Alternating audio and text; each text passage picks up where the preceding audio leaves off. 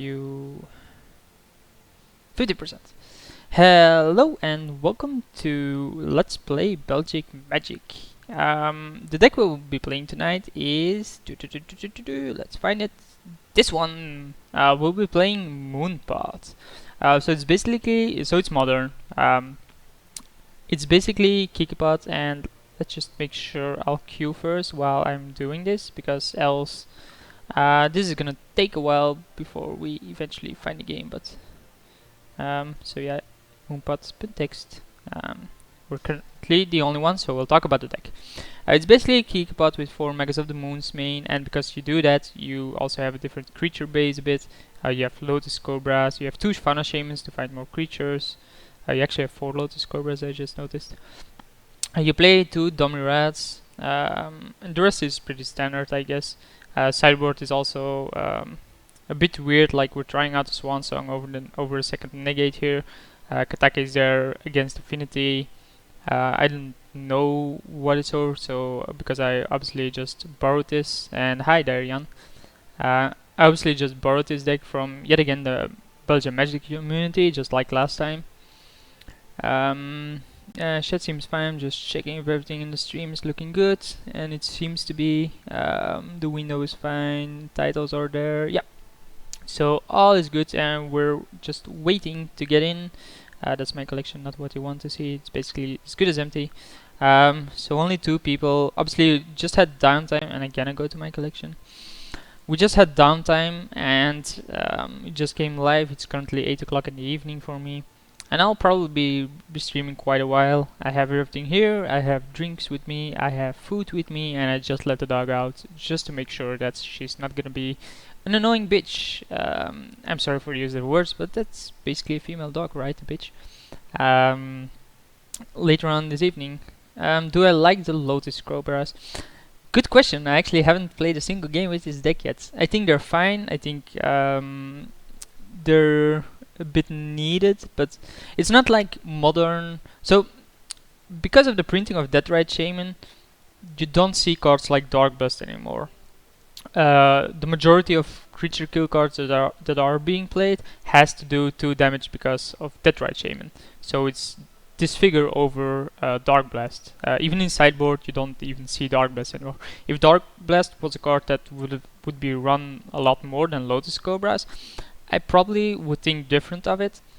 But just because of the existence of Deathrite Shaman and the fact that it's a 1/2 for 1, and it has a great effect on the game if you don't kill it turn 1.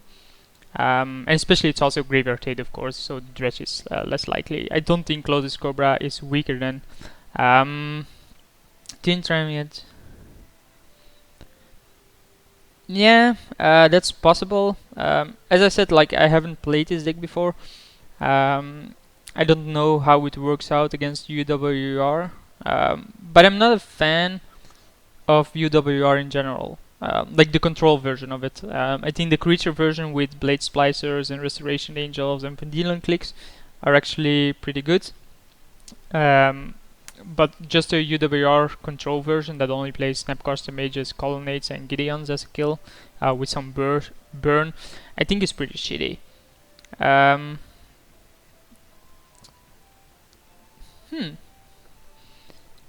Yeah, but like, you probably cast this turn 2, then play a fetch land, and you can drop Magus already turn 2, and have a bunch of creatures in play.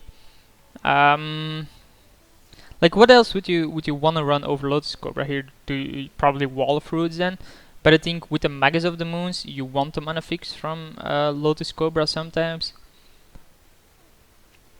Let's see how we are. There's currently still 2 people, so we'll jump in a 2-man.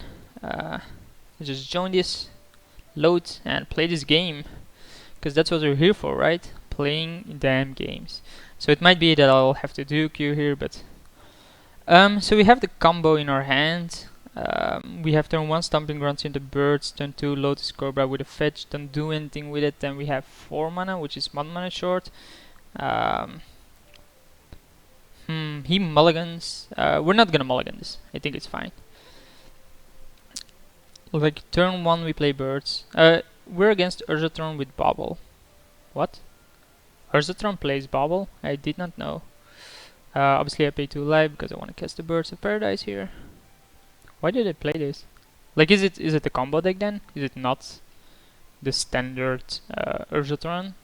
Because I don't recall Urgatron running Conjured Power, right? Can you target itself? No? Nah, you can't. So it's Whiterun with Prophetic Prism. Interesting.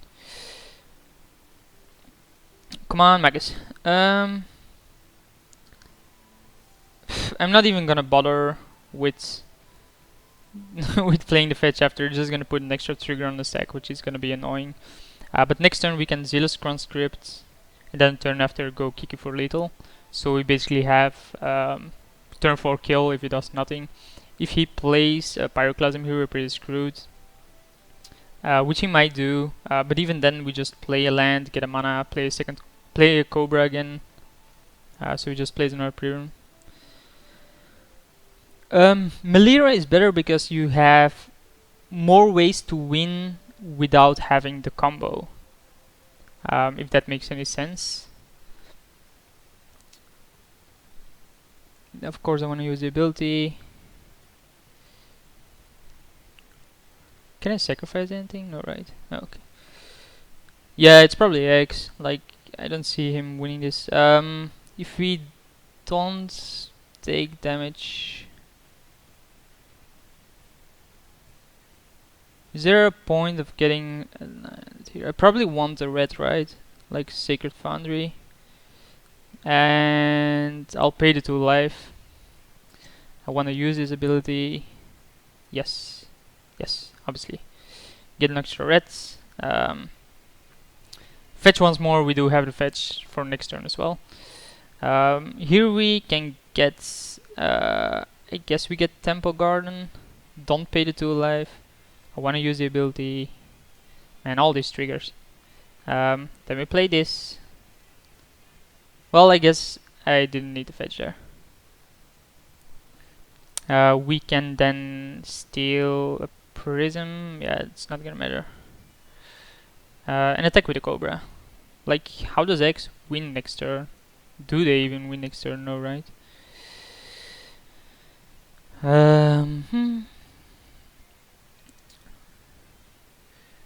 Legacy? Am I referring to constructed? What did I say? Did I say legacy? Where did I say legacy? So Chromatic Prism. He does have a bunch of mana here. He has the Tron. Yeah, he has the Tron. He has the damn Tron. So Karn is good here. Fabricate. Oh, he can actually go off now, right? Oh yeah, I could have attacked. Like, the damage isn't gonna matter against this deck. So he plays Ironworks, and then what? What does it do after he plays Ironworks? Nothing, right? This turn? Oh yeah, he can go off if he has. Draw a card, choose a basic land type, each land you control, because that's fine. It's just cantrips. Yeah, it's Amon's Dissonance list.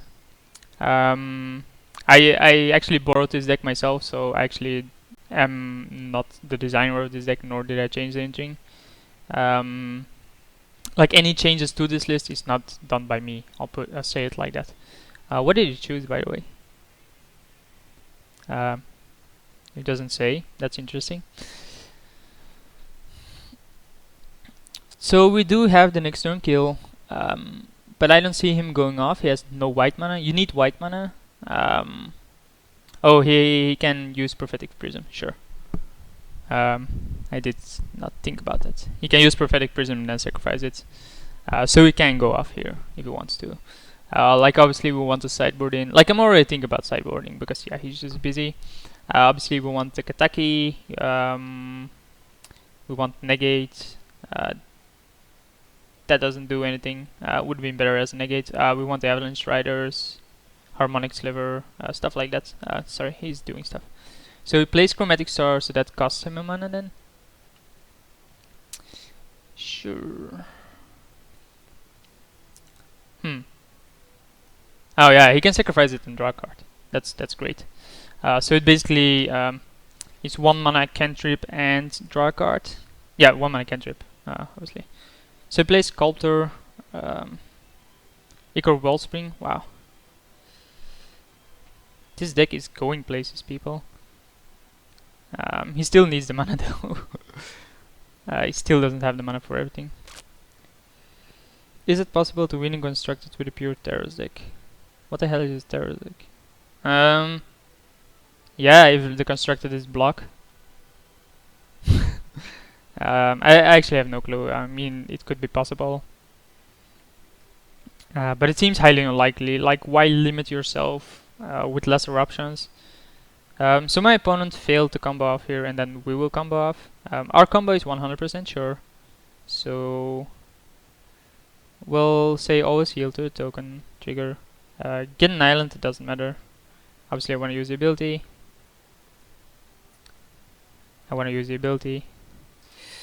Play Kiki.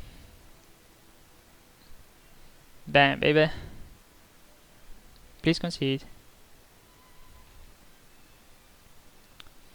So let's put that there. We'll gain control of that.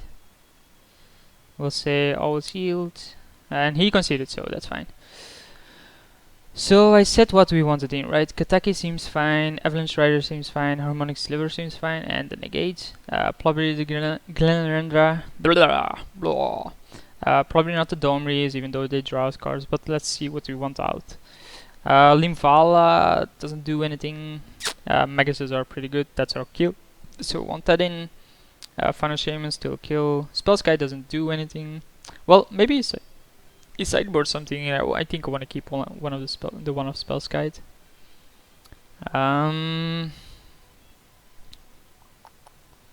Swan Song is good too if they don't play recursion spell for artifact.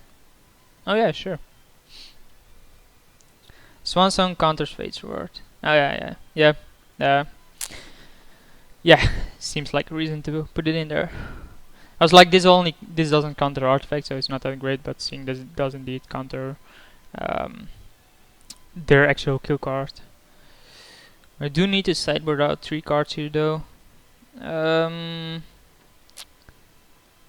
Like the red cap is our 4-drop. We're just sideboarding Glenrendra, so it's probably better than the red cap, seeing that this isn't legendary, right? Okay. It just replaces 4-drops against a totally different type of deck. This is better against a creature deck, I guess, than this. So just change it up there. And then another 2 cards. Phantasmal Image is another 2-drop, and it is a combo with the Exarch. Do we want to keep in 3 restos? Yeah, I'll change it up then for the next matches. Well, I am already in a queue here which only has 2 players. Like if I finish this match before that, I'll change it up. So he would sideboard on 1 Kiki and probably 1 Restoration as Angel as well. It's not like he's gonna have a bunch of removal. It's great with the Silver Exarch though. And it is a kill. Yeah. Do we want the Domri Roddies and his card advantage? But we're just basically racing him here, right? Maybe I want Quasali. No, that doesn't work. Yeah, I think actually a Quasali over a Cobra seems better. For booster packs to contain non-fold duplicates. No, it's not possible.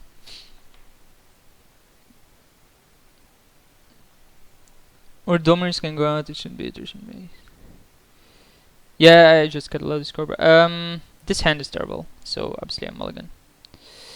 This hand is better, still not great, but it's better and it should be a keep. Like the Spellskite doesn't do much. Yeah, I mean there are boosters that have had all rares and stuff. I mean it's still humanly packed and can be flawed. But in general, standard kind of boosters should not have any kind of changes within them. So he uses Biting Needle, which is gonna put it on KikiPod, or should put it on KikiPod. I actually choose the birthing pot. Sure. Like it's not like he can assume I'm on birthing pot.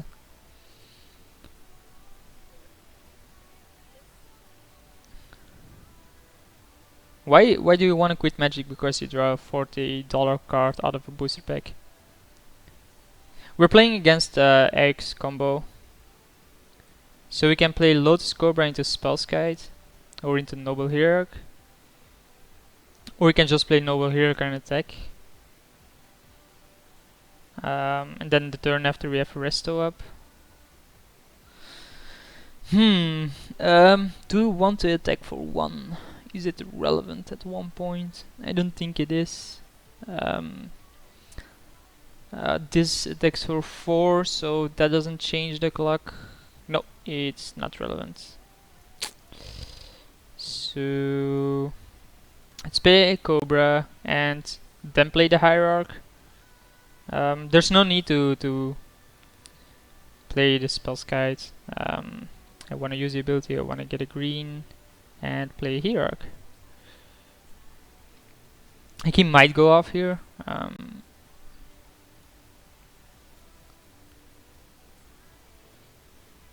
They don't actually search, or at least I haven't seen him search yet. It seems that they want to naturally draw it.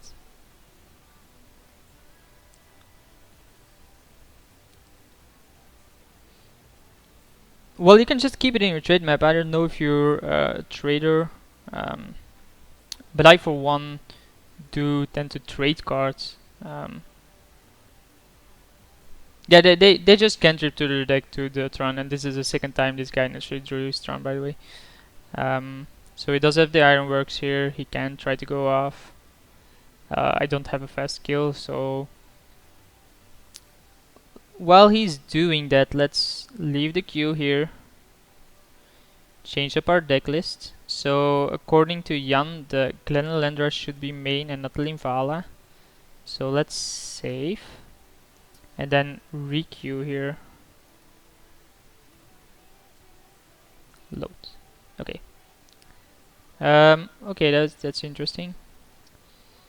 So we'll see to our match, shall we? So we just played Ironworks and then didn't do anything.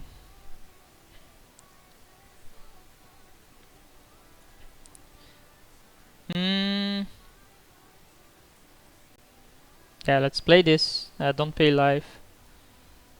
Do not gain a mana. I don't actually care about the mana.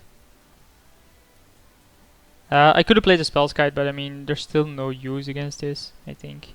End of turn I can play Resto anyway, and then start attacking for 4. We have him on a 5 turn clock, so he has to do something. If he tries to go, yeah, probably. I'll try to keep talking through it, but let's end it here. So what's wrong here? Why can I not save as? Save it as a local deck. Call it Moonpod. Pin deck. So here it is. Save. Override. Constructed queues. Join. Moonpod. Yeah, that worked. So back to the match. So he plays his second needle. I guess he'll name Noble Hierarch here. No, he's gonna name KikiPod, of course. He will go off, and he only has 1 card in hand. Like, it's gonna be pretty hard for him to go off. He basically has to draw. He has 2 cantrips at this point, and that's it. And he's gonna use one of them right now. Like, yeah, he can wait. It's a combo deck. They can wait as long as they want. He has stuff. So let's make sure we do not forget to play Restoration Angel here. He has stuff. Best sentence in history. Yeah, there's no point in playing the Spellskite. Might even just sideboard it out, I guess. No, I don't give a shit about the ability. So we draw Magus of the Moon. I guess that's a pretty good draw. So we'll attack here. get exalted going. I could have also attacked with Lotus Cobra. I don't think he would be willing to trade there. Stuff is probably invalid magic. Yeah, probably. Let's get a basic just so our Magus is better now. Its shutdowns is mines, but I mean it's not gonna make a huge difference here. I can't beat stuff. Yeah, I mean stuff is hard to beat, man. Like everything is our mountains now. But it doesn't matter for him, right? The main issue that I'm gonna have is killing him before he goes off, and his main issue is gonna be finding a kill. He only has one cantrip here, and that doesn't seem good enough to go off. And he just used it. So I guess he drew what he needs. Why else would he do this? Why wouldn't he play the Tron lands? He's basically artifacts. What else of lands do you want? Do you want basic islands? What use does it have to have basic islands?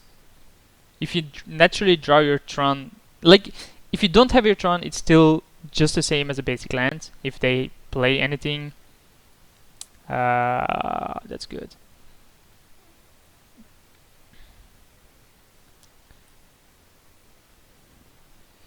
Yeah, this isn't looking good though. I just played Open the Vault. Like this is another reason to have Swan Song, I guess.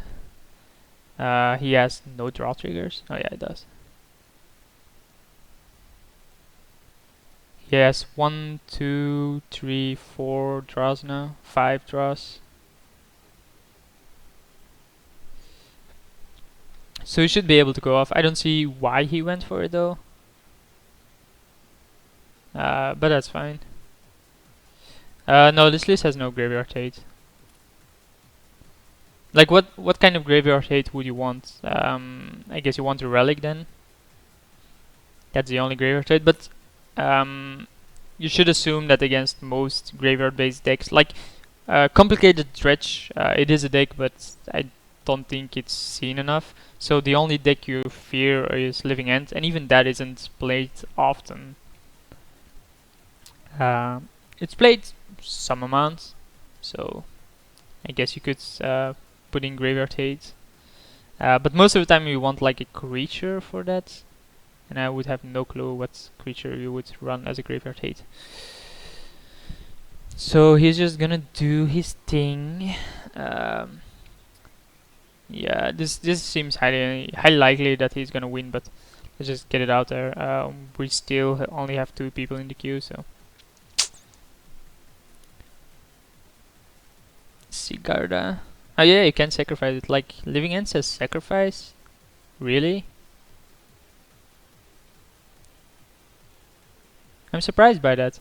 I assumed most like Living Dead, the old card, put the creature cards from your graveyard in a remove from game zone or something, or in a different zone, then put all the creatures from play into graveyard, and then from the remove from game zone into play or something. It's totally different.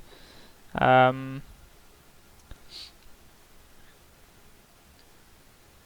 but I mean, Living End is so narrow. You see it so little, and you have to devote an entire sideboard card against it.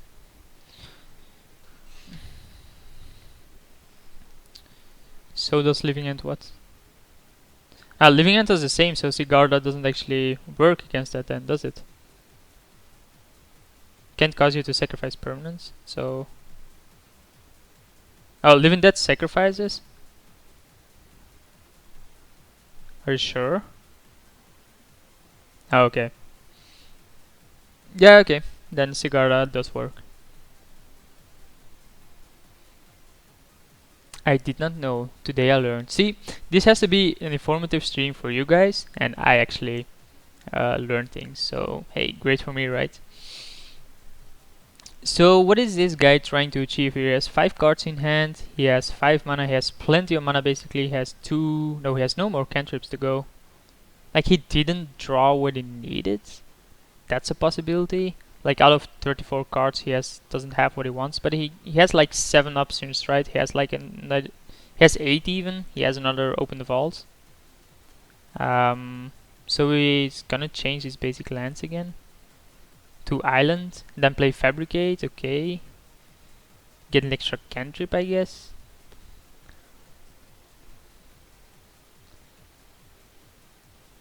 Yeah, like, yeah, he's just gonna get a cantrip, sure. That's a fine play by him, by the way. It's not such an easy play to make, I think. Like, seeing that you can sacrifice this to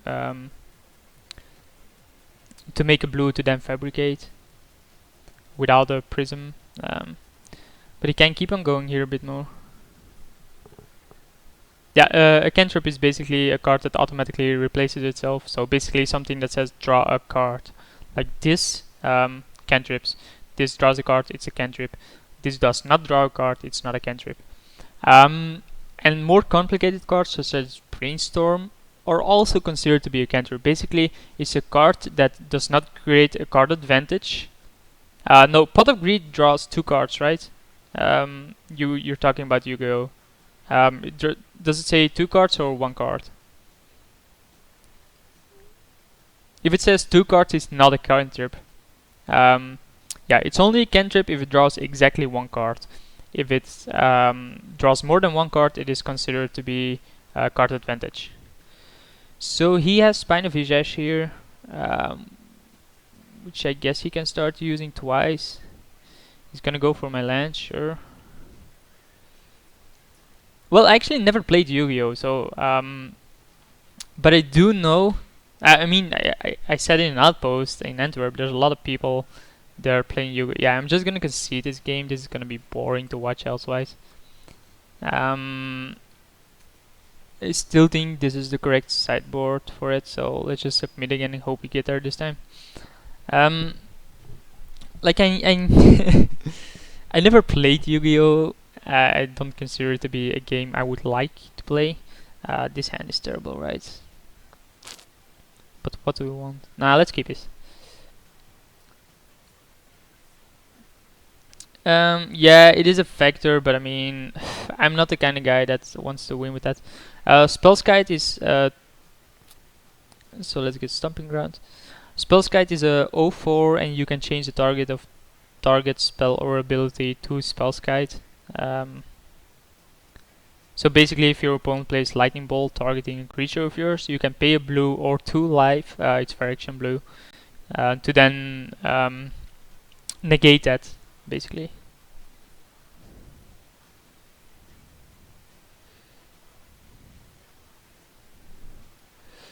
Like, I never played Yu-Gi-Oh! I have no card. I have no clue what's great in the deck, what's not great in that format. I never know, and obviously didn't have to. This is interesting. You play Fauna Shaman, right? Fauna Shaman Noble, and then next turn we can play Magus and just go for the combo, hope we're faster than him. That seems to be the correct way. I don't think we need a basic here. We can't actually get a lot of basics, only the islands. Magus is gonna shut us down. Yeah, we'll get an island. I mean, there's no downside in getting it yet. We'll drop a noble. Well, do we though? I think we want the birds. Well, I'm not sure. Boat tap for green.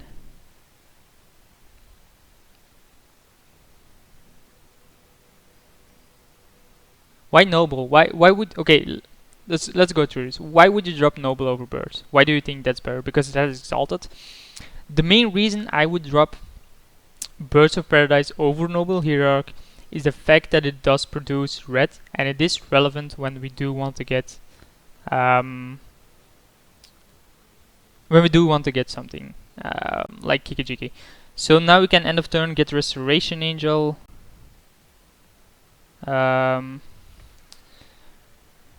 Well, we can also get Deceiver Exarch. So we pay 2, get a green, pay the green, and or on his upkeep, get Deceiver Exarch. On his upkeep, get Deceiver Exarch. During my turn, get KikiPod, win the game. The question is, what if he has Biting Needle?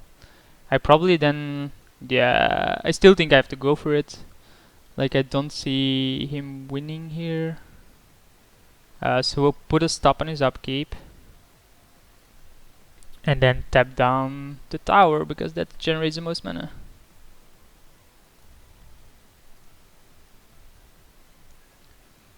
Yeah, I didn't have plenty with Moon. I only had 1 with Moon. That's the entire point.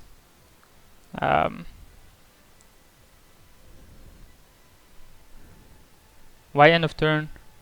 Why not on his upkeep? Why do I not want to get him out of mana here?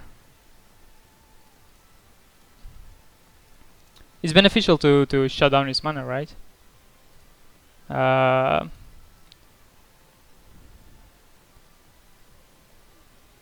Like, the odds of him having Biting Needle and not having played it yet seems low.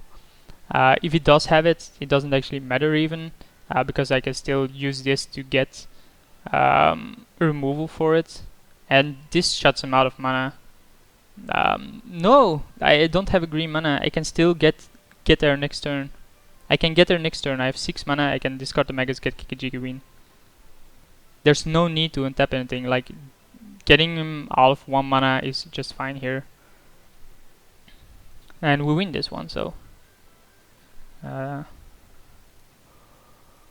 we should win. Oh well, he has two Ethereum Sculptors. Wow, this is gonna be draw heaven, I guess. But like, there's no mana generation, right? He can never get Crackland Iron works out. He's gonna draw into Biting Needle, I guess, or hope to draw into Biting Needle. Yeah, he can Needle Shaman. That's fine. There's nothing I can do about it. There's no way to play around it. If there was, I probably would have, but I just didn't have a way to play around it.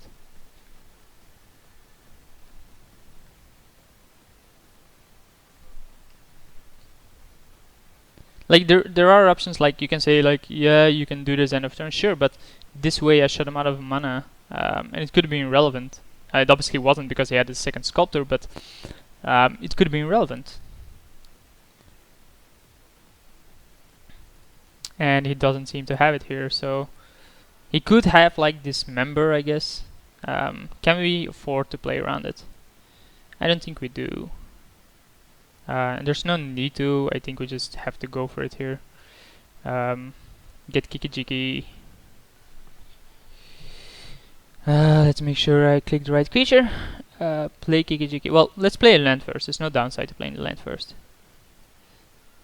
There's only upside. And he conceded. So we currently 1-0 up, and there's 5 people in here, so I'll put on the overlay. Adjust this here, and we're 1-0 up, ladies and gentlemen. Well, we also had Harmonic Sliver, so that as well, but I think the upside of shutting him out of mana is higher than the downsides of him having the needle in hand. Sure, I'll put up the entire deck list here. So this is the deck list as it is right now, what I'm queued with. If you want to see lands, that's that. So the forest is the bottom one. Yeah, like, I think the upside of tapping down the mana is better than him having the needle. I think if he had the needle, he would have already used it before. But he didn't, so that's that. There's a bunch of people talking for some odd reason. Okay then, that's fine, and that doesn't matter. Okay, so back to business, back to streaming. So a lot of things that starting players need to learn, and I as well. I mean, it's just an ongoing process, of course. Is seeing your own mistakes. You like the mana denial? Like I won this, right, but I probably did make some mistakes. I'm not going over them right now. But like a previous game when Chris was streaming, he had a 2-2 heroic in play. The opponent had two 8-9s. He had two 8-9s, and then he had time to feed and 4-2 flash bestow. So the event started, by the way. So we're gonna jump into our first game here, and I'll go later with it. It's a 4-drop. Not only that, but it's also counts as removal for some kind of hate cards. So we do play first here. We get a terrible hand and we mulligan. This is even worse. We're going first, and I'm not gonna mulligan this. We're gonna lead with Art Mesa just to see what he does. Maybe we get Hallowed Fountain with this, but I don't think we fetch, right?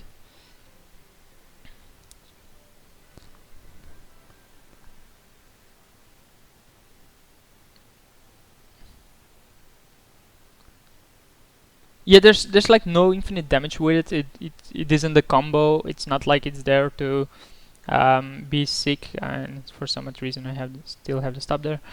It's not like I think it's mainly there just to function as a form of removal against some things. So my opponent plays Steam Vents and it takes 2, then plays Delver. Okay, so we're facing a Delver deck. We can't flip this, right? So this isn't looking good. So end of turn we will fetch here now. He drew a Mana Leak, which is even worse for us.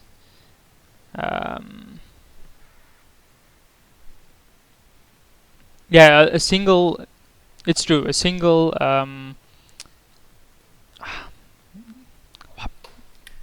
What am I trying to say here? A single red cap, indeed, gets with a pot gets into infinite, gets into the combo. So he has the Mana Leak here. We can play around the Mana Leak by Deceiver exarching this. We can also Phantasmal Image that, I guess. No, it's not game yet, but it's not looking good. He has a 3-2. He plays Dark Confidence, so end of turn we'll play this, get a Hallowed Fountain, not pay the 2. And I think I Phantasmal Image this.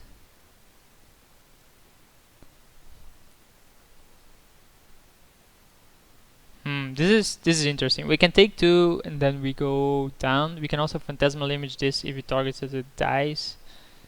If we draw land, we have Resto up. We are drawing. He knows about these, right? He doesn't know about the Kiki, but he knows about these 4, and yet he elected to play the Dark Confidence. So I don't think he's scared about me playing Phantasmal Image on the Delver, but I still think it's the correct play for me to do. Like, Birthing Pot isn't gonna do enough, and I think I have to stop the bleeding and then try to stabilize somehow. So playing Phantasmal Image seems to be the better one. You wanna resolve the pot now? Really? Yeah, but I'm taking 5, I go down to 11, I actually am at 9 then. And then what? I draw off my turn, waste yet another entire turn. Seems bad. No, because I'm using 2 turns with it. Like if I play pot now, I go down to 14, he attacks, I go down to 9. He does whatever, keeps mana open. I then take my turn, have to keep Deceiver Exarch open to make your play. He then gets his turn, he attacks me down to 4. I then try to play Deceiver Exarch, and then what?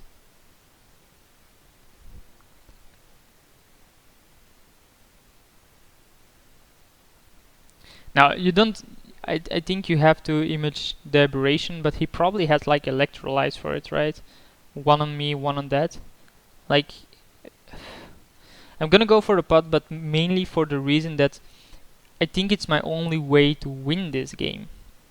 Like, if I try to be control-ish against his deck at this point, I'm gonna lose. He already has Dark Confidant in play, he already has a Delver, I know he has a Mana Leak. I'm gonna lose if I try to play the control here. So he takes me down to 9, which I assumed. We then thought this. Wow, that's brutal.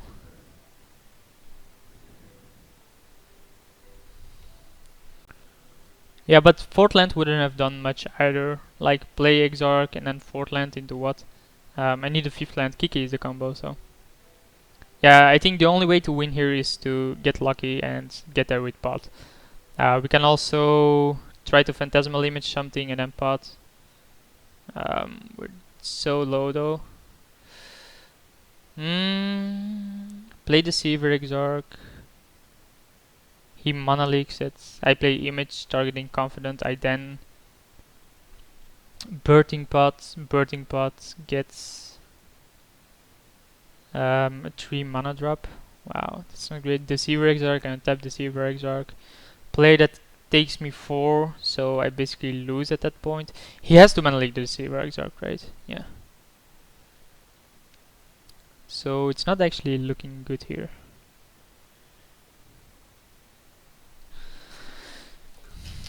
Why do we know about the Snapcaster Mage? What did he reveal with the Snapcaster?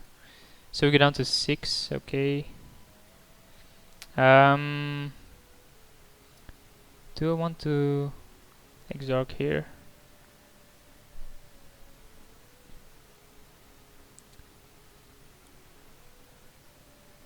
Magus isn't gonna do anything. But I think I play it here to just limit his other options, and now he has less information about his own hand. Like if he mana leaks now, he probably taps these two. And if he then draws a Thoughtseize, like he has less. He doesn't have the option to cast it. Obviously I can't pay that, but giving him less information. I'm gonna do that anyway. Like I'm gonna cast the Deceiver Exarch no matter what. Because I had to do that. I go down to 1. He has 5 cards in hand. Yeah, so we draw Vanishing. What does it change? Let's go to the deck. We get a 3-drop. Our 3-drop are Maguses and Deceiver Exarch. We can't pot with life. We can't get anything. We lose. There's no way out here. I just saw the deck list, so. So we obviously get this in. We probably get Inferior Justices, do we?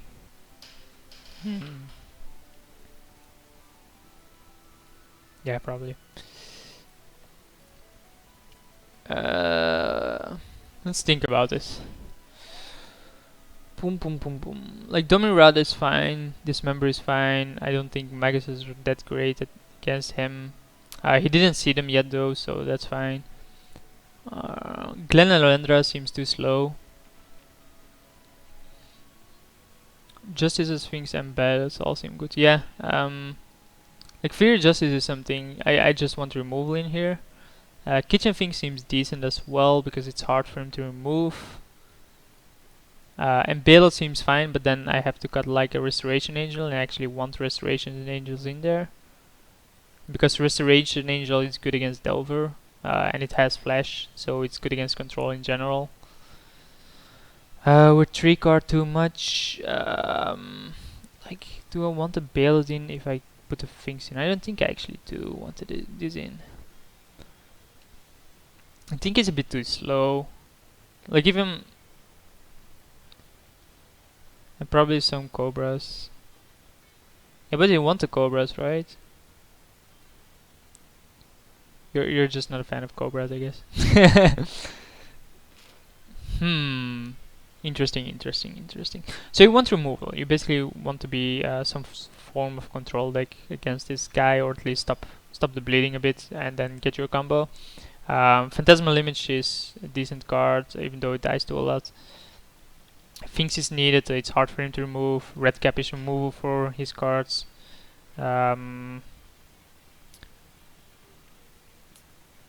Domri is removal. Fauna Shaman gets us our combo. What do we want out here? Like maybe a single Magus. And try it like this. Obviously you want to play first, and again we mulligan to 6, so that's twice we mulligan to 6. He also mulliganed, but I'm gonna keep this. He also kept. So we'll pay 2, and play the birds. Yeah, I'm gonna play the birds. Like you can vouch for not playing the birds here and saying something like, yeah, but if you play Fauna Shaman and he doesn't have removal for it, you then have the option to sacrifice birds. So he has a Thoughtseize for Fauna Shaman and stuck with lands. Not that great, people. But the odds of us drawing a creature are pretty high in this deck, unless you draw Arithmesis, of course. But look at this, I mean, most of the cards I have are creature cards, so him Thoughtseizing my snake was pretty, my Funishing was pretty brutal. Like if he has Dark Confidence here, I think he's GG.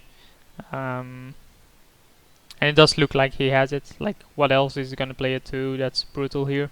Grim Lava Monster is probably better for me. Sure. I actually don't care about that. Oh, that was an odd card, by the way. So I'm obviously gonna fetch here. I'll get a basic island, just because I want basics. I have plenty of red at this point. So draw Lotus Cobra, which I guess I'll play.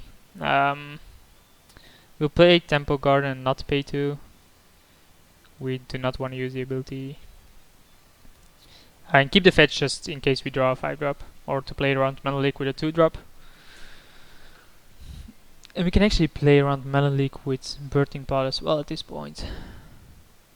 Like, what would he have sideboarded in with a deck like his? That's a good question. Probably the Replicate Artifact Destruction. Do they run that?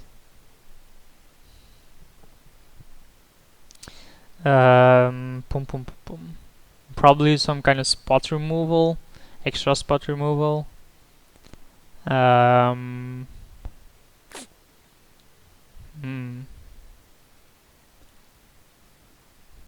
So he probes, he actually pays the mana for it.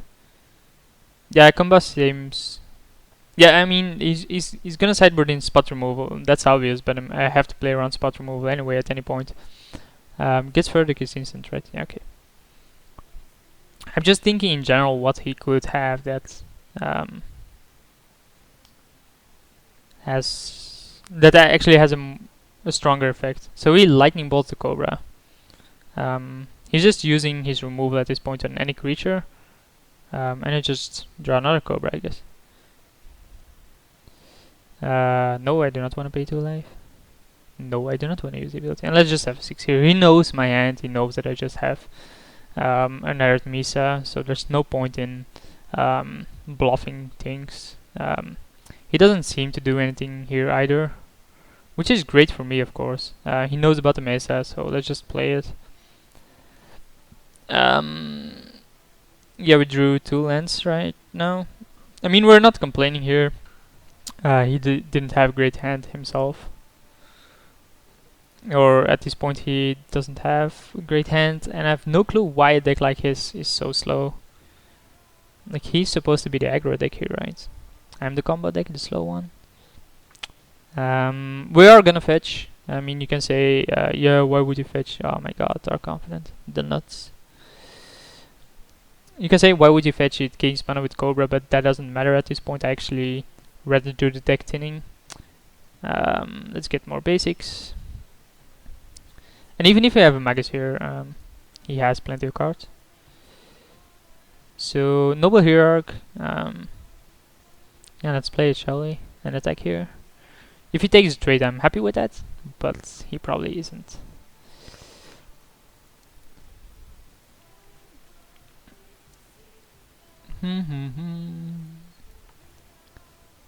Like, Dark Confident is probably one of the sickest cards here. I hope he dies to it himself, but I'm probably gonna die before him. Like, his deck mana cost seems so low. Yeah, there goes. Just one. So we know about the Dover, that he's gonna cast. He's gonna attack here, sure. We go to 13, Delver, then we are on 2 turn clock basically, because I'm assuming he has a bolt. So he played the Dover, that's gone. He doesn't have anything else. Like, what are the 3 cards he could have here?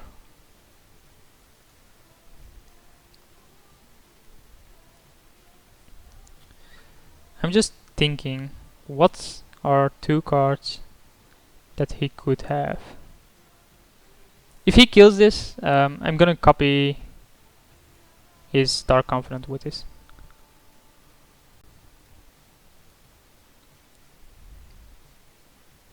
I mean, I'm probably gonna lose a bunch of life with this. It's really risky for me. But I do need something, and if he doesn't get rid of this, I'm gonna start drawing cards myself. So, does it flip? Does it not flip? It flips with Lightning Bolt. That's terrible. So I guess we can already queue up here, right? Yeah, we can soon queue up. Wow, he has the Electrolyze even. Yeah, with his excess spot removal, I mean, revealing Lightning Bolt to flip your Delver is probably one of the sickest things you can do. I think if I do draw removal here, which seems unlikely, like Red Cap, if I do draw Red Cap, I'm gonna kill this and hope he dies to his own Confidant, but that seems not that likely. So as some people don't know yet, this is a sorcery, so I have to cast it now. We can play around Mana Leak, so we get a 2-for-1 here. He gains 5 life, so yeah, but this is basically the best card I could draw.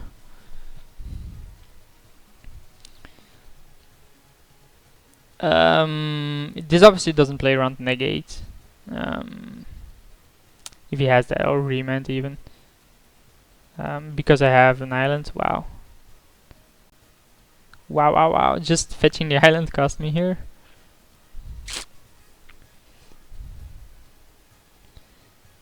He gets another Delver.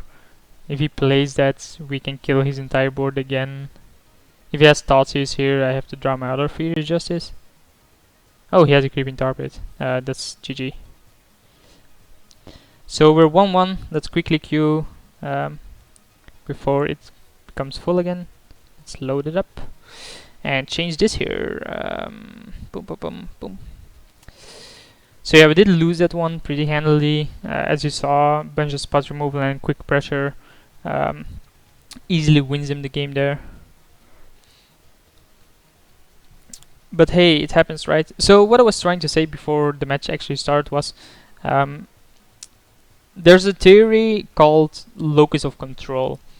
And you have 2 kind of locus people. You have the outer locus and the inner locus. The outer locus is a person who feels that everything that happens to him and around him is out of his control. And an inner locus is someone that believes that everything that happens to him and around him is in his control. Now, general in life, you have to have a mix of both, I guess. If you are an outer locus or Solomon, an outer locus, you're gonna be angry at frustrated at everything, right? Something wrong happens to you and you're gonna be mad at someone. Something good happens to you and you're gonna thank someone like a god. For those that are believers, I have nothing against religion, but I mean, I'm just mocking here. And if you are Solomon inner locus, you're probably gonna be if something bad happens, you're gonna blame it on yourself, and eventually you'll become depressed or something. I don't know. So in real life, you're usually a mix of both. But if you want to relate that theory to Magic and to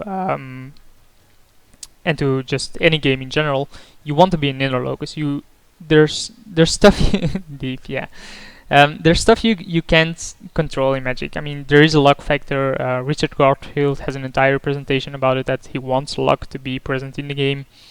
So that little Joe, the kid of the baker around the corner, can actually win a Pro Tour, else little Joe will never play Magic in general, because he would have no chance in winning.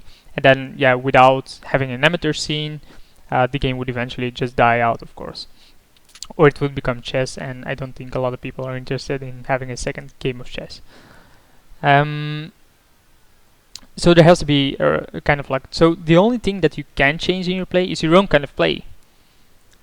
So you have to be an inner locus, and you have to look at every game you play, even the games you win, to see your mistakes and to correct those mistakes. Why do I say even the games you win? Because you are gonna make mistakes even in the games you win. You can win games even if you mess up. Like last stream, I messed up like 3 mistakes in a single game that I immediately noticed, but I did still win that. It can be because of the power of the deck. It can be because of luck, but you have to have the discipline to look back at your games or just think about them right after your games and realize the mistakes you made and not blame them on something like, yeah, I had a bad matchup. Like, let's say you just play a small tournament, legacy, you go and pick Storm Combo. I'm just saying that because I obviously play that the most. You go and pick Storm Combo, and it's with a top 8. Your first round you play against Counterbalance, you lose, it's your worst matchup. The second round you play against a guy that drew his previous game, Counterbalance again. This guy plays Flusterstorm main deck. You're not gonna win this one. So you go 0-2, you drop, you go home, you're mad. You're just like, yeah, I just faced my worst matchup twice in a row, and the tournament was over for me. And like, there's nothing you can do about the matchups. It's random, but you did have a decision, right? In the entire, even in the small story I did, you could have made a mistake. It's your deck choice. Like, you didn't check the metagame. You didn't check if there was a lot of counterbalance or your worst matchups. Like, even I would not play Storm Combo at this point. And well, it might change, but Sneaky Show is just a stronger combo for me. I think it is a stronger combo than Storm Combo, and Sneaky Show has a pretty good matchup against Storm Combo. So I would not play Storm Combo in the current Belgian metagame. So even if you think you didn't have a decision or couldn't have made a mistake there, it's just 2 bad matchups, you still could have made a mistake by making the wrong deck selection. Like that's where you start, right? Preparing for the match, preparing for the tournament, knowing the metagame, and then selecting your deck. Those are already 3 options you make before actually going into the tournament. Then it's being well rested, being on time, having a good deck list. I lost on viewers. Yeah, probably. I mean, I'm just waiting here until I finally get a game again.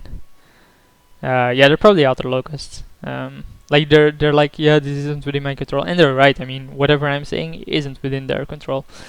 So I was saying an example there, like last Saturday was it, or Sunday? Chris was streaming.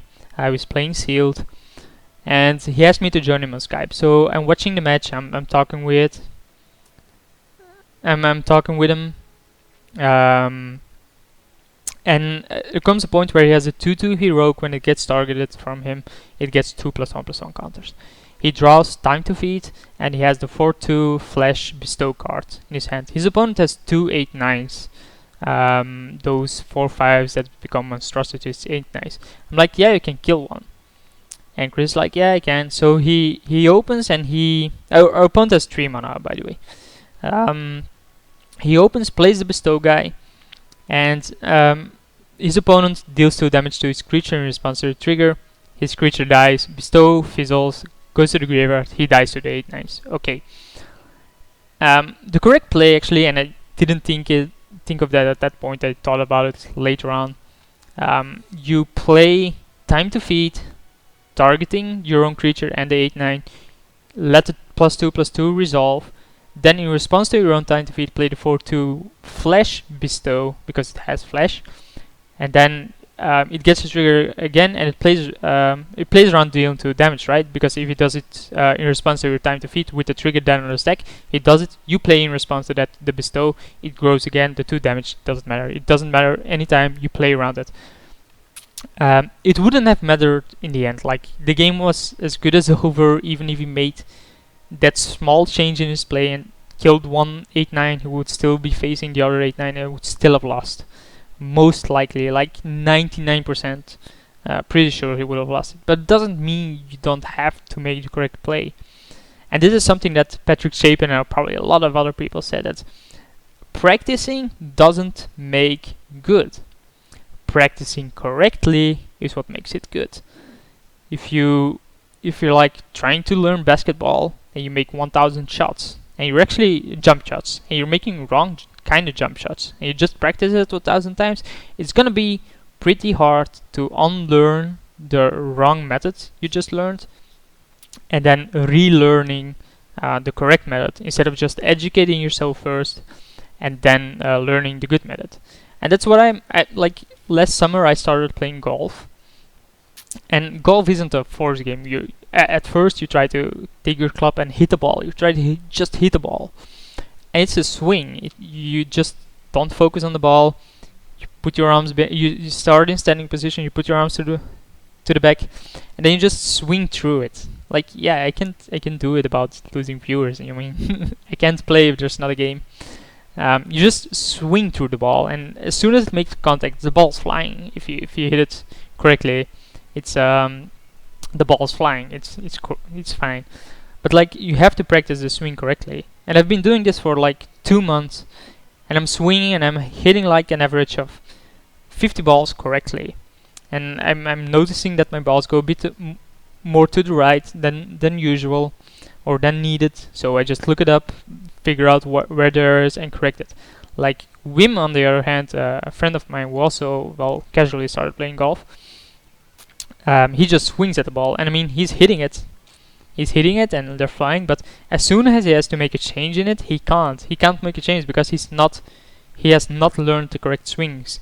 So the past 6 months that we have been doing this, the 6 months that we have been doing this, he just hasn't learned anything. And I mean, he's still hitting the same kind of balls as he did after 2 months, now after 6 months. So yeah, that's about outer locus and inner locus, or just locus of control. You can obviously Google it. There's an entire Wikipedia article about it. No, Wim doesn't swing this way. I'm actually not sure if Wim doesn't swing that way. I was always on the fence about that. I mean, he has only gotten female girlfriends, but the guy is so small and so female looking. I mean, I hope he's not viewing this, else I would have been pretty screwed.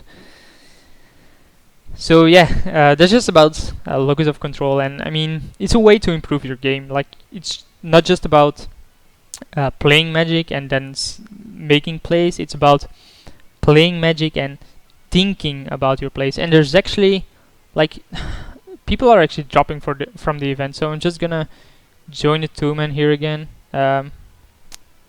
Let's see, that wasn't correct. Okay, how do we do this? Okay, just a second. I'm just looking for something here. Okay, that's what I needed. So I'm gonna go and get some ticks to then join a 2-man, just because it's not firing the 6-man at this point. Wim is aggressive, yeah. So a story about Wim is that when we went to Madrid for the first time with Jan as well, by the way, Jan van Nieuwenhoven, which is Jan VN. He and the other two, Jelle Emmerix and Jelle Lauwers and Jelle Gaslings, went out longer, and they started a fight with 10 people from Madrid themselves. Like, you're there in a foreign country for the very first time, the guy starts a fight. Doesn't seem smart, does it? So I queued up for another 2-man as well, just in case. Like, there's only 2 people at this point in the Constructed Modern.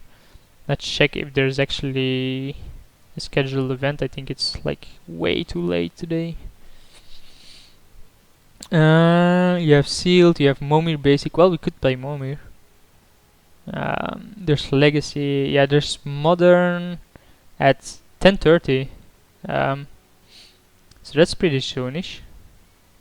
What's the buy-in entry option? So it's 6 tickets.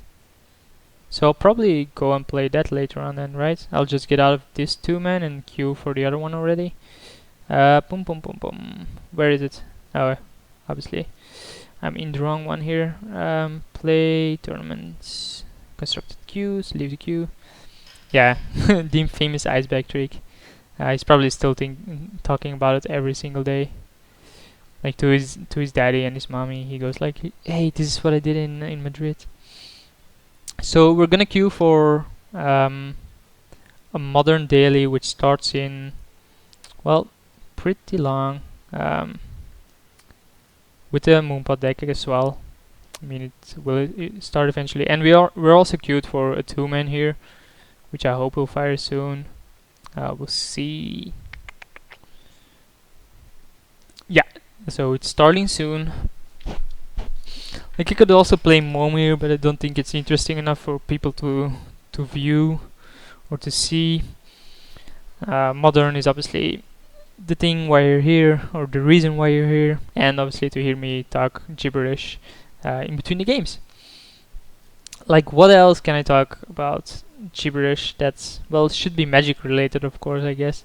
We could just talk about nothing in general. I guess that's possible, but even then it's hard to find a subject, right?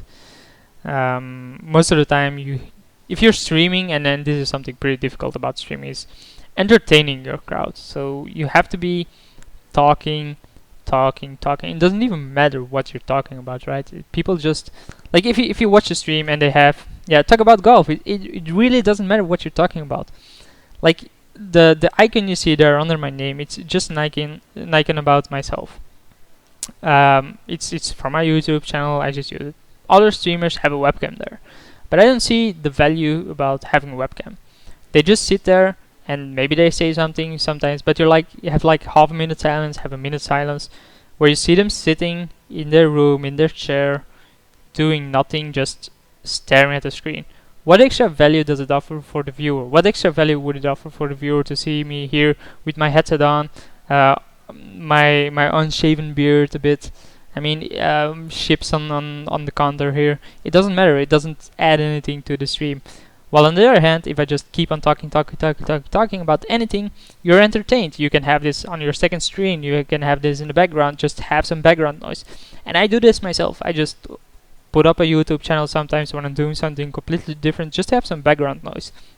It's pretty boring to sit behind a PC for several hours and not have something to hear. So you put on music, but you have a limited music collection, so you don't want to hear that. You want to hear something new. You want to hear a familiar voice, so you go to your favorite YouTuber or favorite streamer, hope it's live, and then start it up, and there you have it, a person talking to you.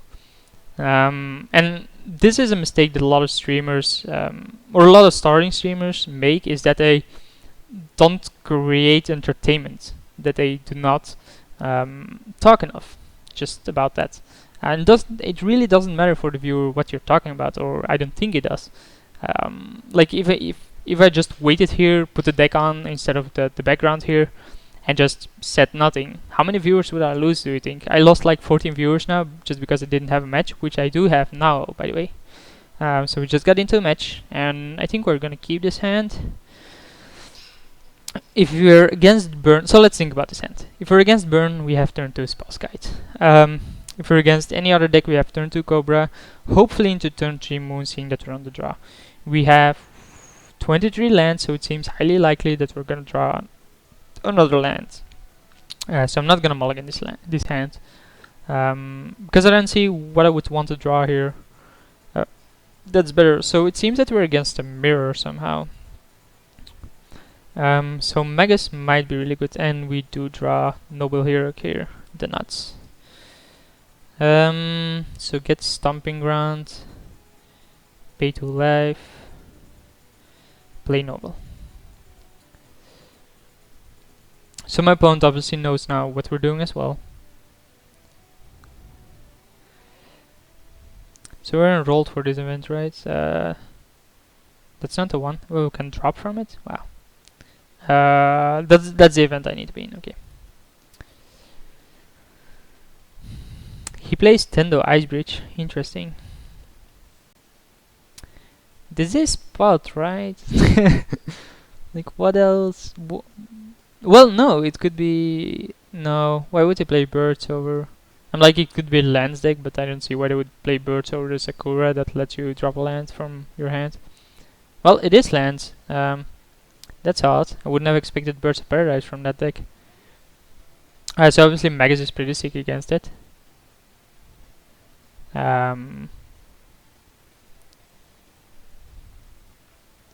So we just want to drop Magus next turn. And then he can't cast Primeval Titan. He can still cast Hive Mind and kill me. But there's no way to play around that. And then the turn after that we can play Domri. We're gonna get an island here, just have a basic. The turn after we can play Domri and kill his birds, and that's basically should be it.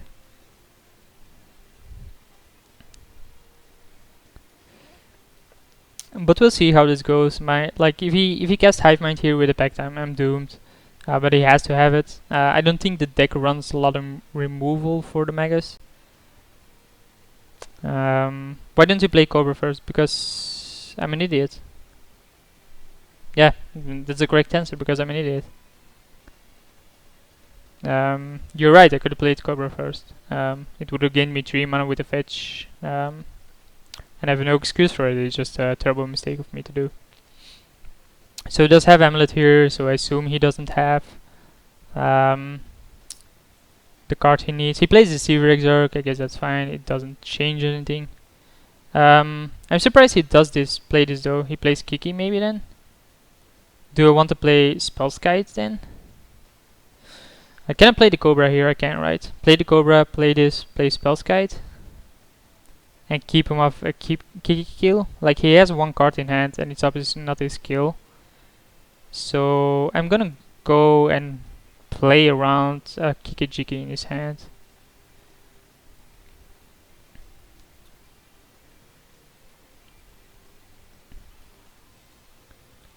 Like, I could play Domri and kill his birds, that shuts him off mana, but seeing as he just used Deceiver Exarch to play that, I don't think he has the cards he needs. We're gonna add, well, again I shouldn't have tapped the island just to keep Spellskite up. A second mistake, by the way. So you can see, I mean, I'm making 2 mistakes already and I'm actually winning here. I'm not gonna attack. Like, you could attack and say, yeah, what, and he blocks and then he has a trick. I have no clue, but there's like, the 2 damage isn't gonna make that huge of a difference. Or that a huge difference. Yeah, Domrian fight would have been better, but I would have lost against the Kiki, which is the reason why I did not do that. The same thing is that if I cast Domri here now, okay, let's get Mountain, I guess. If I cast Domri here now, I can, and he has removal or a pump for anything, I can, wait, what? Target creature you control, okay. If he has a trick now, I can redirect it to the Spellskite, and this also played around Kiki, so it just seemed better for me to do that. It's just playing safe. He has 1 card in hand, his entire mana base is shut down, he only has mountains. It doesn't seem likely that he's gonna win this.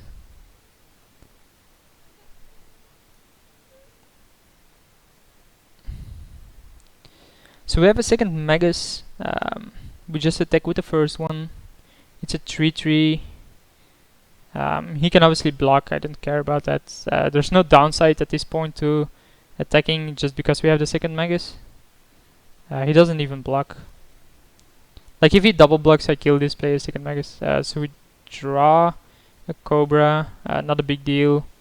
We can play Glenelendra here just to have more counter available and also flying. Like, I don't see what his out is here. Pyroclasm can be countered now. Reflecting Pool doesn't do anything. Magus just won this game on its own. Let's look at the top again. It's another creature. So we'll attack here. And then we can Restoration Angel if we need to.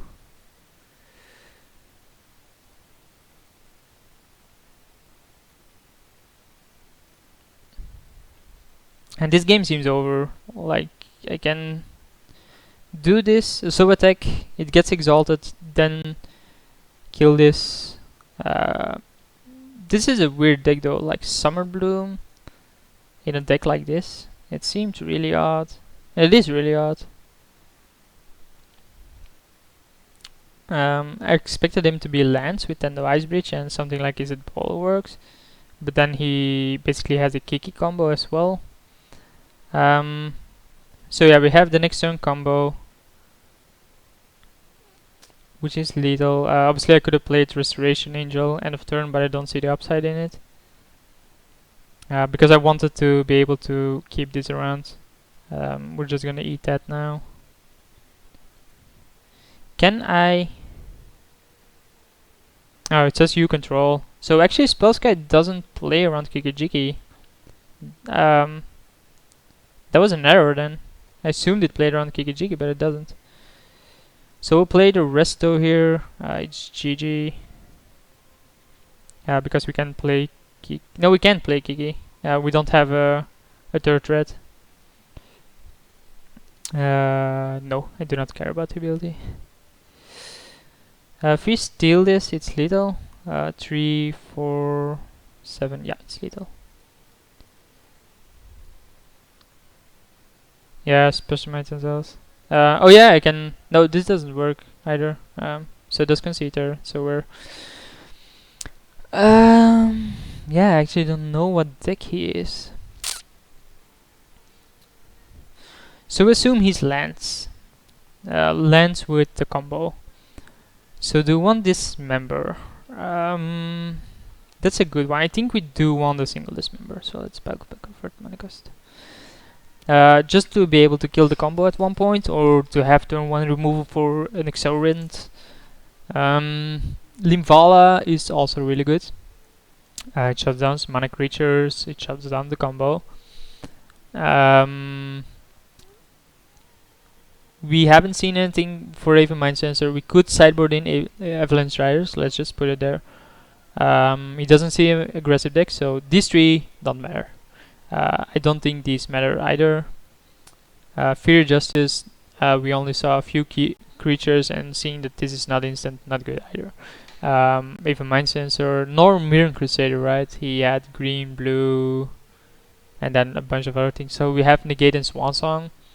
But even then, we only saw Summer Bloom as the only spell he cast. So I think neither of these are cards we want into our main deck from our sideboard. Yeah, but the thing is, yeah,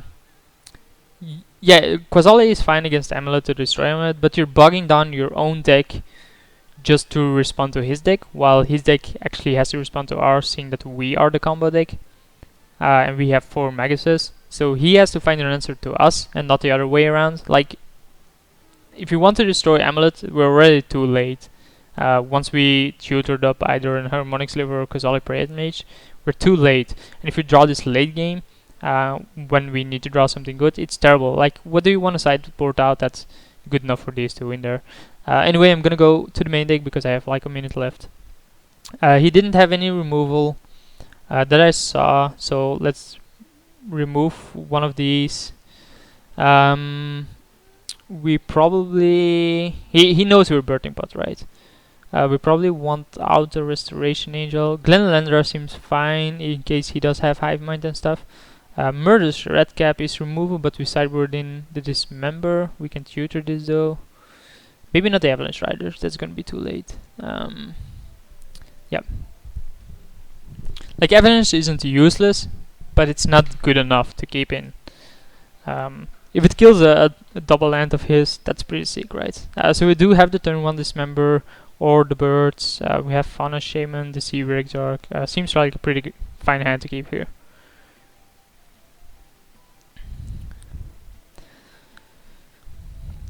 So we have an hour left. So it kept it 7. We have an hour left for the daily, right?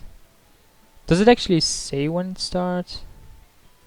It says 10:30, but so he has turn 1 birds. The question is, do we want to kill it? The fact that we drew Magus basically tells me no, you do not want to kill the opponent's birds because you want to play turn 2 Magus again. And then the turn after I can kill his birds. And then when we do play the Magus, I obviously get a forest with this. He has a basic forest here and he gets a second birds. He has an amulet here, but I'm not scared of that. So So how useful is the Magus? I don't think it's useful enough. I think I want to go for the turn 4 kill. So I can play a land, play Fauna Shaman. Then on the next turn play Noble Hierarch. Discards Magus to get Kiki, play Deceiver Exarch, and then play Kiki the turn after. So that's what I'm gonna do. Like, Magus only shuts down one land, he already has 2 birds, so it's highly likely that he can cast whatever he wants. So we get Stomping Grounds with this, just to have and maybe we want Inferior Justice, if you look at this.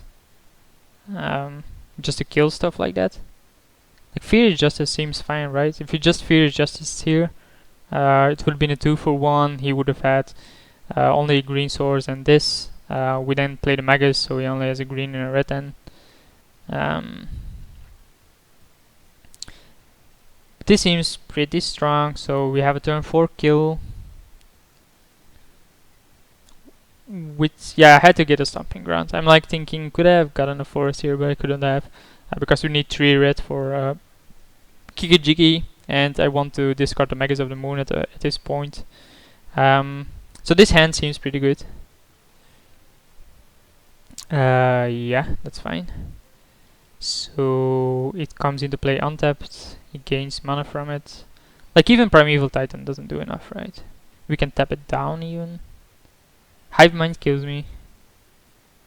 But that's about it. What? Put it onto the battlefield, okay. So what is he gonna get? He's gonna get Biting Needle? And put it on Fauna Shaman? Whoa, man, this is so far-fetched. He's gonna go for 4? Yeah, I see. Interesting. Deseret the Seeker in a pod deck. Now we know, ladies and gentlemen, now we know. So he gets Spell's Guide, right? We still have the Dismember up as well. He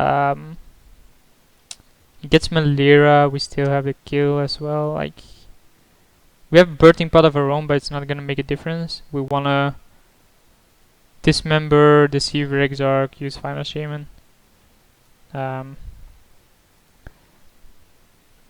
This is interesting. We can Dismember this and tap this down on his upkeep. Like, what is there at 3 that he can get that scares me? Well, nothing, because I have the Dismember. Can he go off here? He has 3 cards. I can shut him down to 1 mana, which is the only other option I'm considering. So I can Dismember here on his upkeep, tap down this, but his lands come into play untapped, so he has at least 3 mana if he wants.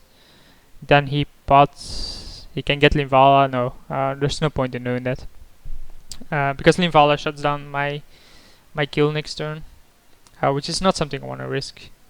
Like, I'm willing to give him an extra 3 mana here and see what he can summon to get through the next turn combo. And I don't think it's gonna be enough. So yeah, I knew about the Ice Breach, so I knew he had double green, and with double green he could have gotten Deceiver Exarch on top of this pot, and with on top of the pot he could have gotten Linvala if he plays it. I obviously don't know. But if he did, like, there's no point in doing what I tried to do there. So he taps 5 mana and plays Kiki. It's legendary with a new rule that actually doesn't matter. So he's gonna make a copy of his birds. He made a land trap. I'm gonna kill his birds and pay a colorless. It doesn't matter. We have next turn kill. We can Fauna Shaman for the kill. So he doesn't get a land here. So we play Deceiver Exarch.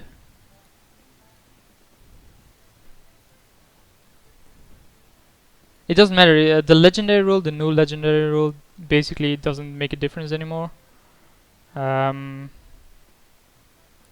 So yeah, we want to do this now before I forget to do it or do it at the wrong point. If I get Kiki here, he has to scoop, right? Like, he should know that I win here. He plays the combo himself.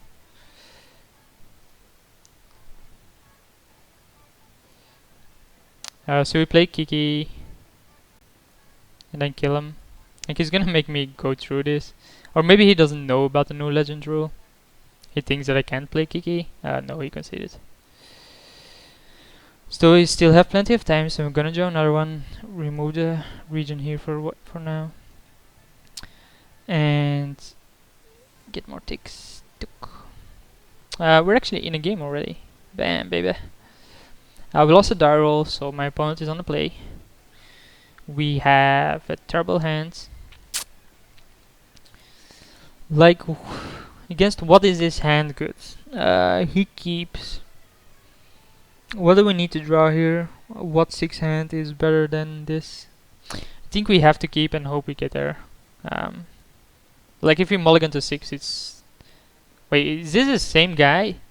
It's the same guy. Just saying. Like, he just hopped into a queue as well. And we're playing the same match. So we're currently 2-1. I'll adjust this while my opponent is thinking about this turn too. I'll wait a while, I guess, next time to queue and see if I don't face the same guy twice in a row. What is Moonpod? Moonpod is basically KikiPod, so you can see the deck here. It's KikiPod with Magus of the Moons.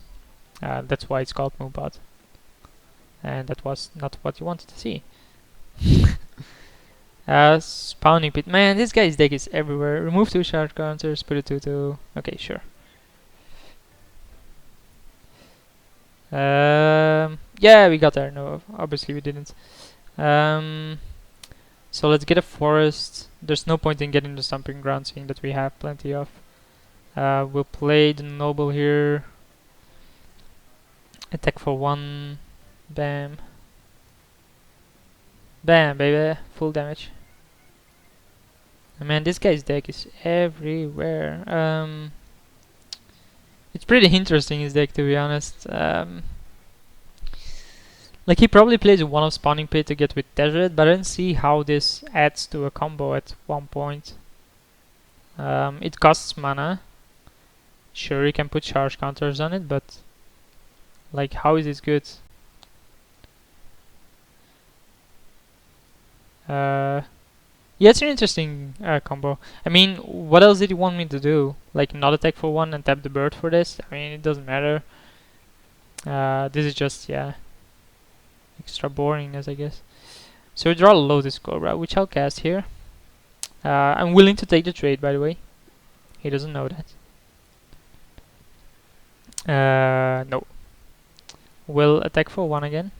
We have 4 mana. We can play Deceiver Exarch. Yeah, but I mean, we played this guy the last round. He knows what we play, and our deck isn't that different than most decks, so he should know what kind of deck we're playing, and that it doesn't really like, there's not a big upside into trying to make the bluff. He has Birthing Pot. So the fact that he plays Birthing Pot actually forces me, I guess, to do sideboarding the Artifact Hate and stuff like that. Our draw is terrible here. So we attack here. He can take the trade. I'm willing to do that.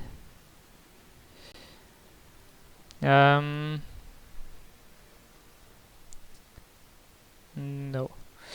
Do I want to tap down Birthing Pot on his turn? Like, if we draw Birthing Pot ourselves, we then win. Like, yeah, we'll do that. Stop an opponent's turn. We'll, on his upkeep, tap down Birthing Pot. Like, there's no downside in doing it against a deck like his. If he has 4 mana, so if he has a kill in hand, which is possible, then yeah, we obviously lose, but I think tapping down the birthing pot is good enough. And if we draw a Kiki, birthing pot, or birthing pot, we win, right? 1, 2, 3. Yeah, we have plenty of mana with Lotus Cobra.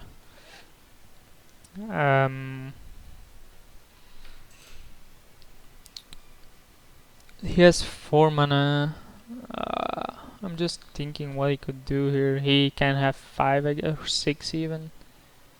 He can have way more with Lotus Bloom. He just plays a second amulet. Pretty terrible. But it seems that this deck that I'm playing at this point doesn't win a lot without having its combo, right? Let's just... Can we always heal to this shit?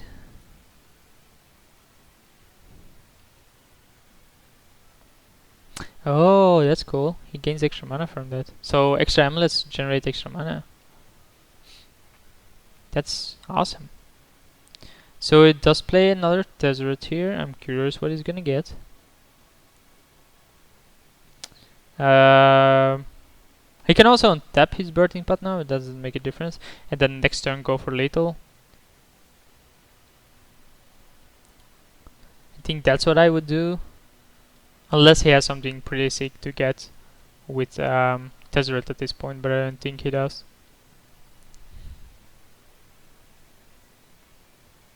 So I will sideboard in the Artifact Hates at this point just because he already has 4 in play. He is willing to play Tezzeret, so Kataki will come in, even though it seems weird.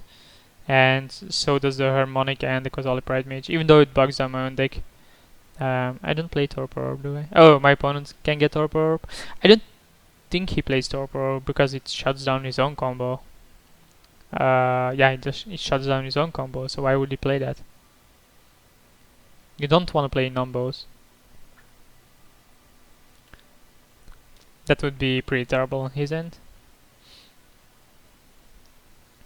But I think the main reason to play Moonpod is obviously Magus of the Moon. The main reason to play Merlira Pot over Magus of the Moon is that you can win without. I assume my opponent's winning combo is the same as mine. Kiki Deceiver Exarch. We already saw Deceiver Exarch and Kiki from him.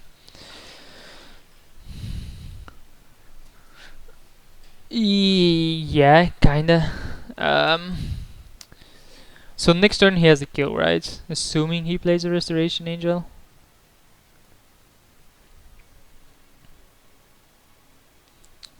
If he plays a Restoration Angel, he can kill me, and he also has to play a second Deceiver, but that seems likely. I have no clue why he would tap Diamond Birds there. It obviously didn't matter. So we draw Magus of the Moon. That doesn't change a lot, but I mean, there's no downside in playing it here. Yeah, I'm pretty surprised by his deck. It seems pretty interesting in general. We'll attack with the birds. There's no value in attacking with that because he would just block. If he has Kiki, obviously I lose. I would have lost anyway. Well, if he has Kiki in hand, I just gave him the mana for it, right? So that would be pretty terrible. Well, no, because now he only has 4. He has 5 now. Yeah, he would have had the mana anyway, so... I assume he can kill me here, but... if he has Kiki in hand, I'm dead. He does. So let's concede that there. And then... so again, we want to Linvala in. This time we do want these in. The problem is I don't actually want to remove a lot of my combo itself. Spellskite doesn't stop him, and I haven't seen any removal from him, so let's remove that, even though it seems weird to remove your only protection. But it's just a raise against this guy, I think.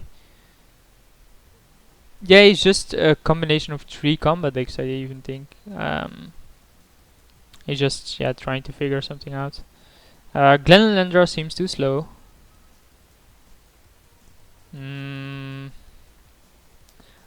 one of the Maguses go out. I'm not sure about that yet, but let's put it there.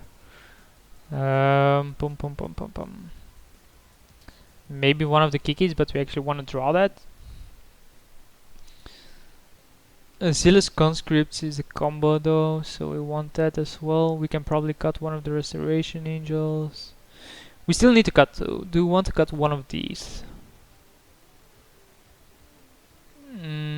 Kataki is for everyone, right? Yeah. So it's for me as well. Obviously I don't really want to cut anything of the combo.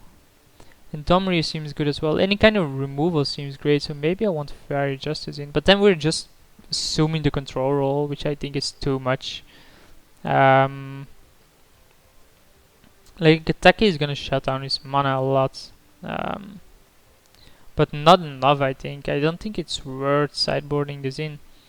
Like we play this turn 2, he has to pay 1 mana for Amulet if he wants to keep it in play. It's just a 2-1 that doesn't do anything, and I think we just want to be fast enough with some kind of disruption. So this wouldn't be good enough to bring in. So still want to sideboard out. Yeah, I mean, I'm a fan of Kataki, but what would you sideboard out? That's the main reason, right? So if you want to bring in Kataki, you have to sideboard something out.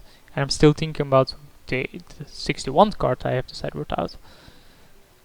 I'm gonna cut a Restoration Angel, then I have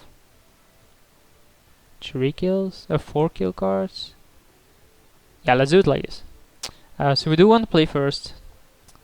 We do not want to mulligan that. Why mines? Oh yeah, obviously. Yeah, he played Pod. I forgot about that. Like he didn't do that in the first games, so well he did, didn't he? So Mind Sensor would have been good. Yeah, like I would have bring Mind Sensor over Kataki, and obviously let's remove this top. So still an hour to go for the modern. I have an email here. Nothing I care about. So he does have the turn 1 birds, I do not. Let's hope we draw a land here. Almost as good as land. Nah, just kidding. What do we want? I think we want Temple Garden. So we can cast a Restoration Angel at one point. If we draw land here, we have a Red Cap to kill his birds. We have Domri to kill his birds. We have plenty of options here. We just need to draw land. He plays Amulet, sure. So if we do draw land, which we didn't, we would have cast a Red Cap, I think. But here we're just gonna attack for 3 and hope he doesn't have it. And baby. Like you could vouch for playing the Fauna Shaman to get a kill. But I think our deck is strong enough to... And we need the mana, we desperately needed the mana. Without the mana I would lose instantly. His deck seems really weird though. He knows I missed the land drop, so I think the thing he's thinking about is keeping open the Exarch on my upkeep to tap something down. And that's what I would do, or be thinking about at this point in the game. We're just gonna flow the mana, play an Ice Breach, I guess. But then what?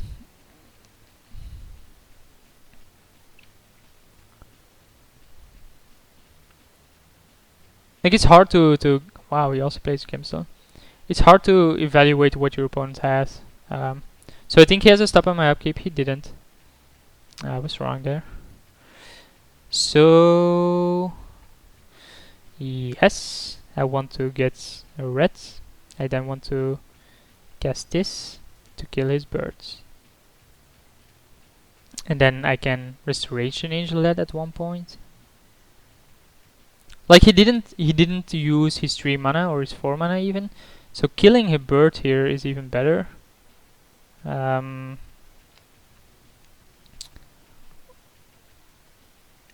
even if he has end of turn, oh yeah, Stratocaster, that's good. That's so good. It kills Cobra, then his turn it kills Noble. Wow, that's so good. Why don't I need to give him a life? I need a second red. I'm obliged to give him a life. Like I can only get one red out of the Lotus Cobra. I need to have a second red out of the Grove. Like the Noble Hierarch doesn't tap for red. I needed to give him a life. I had no other option. He obviously should kill the Cobra here. I then played Domri plus it. No, attack first, play Domri, kill it. Okay, sure. Or attack first, and if I drew a land, play Restoration Ninja, kill it. He has a red cap of his own. Oh, that's so good. Yeah. It comes back, it's gonna die. What do we wanna... yeah, well, let's just ping him. There's no other point in pinging.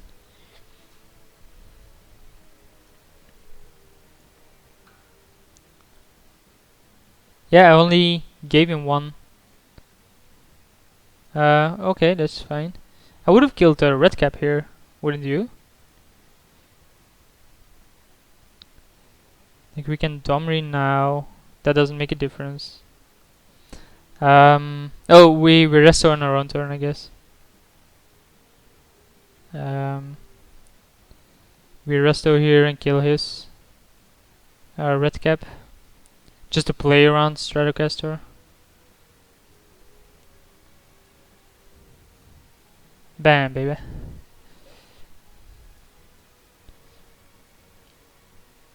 So it deals 1 to me, but that's something I can't play around. Then next turn we have Domri to start killing things. This can target the player, right? Okay. Yeah, drawing a lantern was what we needed. And let's see what he has here. He can easily get a combo, I guess. Well, easily, not that easy. This already has a counter, so Melira isn't gonna work on that. His mana base is so odd. Like Reflecting Pool, Tendo, Gemstone, and Breeding Pool. Okay then. Yeah, Domri is gonna go to town. The problem is if I play Domri, target this, he can then the turn after attack with this on Domri. Yeah, I can just block it, doesn't matter. I'm thinking wrong again. He's at 13. Yeah, more lands. Like I don't know if I would want to play amulets in a deck like this. It just bogs down your deck again. Wow, what is he casting here? Nothing. Well, he probably tapped for wrong mana. 3 blue. Oh, Tezzeret again. Sure. So he gets birthing pots. Then what?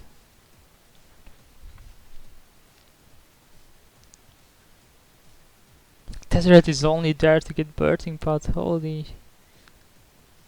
Like, what else would he get? He can get amulet, but that seems so unlikely. This deck, man. It looks pretty fun to play. I mean, you had a lot of options, but it's so odd. I mean, you just... Oh, sure. And then you get to kill my red cap this time. It comes back. It deals 1 to you. Domri now allows me to trade angels. Wow, I would do this now, like instantly. Domri allows me to trade angels. But I don't think I'm gonna. Oh, we drew birthing pots. That's so good. We got this right. Birthing pot, sacrifice this, get Kiki. Wow. Top deck after top deck after top deck from us. Oh yeah, I can damage the red cap. Wow, I'm an idiot.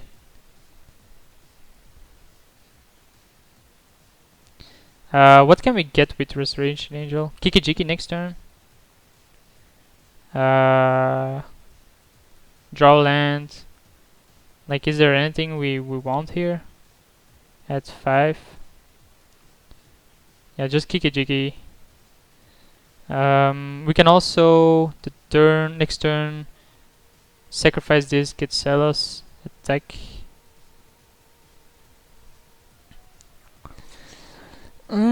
Deceiver Exarch into Resto. Deceiver Exarch next turn. So Fauna Shaman, Deceiver Exarch into Kiki wins as well. So we still have the kill next turn. So Fauna Shaman into Deceiver Exarch into sacrificing Resto into Kiki. Okay. Unless he has a Kiki on his own here, I win. Or he has a second, is that Stratocaster? So he does have the Kiki. He has a combo twice. Might be worth getting Kiki. Yeah. Yeah, I know. But I mean, I lose here because of this, but I could have gotten an next turn kill, but we lost. So we're currently 2-2. Let's wait a bit, and I'm actually gonna go make a quick bathroom break, and I'll see you right in like 2 minutes.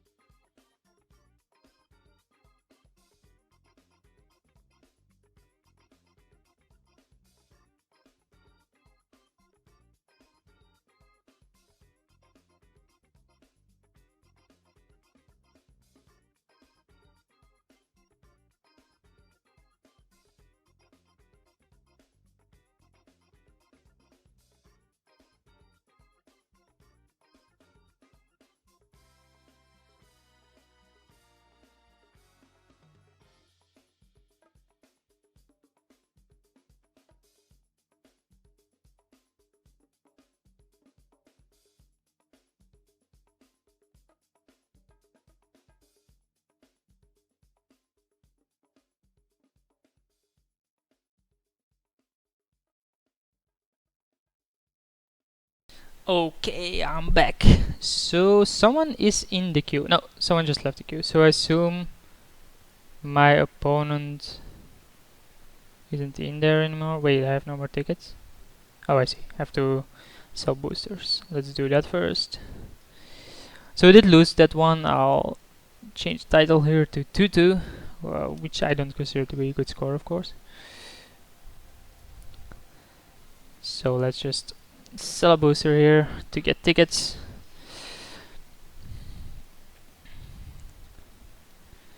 Dum dum dum dum.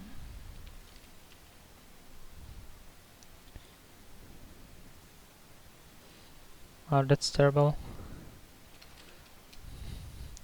Like the ongoing rate for Terrace booster seems to be 3.51. Like as soon as the next set comes out, that's so gonna drop to 3.2. I actually dislike the payout of Modo, especially for non-constructed events. Like just for constructed queues, right? You pay 2 tickets each, and both join. So we just joined again, by the way.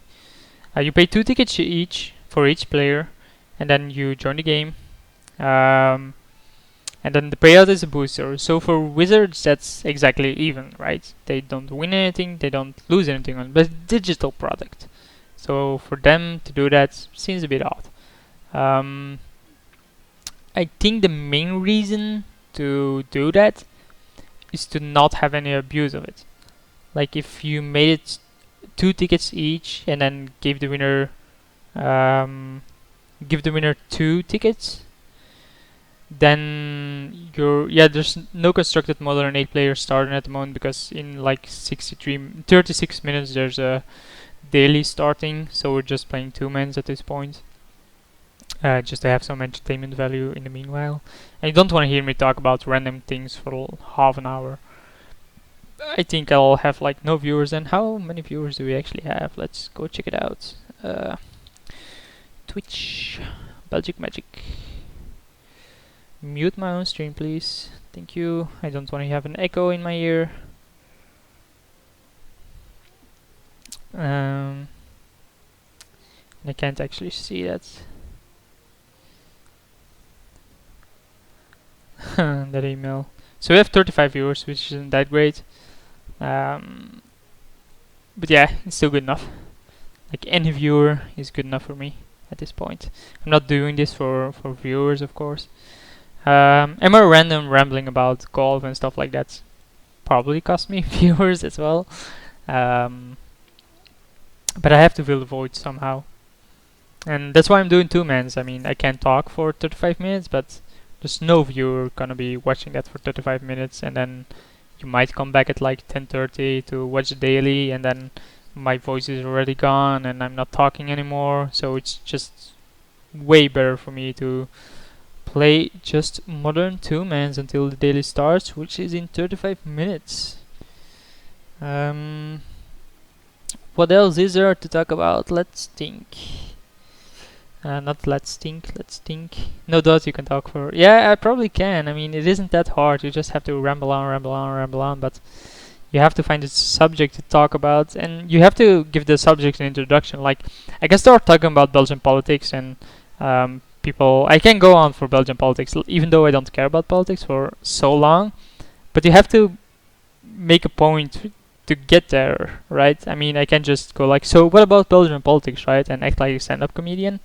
You actually have to have an intro for it, have to have a connection for it, have to get there without it seeming unnatural. Like right now, I just introduced the subject, so I can probably start talking about it.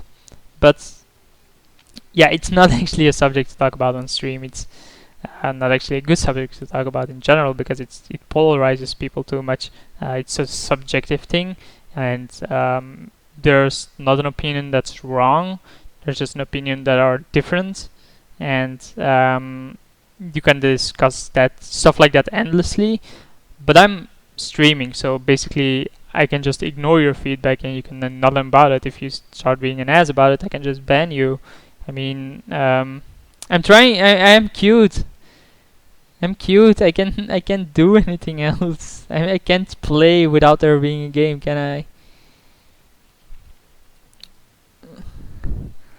And it's still 33 minutes for the rest. Man, you just disrupted my entire monologue. Like, I now have to find another subject, like bread pudding or something. This is odd as well. Like, we never have bread pudding in house, and we had What the hell are you doing? Wow, that sucks. Hi, Michael. Why don't I talk about punting? Well, it's something that's again Patrick Chapin. For those that read his book, I don't know what it's called, Next Level Magic or something. I actually disliked the book. I think it was way too basic. He considers there to be 4 different kind of games. He considers to be games you win and should have won, games you win but should have lost, games you lose and should have lost, and games you lose but should have won. And out of all those 4, you basically have to focus on the 4th one, games you lose but should have won. And you do that by increasing your play, and that's what the entire book is about. At least a big part of the book. And that's about punting, right? The games you should have won and win, that's fine. The games you should have lost and lost, that's fine as well. There's nothing you can do about it, I guess. The games you should have won and you should have lost but won, that's your opponent's mistake.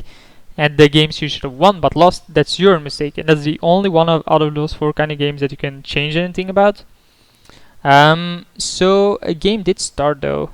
So I will not start talking about Telnet Facebook hype, especially seeing that I do not actually know what the Telnet Facebook hype is. So we do have a decent hand here. We're not gonna mulligan this. Our opponent plays a basic plane. That's interesting. We'll get a stomping ground here and lead with a noble hierarch. Yes. I'm curious what my opponent's playing. Basic plane, basic forest. Playing a Talia. That's not gonna do a lot. I mean, sure, this could just be 8 bears, I guess. But, like, what does he have as removal then? Path to Exile. We can play Grove. Obviously, we play the Cobra first, right? Play Cobra. Play Grove, play Fauna Shaman. Do you wish to use ability? Yes. Get a green. Get a cardless. Play Fauna Shaman. Are you happy now? I didn't give my... I don't know if Yellow Gas Links is here. I actually don't know that.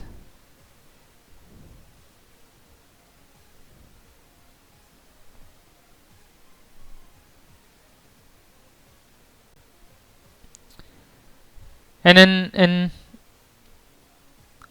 what do they want then? I mean, you can ask for a gift, but what do you want?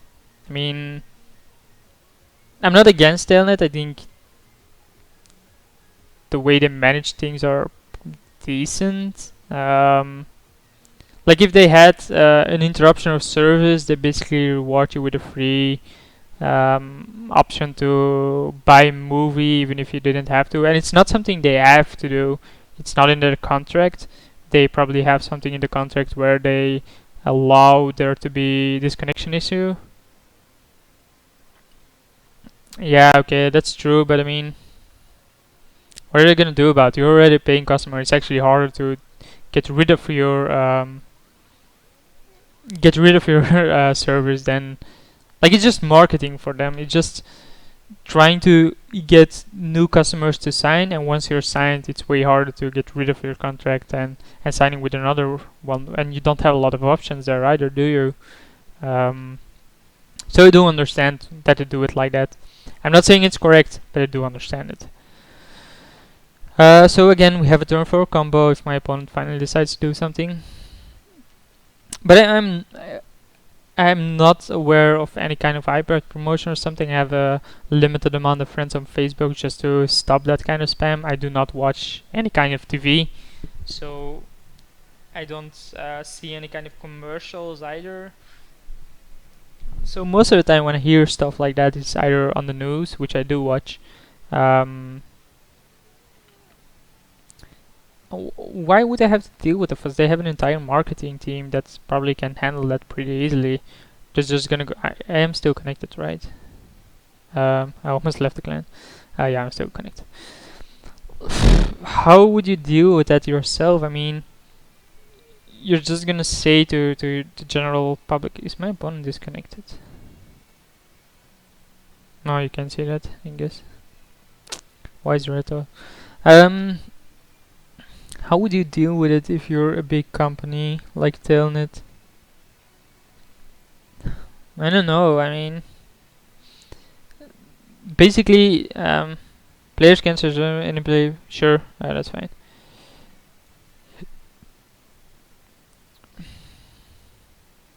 Like if I attack with Lotus Cobra, is he gonna block? No, right? We actually just drew our combo. So we play that attack for a bunch. Yes. Okay, I want to use the ability.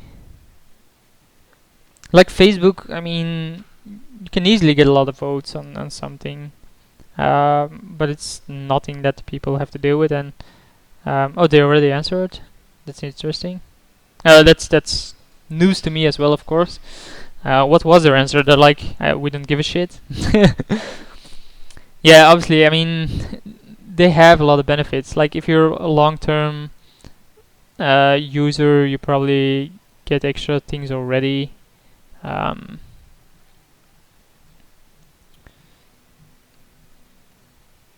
Like they're not gonna suddenly give out the free things that you can have. Like here you can have this for free. Obviously they're not gonna do that. Wow, we're down to 13 on our own. Yeah, obviously their answer is not satisfactory. You want free stuff. If you start a Facebook group like that, like what do you want to get out of it? Like that's the question I always ask myself. What do the people that start a group like that want out of it? And it's basically just we want free stuff. We're greedy, we want free stuff. Please step out here.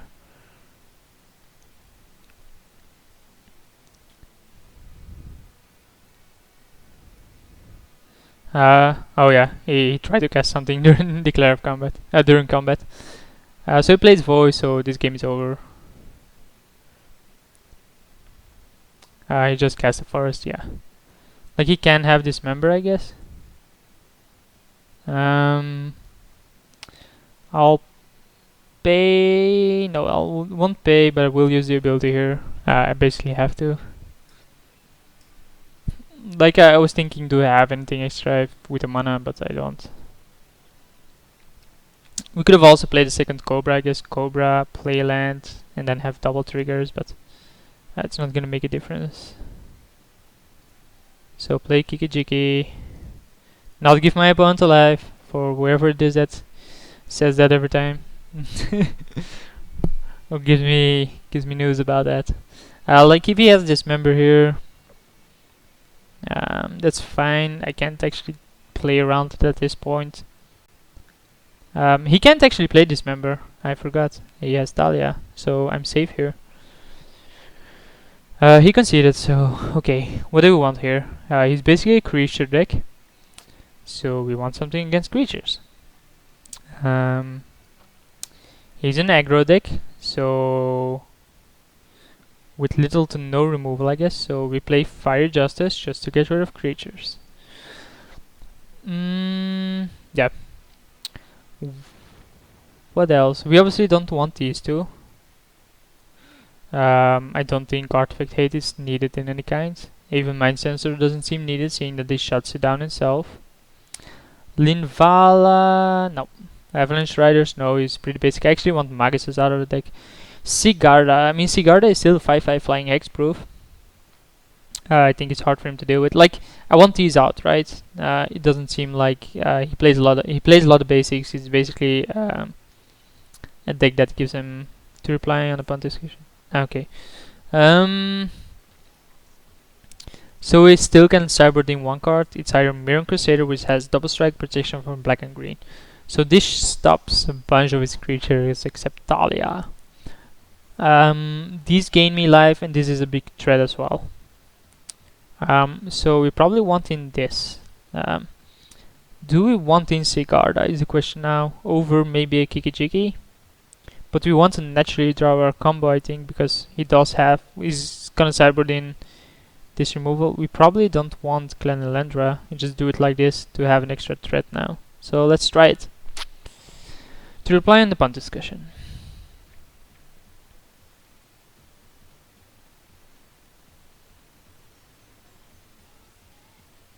Well, that's the thing, right? If you make a mistake and realize you made a mistake and then make it over again, you're doing something wrong. It's fine if you make mistakes and realize them. Everyone makes mistakes. I mean, even professional players in any kind of game make mistakes. Else this wouldn't be.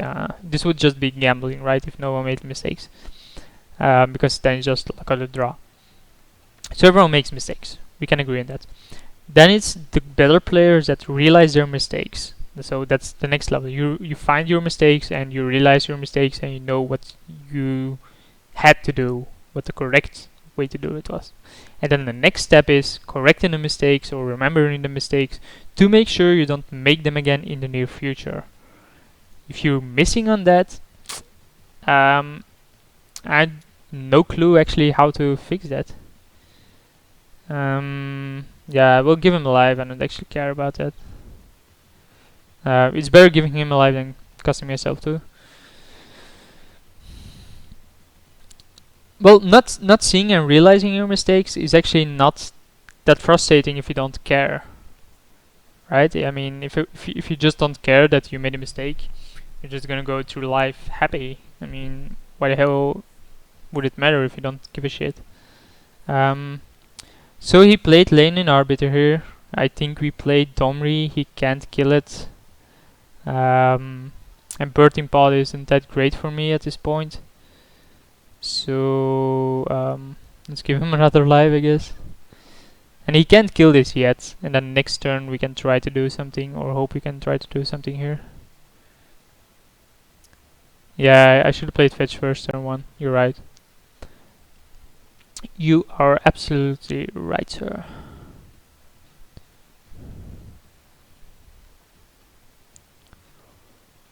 Yeah, I basically need creatures here. I might even sideboard out Birthing Pods and Fauna Shamans just to bring in kitchen things and stuff and just go creature matchup. Like, I think I win the creature matchup, don't I? I have Fiery Justice, I have Domri, I have Kiki, just 2 things. So we draw an extra bird, which isn't that great, but it's still fine. Next turn we can attack this and ping something maybe. We can... Oh wow. So yeah, he attacks that for 3 now.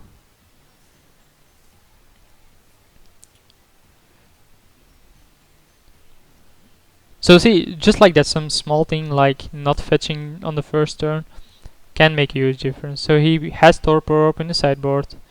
So that stops our combo. Let's look at the top card and see what it is. It's a Dismember.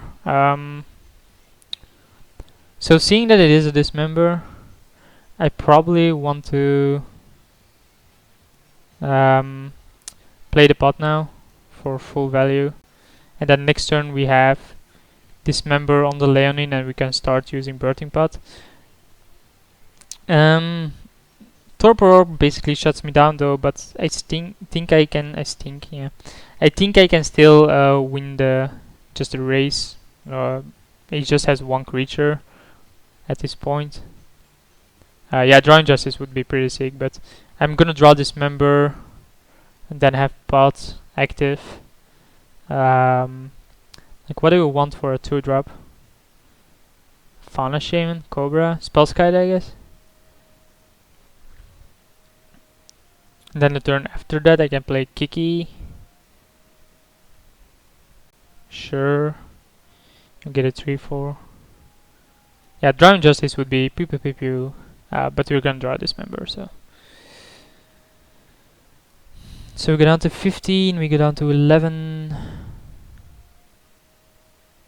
Wow, he has more drops. Wow. So many stuff.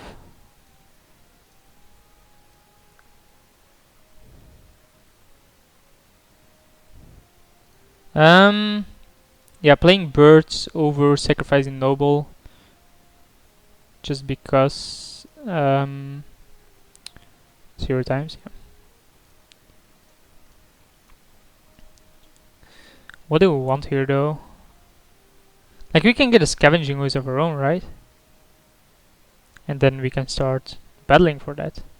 Like next turn I can then scavenging ooze, try to keep his lower, then sacrifice it, get a 3 which is a Deceiver Exarch which doesn't do anything. I can also get Mirror Crusader which is basically the nuts against him at this point. So maybe we just want Spellskite because it's more resilient.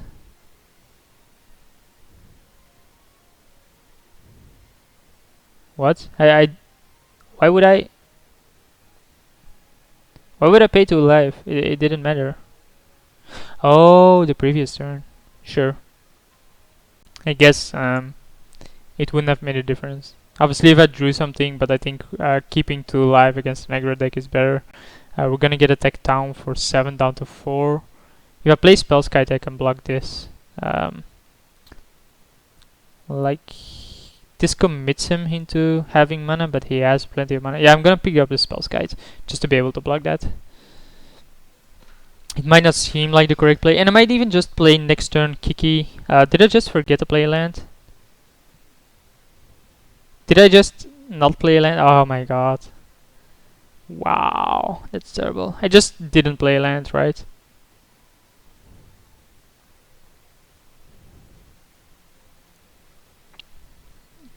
So he just attacks with that. I'm obviously not gonna do anything about it. See, stuff like that, like, I know that I did something wrong, and what is the way to fix it? The way to fix it is playing slower and thinking more before I make an action. And it is something I have been doing for way too long, and actually don't care much about it. Let's see what he plays here. Tron the Lestral. And Talking Less. Yeah man, Talking Less. 4-drop. What's a 4-drop that's good here? Red cap does nothing, Glen land rides out of the sideboard. We sideboarded in Mirror Crusader. I still think getting Mirror Crusader is better. So we can Exarch, we can't untap anything. Exarch. Okay, that's fine. Like I don't think I can get anything here for 4 that seems worth it. Like maybe red cap for the next turn, but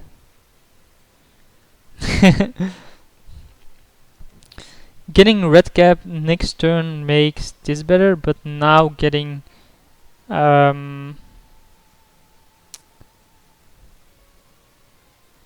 have to block, right? And go down to yeah, okay, we have to sacrifice the Spellskite.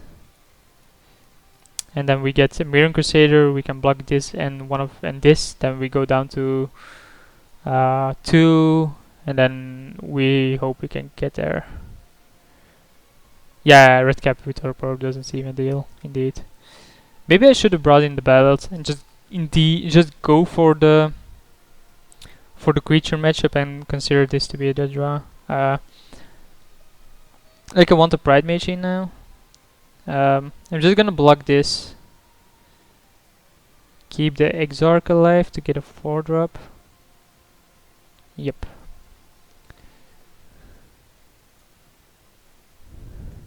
If I play Kiki next turn, well I can because I didn't make a land trap, but wait, how did this scavenging goes? Oh, it does double strike, of course.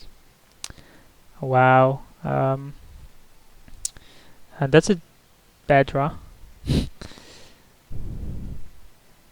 have no clue. He could have spent the mana and eaten the Spellskite. So we can get another Restoration Angel here, but then this grows. We can just play Restoration Angel, block, block, block. Like eat this, shum this, eat this. Play this for no life. And play Resto. Yeah, that seems the better play. Yeah, Kiki makes another Crusader, but I actually want to use that a bit as a surprise. I know it seems weird, but I still think playing the resto seems good enough. The resto is always gonna eat this. And then the turn after I actually have more blockers out. So you can easily chump this, all of these. And eat a bunch of his board. I do have a stop there, yeah? Okay. So we have to play resto here. Like if I played the Kiki, he would have seen it coming, and it's a totally different kind of game. So I think we want to kill Scavenging Ooze. We can with the resto. Then jump like this and we just lose the noble. None of these have trample, right? This has reach. This has that dies. Okay. How does resto die? Oh, he has an ooze. Okay. Whoops. Oh yeah, that's fine. It would have died anyway, no matter how I blocked. Well, I could have blocked here, but then that doesn't seem like that's great. So we traded 2 for 1 here. Wow, we draw another birthing pot, which is pretty useless. Resto on land. Lose Exarch, yeah, maybe. I don't have a main deck way of dealing with I don't have a main deck way of dealing with his cards, right?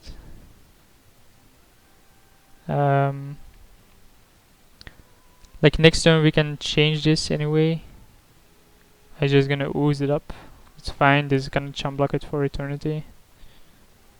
Like unless he has removal, none of this matters at this point.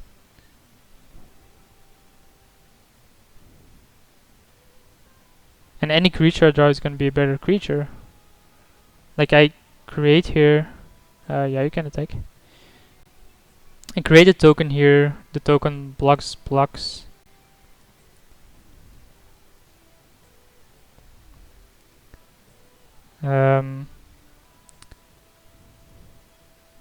So he's gonna lose a creature here for an Exarch. This doesn't have trample, okay. Just double checking. Then he has to pay 2 mana to regenerate that. Yeah, it's just a 1 for 1 here. And he loses his land. I don't think that's a decent play. Yeah. Do you want to go down to 1? No, then the bird kills me. I think I want to keep the Crusader. There's no point in playing anything. Like he should have attacked with a bird at one point. And if he does see that next turn, he finally starts doing it, I mean. I have to go for Restoration Angel, and then the ooze is gonna be pretty much GG. Yeah, that's what I'm talking about. He should attack with birds, because that's just better. He has Dahlia, sure. I just need to draw a creature or Fear Justice. Like Fear Justice, pew pew pew pew. Seems good. So he does finally realize it that he can attack with a bird. So we want to draw something good. That's good, right? We can copy this. Then we sacrifice it and get an angel. Yeah, I should have done that. So another mistake. Talia is also lethal. No, I didn't. So copy the Mirror Crusader. Then use this. Sacrifice this. It's a 3 mana because it copies everything, like the card that's printed, so it's 3 mana. Obviously, you don't want to sacrifice the main copy. That would be pretty terrible. Wow, man, my opponent is playing slow. And in 8 minutes, the next round, the game is gonna start, which I want to play. So we have a Restoration Angel here. We can end of turn make a copy of that and start attacking with it. The token has 0 mana cost, right? But I can start the Birthing Pot chain with that. Yeah, because I'm an idiot. I mean, it's easy when I do make a mistake and I didn't do it. It's because I'm an idiot.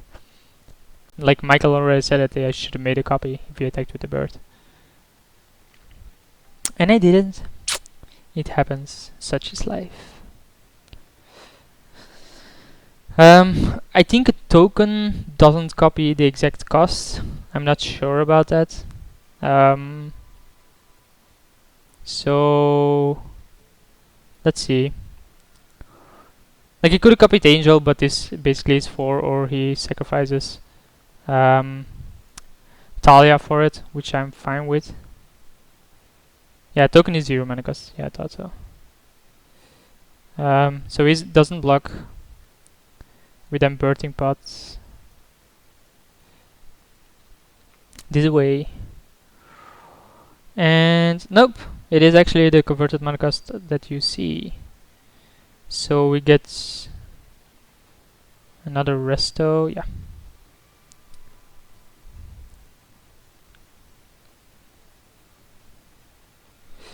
Yeah, the thing is, like, you have to have shortcuts, which is what better players... Oh, he conceded. That's great. That's fine, I have no clue why he conceded. Like, the better players have a bunch of shortcuts. So Magic is a very complicated game. Everyone agrees with that. It's a very complicated game, else we wouldn't be playing it. It's so complicated that it's actually fun, and the better players have some kind of shortcuts in their mental game. Yeah, the daily is starting soon, so like, he conceded because of that. Sure.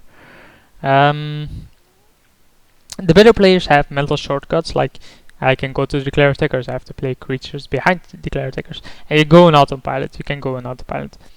Like, you make land drops before you go to declare attackers normally, or most of the time.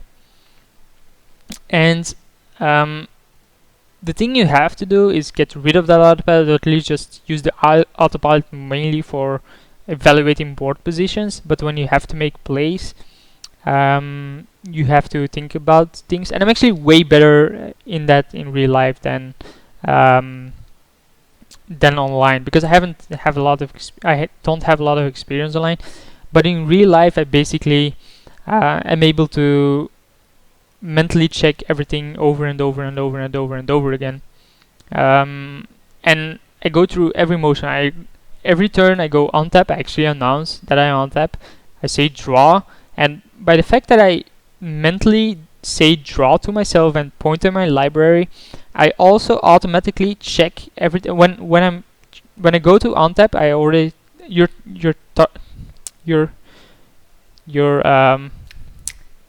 what am I? Touching your cards. I was looking for a word with T and was saying targeting, but it should be touching. You're touching your cards, and by doing that and mentally checking if you're untapping, you already see every trigger they could have on your upkeep, and then you go mentally to like, yeah, I want to draw. I want to make sure to my opponent that I want to go to draw step, and just in that small second and a half, you go through your upkeep, and just doing that in a standard, in a normalized way or on autopilot, you automatically check if you have an upkeep trigger or not. So that's the first thing I do automatically. Obviously, I make sure that there are no miscommunications because of that as well, so that I say to my opponent, I want to go to my draw step, and if he doesn't do anything, and then I draw, and he suddenly goes like, hey, I want to do something, then I can call a judge, or a judge gets called, and I say like, yeah, I do this every turn. I did the same thing this turn. He reacted the very same way, and I got to draw a card. And it's also beneficial in other ways, right? So let's say you do it from turn onward. You go to draw. You say draw every time, and at that point, your opponent always says okay. Every single time. 2 games long, he's saying okay every single time, and suddenly he wants to do something on your upkeep. The board is complicated. You go draw, and he just normally says okay because he has done it 50 times or something in the previous half hour, and he just says okay. And at that point, he's too late. He already said okay. He can't go like, no, I want to do something during your upkeep. You're like, dude, you just said okay.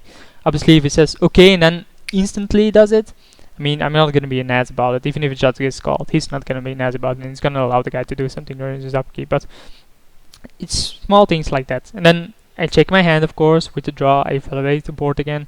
I then say declare attackers, and actually, yeah, then attack. And when I want to say go, I first extend my hand, and then before I say go, something triggers again. And Morin can be witness of this. In Grand Prix Milan, I had an attack I had to do, and I wanted to say go. Morin saw me do my hand motion, and then I said declare attackers, and like I'm don't do that hand motion when I want to go to declare attackers, and I just saw Morin starting to laugh because he realized that I just almost missed it, almost missed the attack there.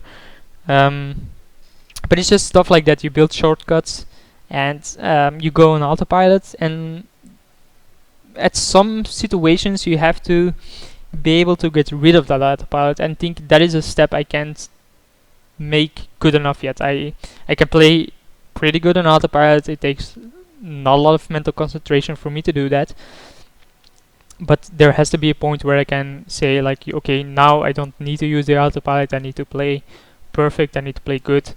It's not easy. Yeah, I think that's a bit of a hard one. Like if you're not mentally there at that point in the game, it's hard. Like, but I play with enthusiasm, right? I play with a lot of emotion. I like playing. I enjoy myself while playing, and I talk with my opponent. And there are a lot of opponents who get out of their concentration when I talk a lot.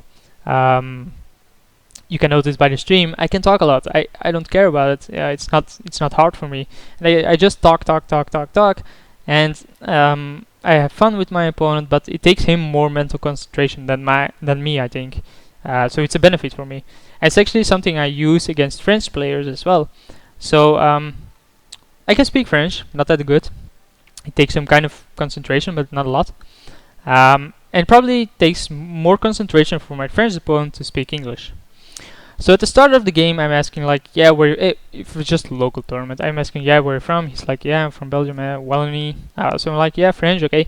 And we start talking French, but just during the game, I switch from French to English, like pretty slowly, and you don't notice it. You really don't make the mental check that you switch. But for me, English is way easier than French. And for him, he was used to playing French, and now he has to make the mental change to... he starts replying in English. I mean, they start replying in English, he's just replying kind. And they start talking English to you. It takes them more concentration than it should take me, or at least for most of them, I think. And that just gives me those small edges, is what I like doing. But anyway, it's 10:30, and the game started. We won the die roll, and we'll play first. We won't mulligan this. We obviously are lacking a birthing pot, but we're gonna go with Grove into Noble, just to have the Cobra on turn 2, or the option if I do draw something that costs 3. He has Lightning Bolt though. Seems like he's Splinter Twin, or I would assume he's Splinter Twin with the hand he has. I can play Birds or I can play Cobra. I'm gonna play the Cobra. Cobra. Like next turn I can even play Kiki already. Yeah, it seems that he's some kind of combo deck. Probably Splinter Twin. I would assume he's Splinter Twin. I would be playing Splinter Twin with these cards. He has Probe, okay. Like maybe he is Delver. We'll see with the card he plays right now. He has a red floating, so... the song is Sonic the Hedgehog Green Hill Zone. So yeah, Sonic is indeed the correct song. I'll post a link. This is basically what I use for music. I think it's a great website. It all has gaming music. Do you want music to be higher? I can, but I don't want it to overtake my voice. Like I think it's more important to be talking than for people to hear the music.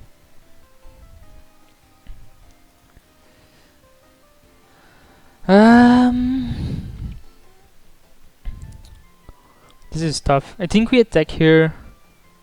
we play a second Cobra, but then that runs into... The problem with playing a second Cobra is that it runs into Electrolyze. I can also play a Birds and a Cobra.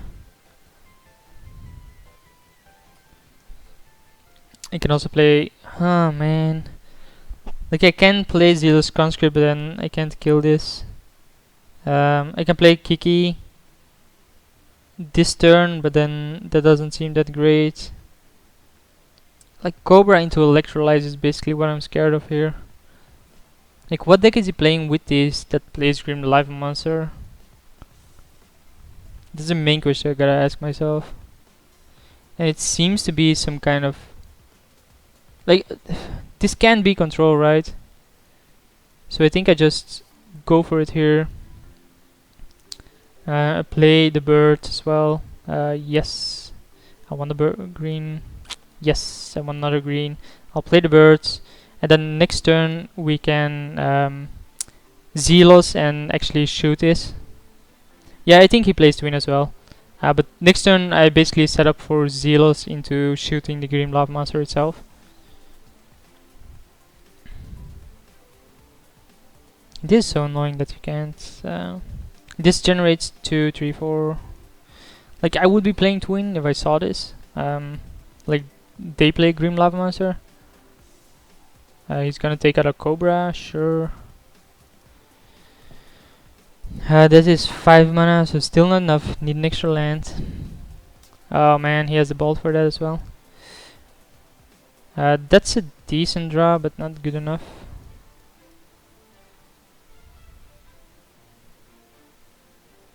Yeah, let's just play it. There's no need not to play it.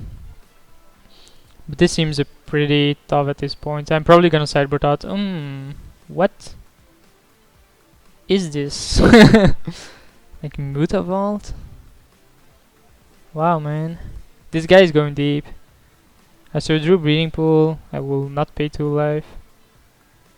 He can't kill the birds. Like, maybe I should have played Zealous just to go for the win. I see you are fairies. I never played against that deck, so it probably plays Mana League. Plays what's it called? The 2/1 Spell Stutter. And wow, we are fairies, really. So he obviously gets Stomping Ground. I will not pay 2 life. We'll play Zealous here. Oh wow, that's a draw needed. Get Steam Vents, pay 2. Yeah, the 2 mana, the Spell Stutter Sprite, I'm pretty sure about that, but I think I have to play it here. Hope he doesn't have Mana Leak. Still Grim Lava Monster. He has Remand, okay, that's fine as well. I can now kill the birds, but doesn't make a difference.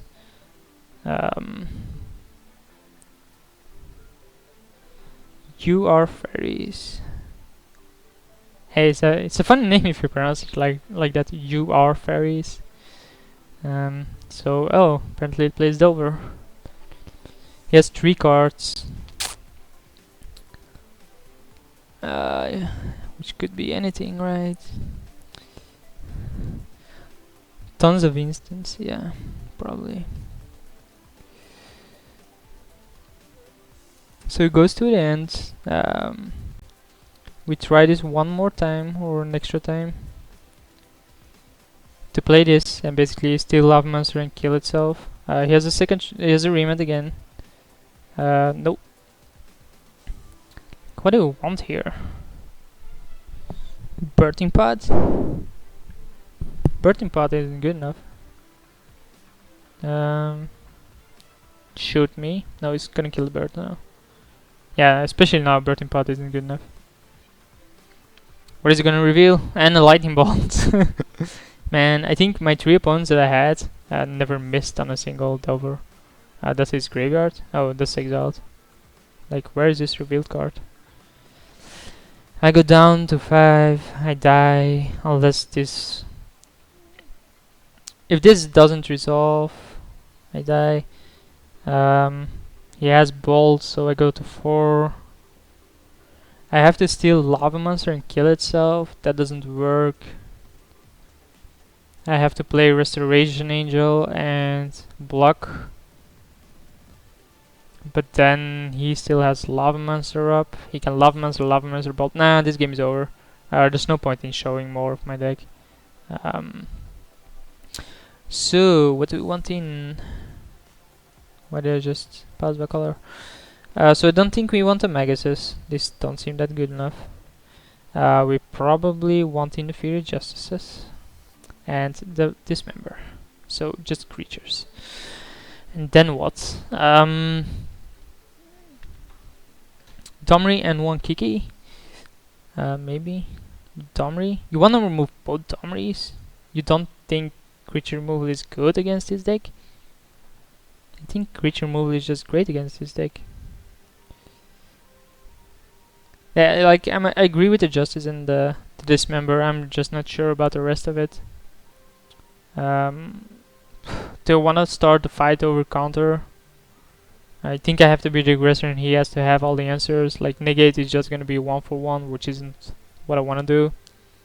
Yeah, it's a creature matchup. I want just to kill creatures. Obviously I want Dismember. Creature matchup, kill creatures. I think I want some form of life gain in Kitchen Finks and Bailout, I guess. Maybe Linvala just to shut down Lavamancer. And it's a 3-4, which is hard for him to deal with. It has flying. But for that same reason, I probably want Sigarda as well. But it does hide in my curve, like no Glenalendra then. Something like this. Have 5 flyers, a life gain, Domri. Is there anything else? Maybe I want a one of Kazali.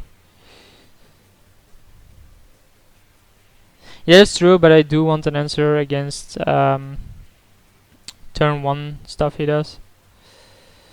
This is a pretty good hand. I'm never gonna mulligan this.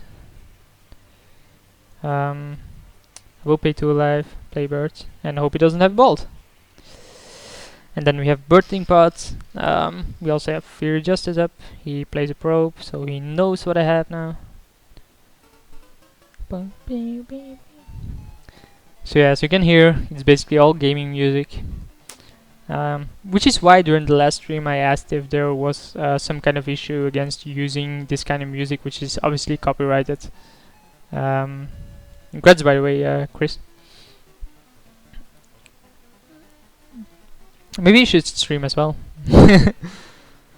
Like this weekend obviously is a seal as well, so most people are gonna play sealed and practice sealed. I'm not. But you don't hear the music? That's hot. Maybe yeah, it's just a bit too low, I guess. So he probably has the answer to this, but he probes again. He goes down to 15. He sees that we have Domri. If he taps out here, I'm still gonna play Birthing Pot. If he keeps something untapped, I'm also still gonna play Birthing Pot. I think resolving Domri is just stronger. Interesting. Though.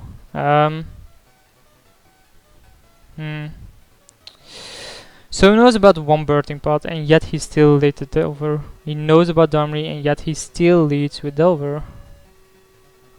I think playing the Domri here through counter is better. And this way we set up our next turn to see more chance of having a land. So it is a land. And then next turn with Resto, if in case this doesn't flip. It obviously flips. If that didn't flip, obviously Resto would have been better. So he's attacking Domri, yeah, that's fine. Wait, what? Oh, I see. No, I can't play Justice, this is an island. If I could have, I would have played it, but this is an island. I can never play Justice there. So we knew about the Misty Rainforest. I think we want to look at the top and then decide on what we do. We draw a Kiki. On his upkeep, I think we Resto.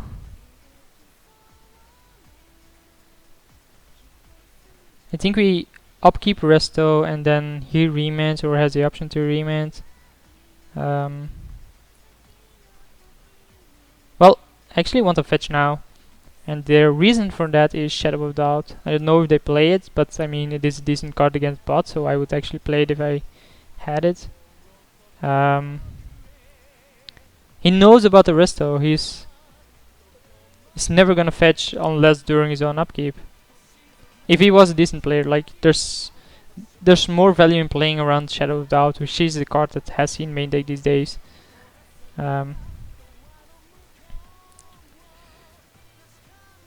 We have to play Resto here, it gets remanded. That's normal. Domri dies. But now he's tapped out, we can Fear Justice if we need to, if he doesn't have land. He does. I still think we play the Resto here. Yeah. Now we'll do it on his upkeep yet again. Like Fear Justice would be fine, but again during his upkeep we play Resto. This plays into Cryptic though. He has another remand, so that's 2 of them. Wow. This deck is pretty brutal, I think. What is it weak against? Probably a deck with a lot of removal, like Tribal Zoo. He plays Lavamancer here. Why did he just take damage there? What's the upside of taking damage there? So I still think we have to go for the Restoration Angel.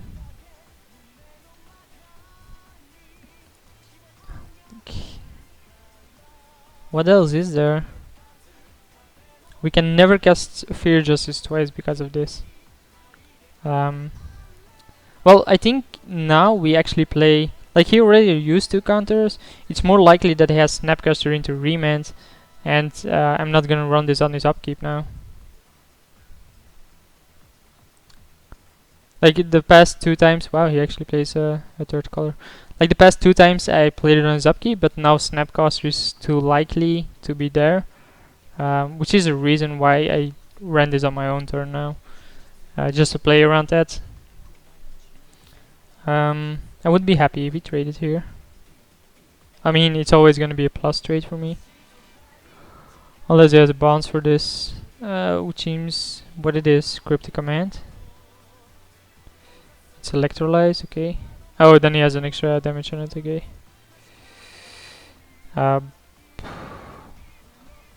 Okay, he knows about Fear Justice, right? Okay. So I'm gonna go down to 7 here. He has 4 cards in hand. We get Hallowed Fountain. No. And then we play Fear Justice. Like this. This doesn't actually matter. We get green, white, red. Like he knows about that card. And then we play Spellskite. This should do something. I mean, let's remove that stop though. What target him? You can't target him, it's only creatures. Oh no. Whoops! Read the card. Also a good tactic, reading cards. Actually, I thought it only targeted creatures. Yeah, I thought it only... actually for 2 even, but I thought it only targeted creatures. So, Cobra, play land, play pots. Seems good.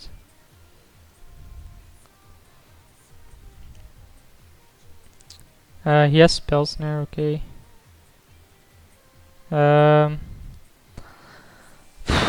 This is... No, I won't pay 2 life. I do understand that I could play Birthing Pot here, but it's gonna tap me out. I want to keep Spellskite up. Yeah, we learned that Fear Justice can target the player. Man, that's 4 times they instantly flipped over. It seems like these guys play nothing else than instants.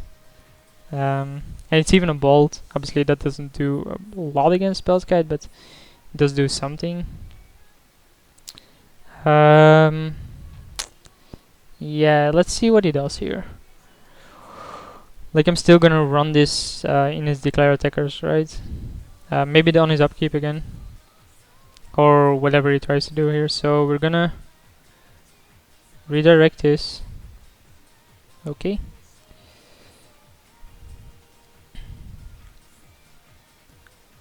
Okay. So now the target spells guide. He's gonna Lavamancer. In response, I'm gonna try to Restoration Angel and see what he has. If he doesn't have anything, he has Mana Leak, so I can't prevent that. But he's already targeting Spellskite. No, he's targeting me. The question is, do I want to sacrifice Spellskite now? I think I have to, of course.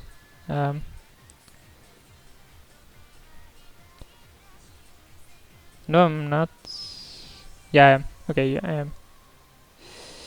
I am dead. So his last card in his hand was what he needed. You're right, I'm dead. Why? So we're 3-3 with this deck. Like, would you even play a deck that goes 3-3 so standard? I don't think you would. Doesn't seem to be that great. Like, you have little interaction with your opponent. You just try to lock them down with you mainly try to lock them down with Magus and then just go for your combo, but you have so little attacks on another front.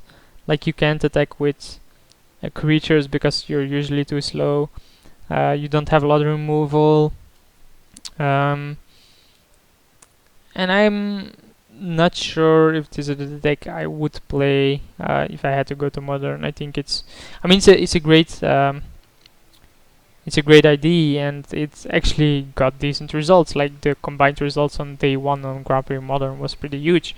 But it just doesn't seem like a deck for me just because of the little to no interaction. So there's 1, 2, 3, 4, 5, 6, 7, 8, 9, 10 games still being played. And one is even currently at 0-0. So we're currently 20 minutes in, so we might have another 30 minutes. So what am I gonna do? I am gonna play, or see if I can play, Momir. Constructed queues. Constructed Momir basic. Join. Go to my MTGO. Back please. Back please. Okay. So yeah, I'm gonna play a game of Momir. We lost a die roll, so we'll be on the draw. For those that do not know what Momir is, this is Momir. You basically discard a card, which is land. You only play 6 lands, of course. And you get a creature with a converted mana cost. You never mulligan. We'll remove this stop. And there is some tactic behind it. On the draw, you make a 2-drop, and then you see what your opponent makes as a 2-drop. On the play, I also make a 2-drop and skip my 3-drop. There are people that do not make a 2-drop and go for 3. The reason why a 2-drop is better is because there's way more mana accelerations in 2-drops, and the Nuts card is the 2-drop. It is Azorius Guildmage, which basically can counter Momir activations for eternity. So we just get a stupid 1-1. You're gonna see a lot of stupid creatures out there. Momir is just a fun format. It's randomness all around, of course. That's pretty good. That grows. Meh, I don't care about it. Like, my next 2-drop, I'm gonna make a 2-drop again because mana acceleration is key here. Target creature gets +1/+1. Whoa, baby! And it's a 2/2 on its own. Sick card. So bam. Like, the upside, Lotus Cobra is obviously pretty sick. Fine Trellis, you have one that lets you play next to the land every time. So yeah, these just trade. If he attacks, I'm mostly gonna block. because my 4-drop is usually gonna trade with that.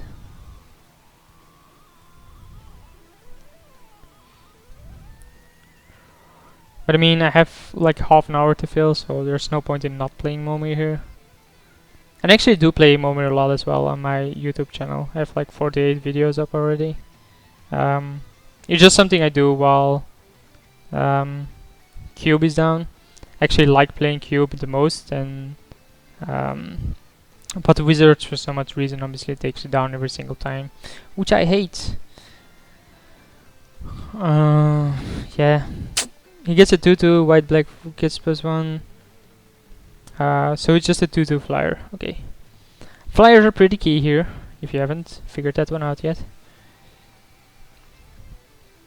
But we still can attack here, he can block, but I need to have a 5 that is good enough. And the best land type in Momir are mountains, followed by swamps, and the worst ones are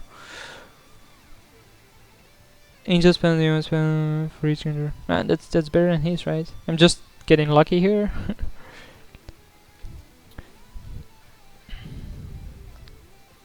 Like the best. What was I trying to say? I forgot my train of thought. God damn it! Ah yeah, cube draft. For some other reason, Wizards always decides to take it down, which I dislike because I really love doing cubes. Lands? What do you mean lands? Oh, it's on lands? Yeah, the worst land type is islands, because a lot of creatures have island home and a lot of creatures have island walk, or the majority, most of them compared to all of the rest. So that's the reason why they are the worst. 6 mana, you probably want like a big flyer. He can deal me 3 here. I don't give a shit. Like the dragons are really good, with Primeval and stuff like that, huh? If he's still watching, he probably thinks I just addressed him. Rampage 1, you get faced with old cards, with old rulings. You even have Bending, Pauper. No, this is a Momir. I would never play Pauper. Who the hell plays Pauper? Man, if I would play these cards in Pauper, that would be pretty sick. So let's check the events. That's the wrong event. Well, what event is this? Oh, that's the Momir one. It's still a lot of busy, right? Avatar? What avatar? Oh, avatar. No, this is just called Momir. I mean, I don't think you can play like Momir is such a cool card, but it's gonna be so hard to play something like this in real life. As long as card has exile target creature card from graveyard. Okay, that's fine. So it's just a 5/5. If you attack here, I'll block. I basically have 1, 2, 3 turn clock. I just have to keep him from cards. I mean, I have to hope I don't get unlucky and he doesn't get lucky. Like, the worst cards you can get at 7 is obviously Phage. It kills you. So I assume that's bad. Dying doesn't seem good, does it?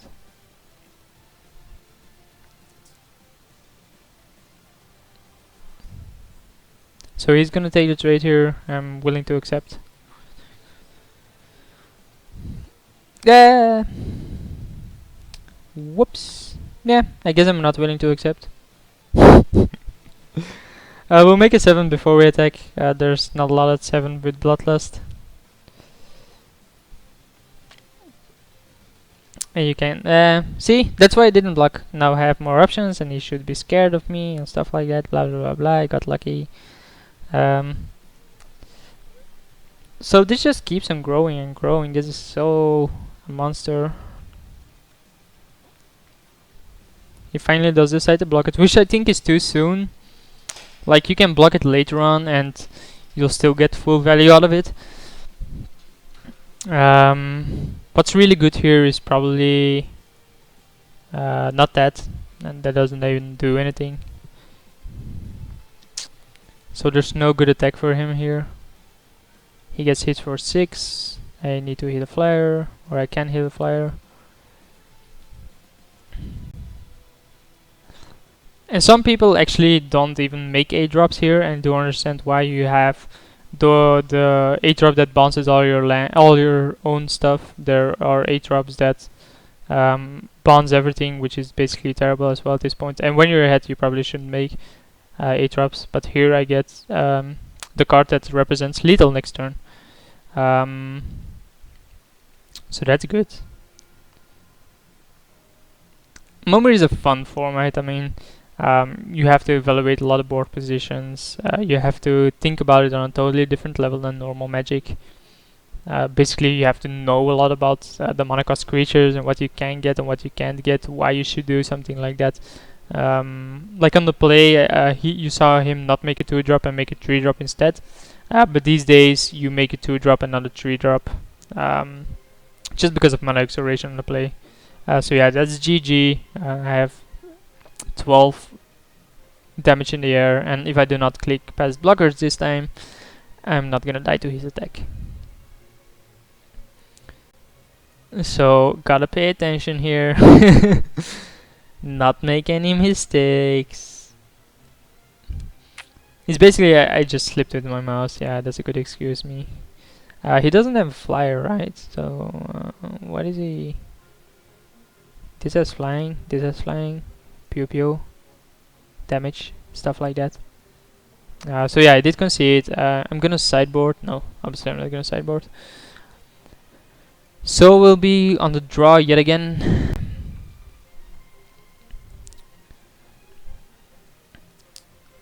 And we might even get the time to play another Momir, or we might not. I'm not sure yet if I want to.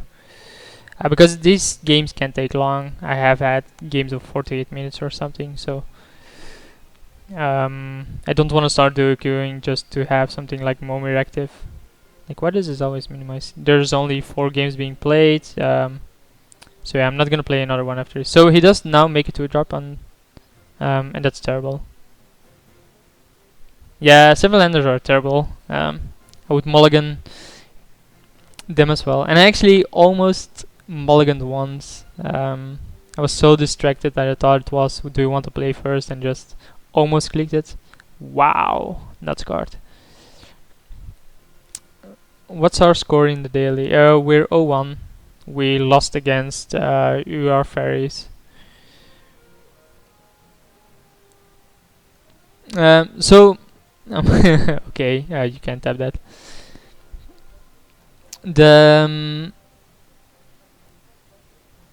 This is actually bad, right? So he made a 2-drop. The 2-drop is terrible. He made a 3-drop. The 3-drop isn't that great either. This already stops like everything he wants to do anyway. And because he's on the play, he can never go up to 8 if he wants to make more drops. So I'm gonna make another 2-drop just to hope to get the mana acceleration, or the that's also pretty good, 4/4 for 2. This guy gotta be so pissed. Yeah, I just missed an attack there, I guess, but the fact that he didn't make, that he made a 2 and a 3-drop should give me the late game advantage. Why do you say no music? There is music. I can put it louder. Is it good now? Do you hear it now? Like, does everyone not hear music?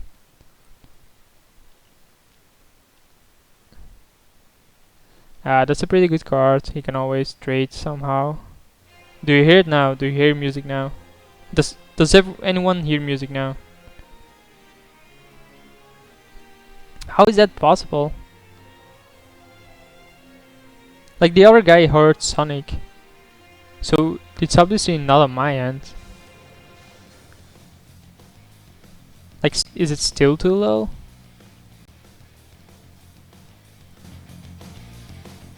Just say it when it becomes too loud.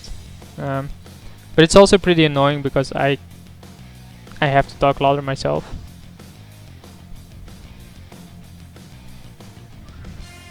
Which isn't something I want to do.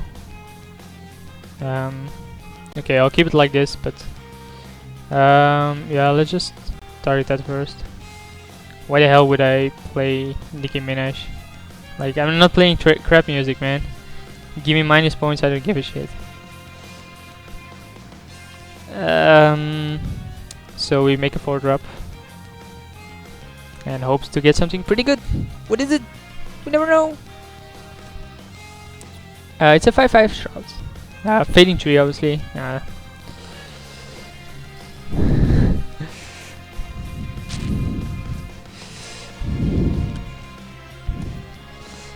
Is there a way for me to mute my music? Fear, search the library. Okay. I'm just thinking, is there a way for me to mute my own music for myself but still let you guys hear it? Because this is just loud for me on my own. And if I want to overcome it, I have to talk louder, and there's obviously still a lot of people in the house who would not appreciate that.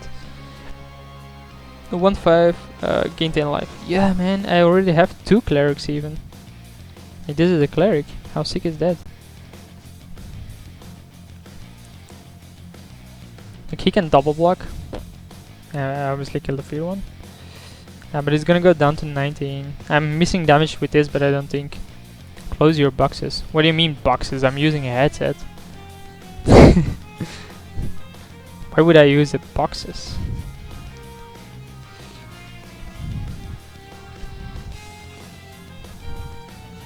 Yeah, I think commentary is more important, but you do want to have some kind of background music.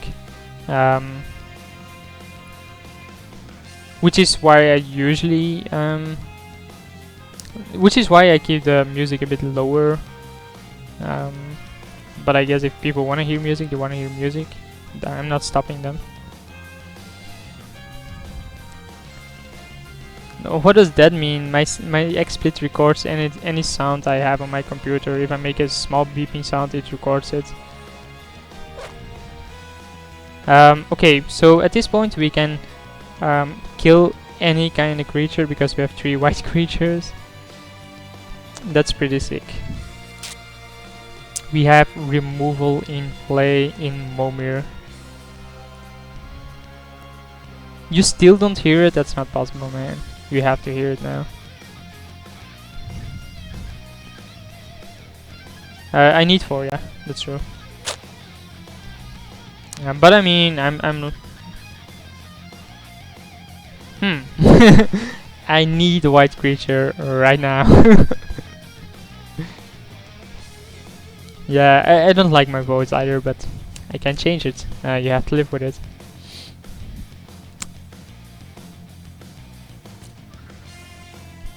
Like a 7/7 is gonna do me in, right? This is gonna die soon. Come on, lucky me. It's green! No, it's not. It's a 10/10 though, and we gain life to our toughness. We can stack this correctly with a Blastodome. And it's a 10/10 trample. So yeah, baby. Again, missed the damage. Yeah, my voice is fine. Everyone basically never likes their own voice. I even if it would be a bad voice, I wouldn't give a shit. So yeah. I'm not. I wouldn't go as far to say it's pleasant to listen to, but it's not a bad voice. It's not like I have a great caster voice, but it's not bad either. I have no. Oh, this is black, of course. Like he just didn't make a drop because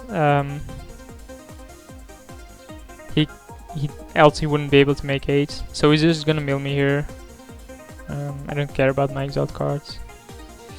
So on upkeep, we want this to resolve first, so we have to put this on the stack first. We then sacrifice the Blastodome to this. We gain 5 life.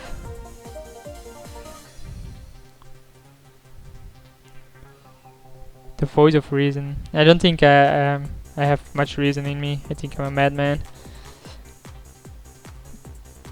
So this is a interesting something. We get a 5/5 flyer. The question is, do we sacrifice it in the hopes of getting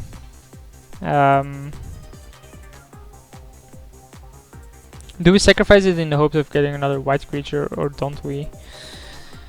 It obviously depends on what he has and attacks with, and the missed damage with the Shapelin in all the previous turns might make a huge difference here now.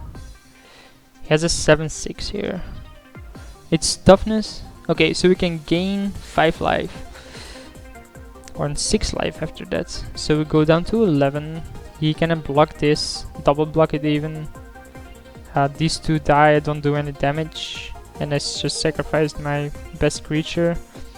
But I think my... if he attacks here, I attack him down to 4. He has to chump then.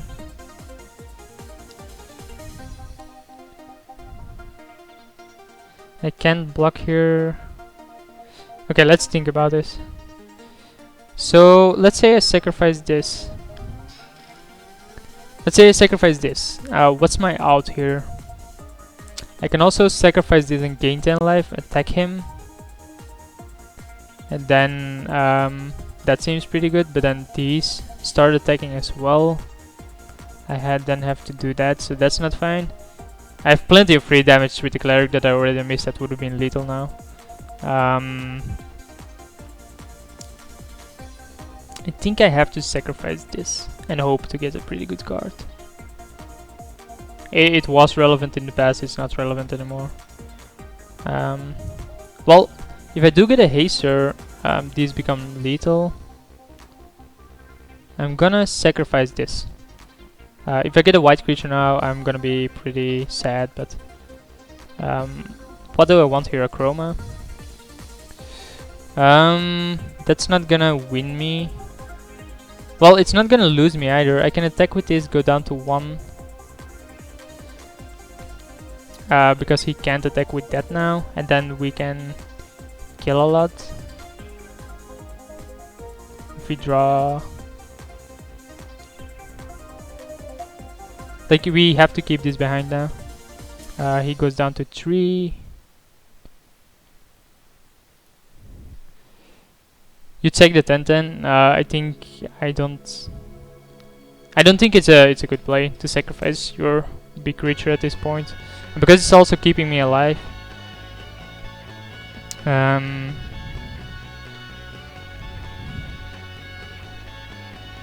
gonna lower the music a bit, just a small bit, like not a lot, just like that. Just so for me, it's a bit more pleasant now. So obviously attacks with this, and then again I have the option to... yeah, you have to wait. I have to finish this game. Yeah, especially after I already decide what I'm sacrificing to things. So,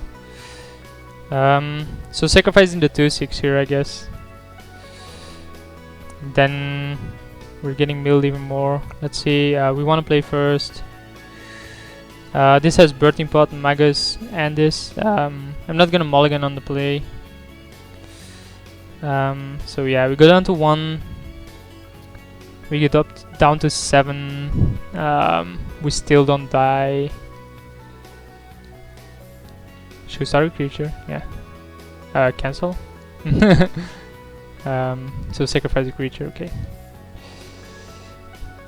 We can play this. Deal 3 damage to everything. Attack with everything. He has 4 damage to everything. That's lethal.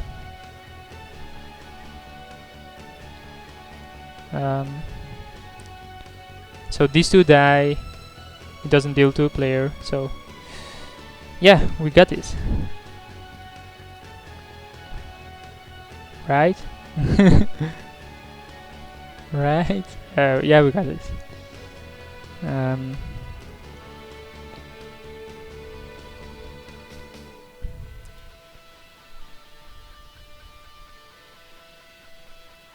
You always mulligan those hands? Yeah, okay.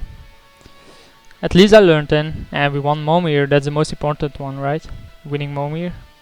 Momir is where it's all about. Come on, man. Concede already. You lost this. So I'll just F6. I mean, there's nothing I can do there. My opponent plays Breeding Pool. I like that. I like my opponent playing Bleeding Pool. I don't like my opponent playing Birds. We get Fauna Shaman. Maybe I should have sacrificed that end of turn, huh? Yeah.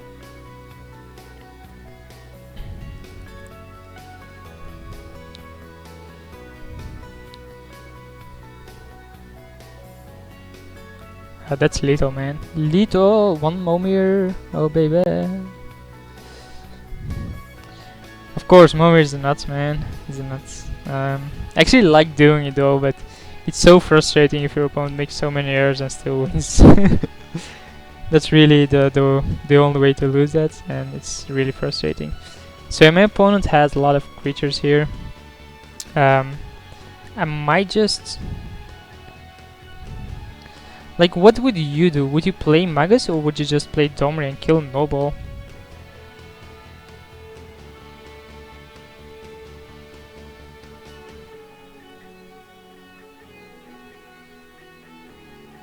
Or do you think... Yeah, Domri? Are you sure? Like... He can attack it for 1 then, and then it dies? Yeah, Domri dies, that's the main issue. Like, Magus doesn't do a lot against his board. Birthing Pod is fine, but we already have a Fauna Shaman.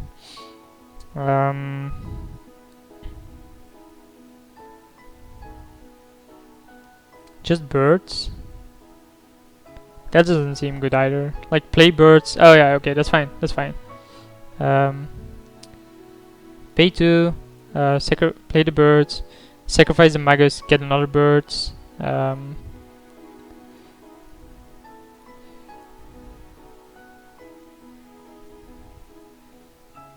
Like, I don't think I get Kiki here because I still have the Birthing Pod in hand and can go through the loop with Fauna Shaman instantly without him knowing it. So I think getting another birds and having more mana to play with is just better.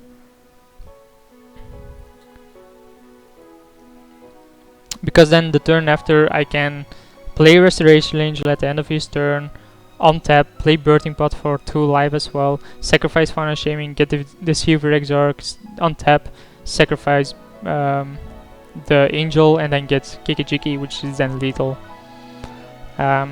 So the birds for more mana is actually relevant at this point, and he's playing Pod as well, so he's not gonna play removal. The Spellskite doesn't make a difference either. Does it? No. That does though. No, it doesn't. Yeah, it does. Yeah, it does. It does. God damn it, it does.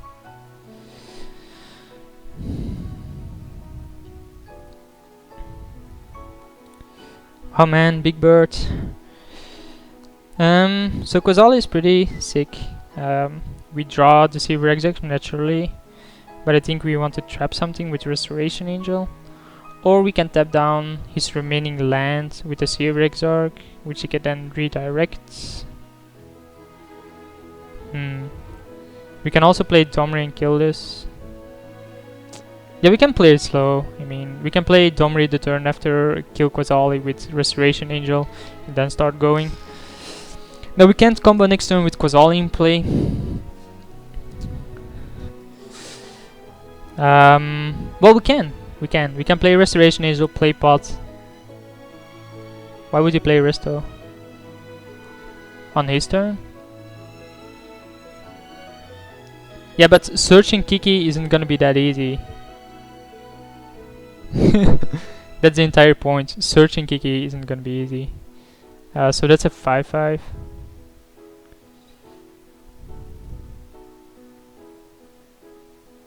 Oh, we can just search Kiki with the Fauna Shaman, of course. I mean, wow. Why am I even playing this? This game is over. This guy doesn't know it yet.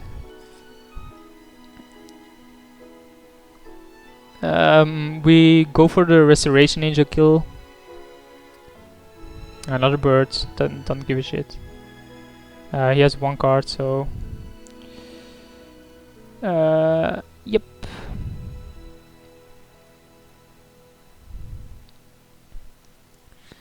No. Get Kikijiki. Why hasn't he conceded yet? Concede, motherfucker. You know you want to. Target Restoration Angel. On tap Kiki. And he concedes. So we are playing a mirror. So we obviously want Fiery Justices. We also want Dismembers. We want Even Mind Sensor. We want Pride Mage. We want Harmonic Sliver. We want Limbala. Holy shit. I'm not sure about the Maguses. He did see him. There's so many to sideboard out. Maybe, so no Glen and Lander, I don't think it's that necessary. I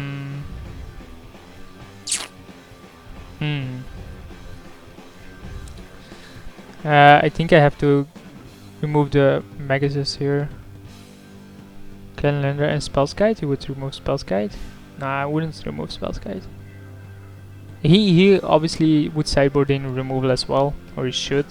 And then Spellskite is gonna be my only protection if I want to go off.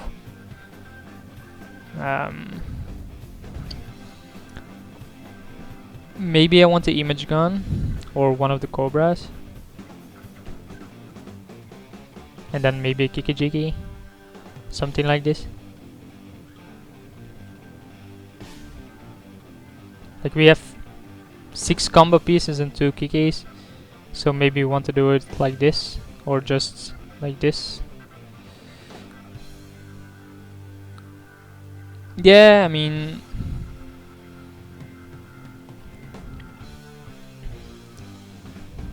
Yeah, but what else can I bring in? It's not like I have more to bring in to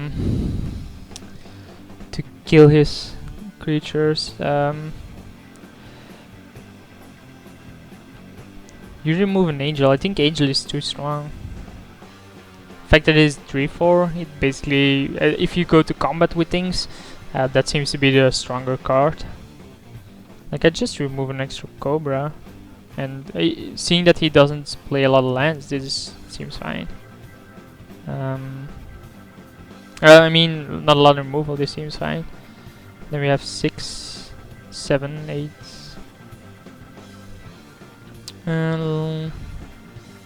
Maybe I want Sigarda over anything, just because it is flying hexproof. Let's try it. We're 1-0 up, so we can gamble a bit. Hey, we draw the Cobra. My opponent chooses to play first. He mulligans. Why would Cobra be better than Spellskite? I obviously mulligan. This hand is better. I have no clue if this hand is better, but I'm not gonna mulligan this. So he mulliganed to 5 now. So it doesn't seem that he has decent cards. Please mulligan more. No, the thing is that Spellskite is your only out against his removal, which he should sideboard in. Like, he also sideboards in removal, and if I then want to go off on combo, I have to have Spellskite in play. So there's no upside in keeping in a 3rd Cobra over the Spellskite. So he keeps his 5. He obviously doesn't have the mana acceleration, neither do I. But that's fine. We get Stomping Grounds here most of the time. Well, Jan said you want to get Stomping Grounds most of the time, so we obviously want to draw more land, so we're gonna fetch here, just in case he has. See, there's Spellskite, right when we need it. So I'm gonna get Hallowed Fountain, Temple Garden. Hallowed Fountain seems good. Yes, and I want to play Spellskite here. Like, Spellskite also protects a lot of other cards.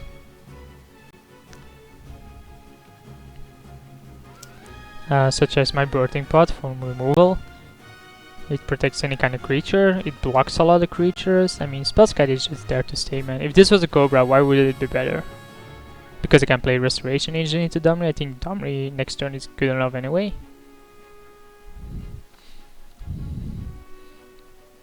We are 0-1 though, so not a big fan of that. Let's drink something more, because I'm so thirsty.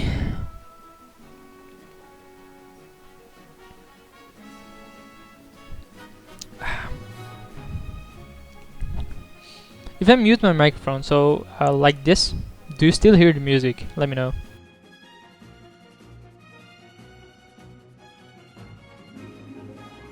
Was there an interruption between the music? Bye, Michael, by the way. Thanks. So it interrupts the music. Okay, good to know.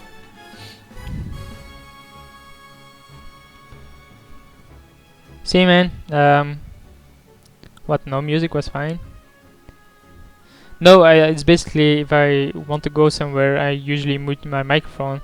But I was curious if you people would still hear music being played then, but apparently you don't.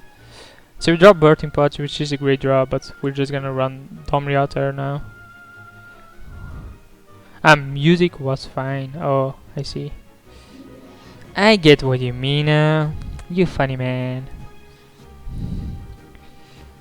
So that's fine. Next turn we can play Angel, kill Voice.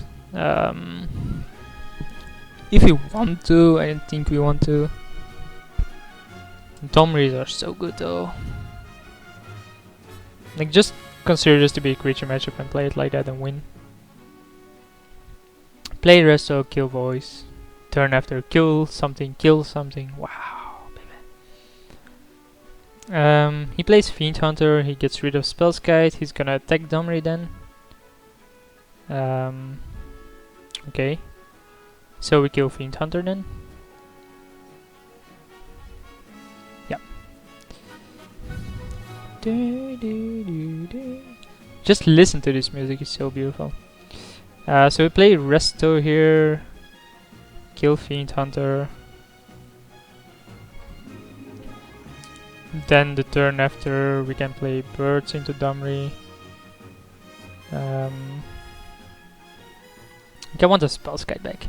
I know it sacrifices Domri, but I have a second copy in my hand which else doesn't do anything, so... What did I reveal? I revealed the birds. Okay. Now he can't attack with the Voice either, he only has 3 lands, so he needs to draw lands. So we assume... music from a Disney movie. It's basically all game music. Like any music in here is game music. You probably recognize a lot of them, but it's a pretty big list. He's gonna go to combat, wouldn't block anyway. So, do we play Birds into Domri, right? And then plus Domri.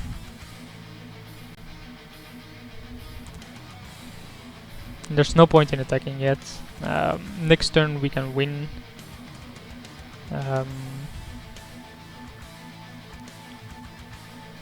No, we can't, because I have to sacrifice Spellskite and don't want to do that. Wow, a third Birthing Pod. Terrible.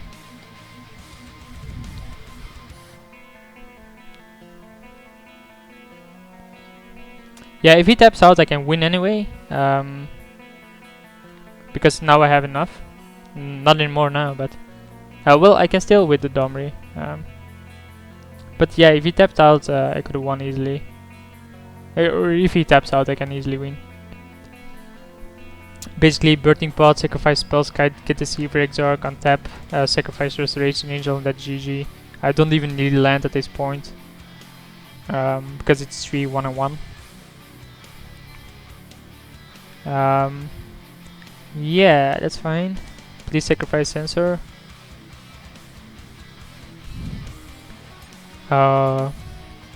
Okay, get Linvala, I guess.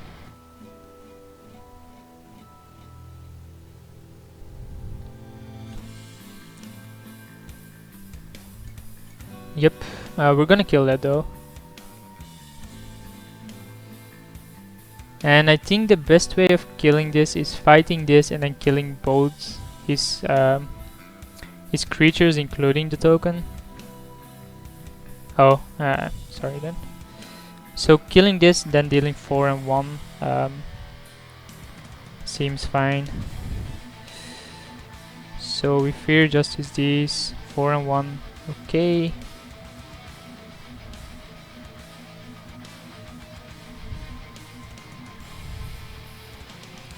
Then he has no creatures in play. Seems good, bro. Seems good. Life is beautiful.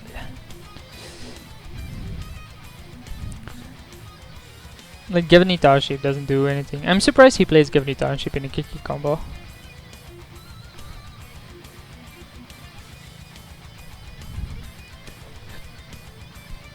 Do I want to go for the win next turn? I don't think I do. Unless like I get a... How am I gonna do that? No, I can't. Well, if I draw a Deceiver Exarch, I can. No, I still can't. What, 2 normally? It normally plays 2 Gavany Townships? Okay. I see.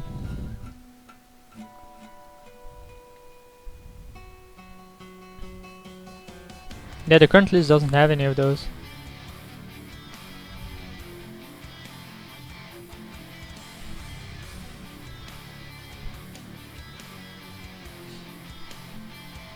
Man, this guy's slow. Well, he's not much slower than I am.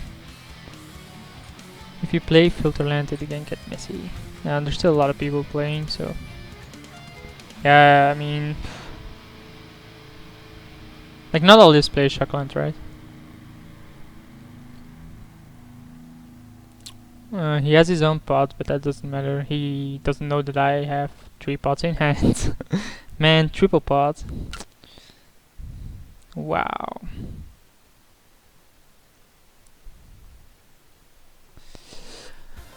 So let's think about this. What happens if he plays an Ivan Mind Sensor then?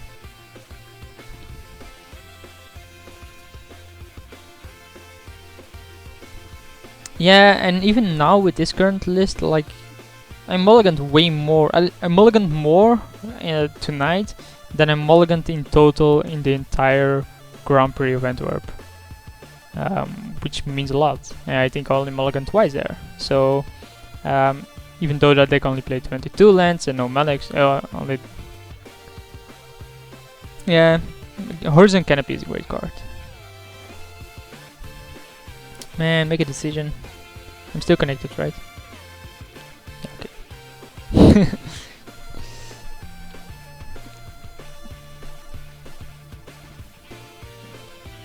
Yeah, I guess it can handle it. I guess proper mulliganing is something you also need to learn at some point in your Magic career. So he plays land here and then thinks some more. So he has 2 mana, 3 mana. He plays a Domri of his own. Nope, he untaps again. I lose life again.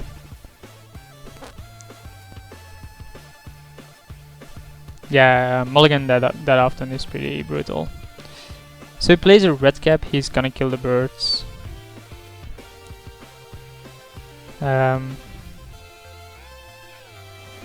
No, he's gonna target me, okay. I don't mind that. Oh, I see, he's gonna sacrifice, get a 5-drop. Try to kill the birds and I redirect the Spellskite and win on my turn.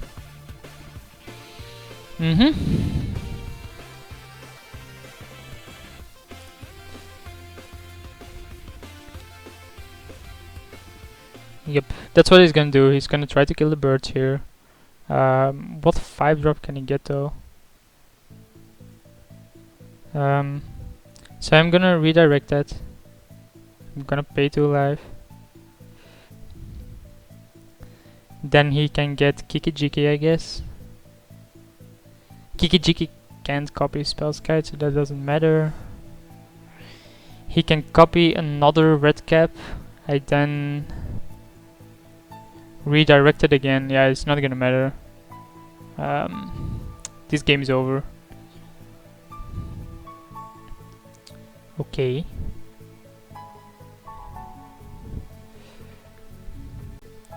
And again.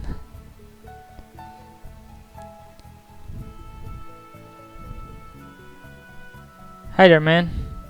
Welcome aboard. Welcome aboard, meta.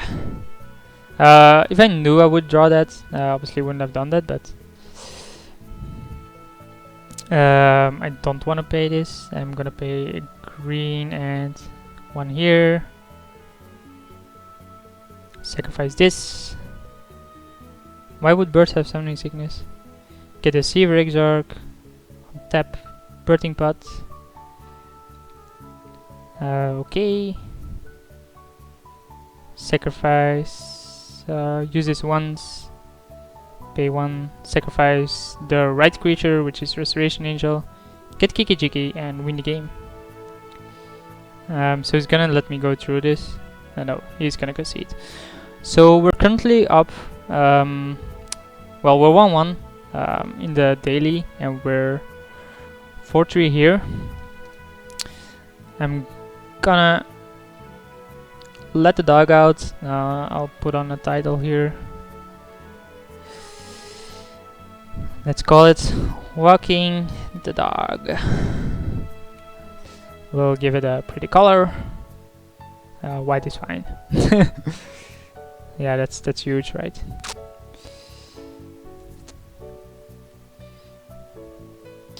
And let's put it in the middle. And I'll be right back. Sure, I'll show the deck while I'm out. You can discuss it in chat if you want to. This is the deck we're currently playing. It's converted by Converted Magus here. And I'll see you guys in like 10 to 15 minutes.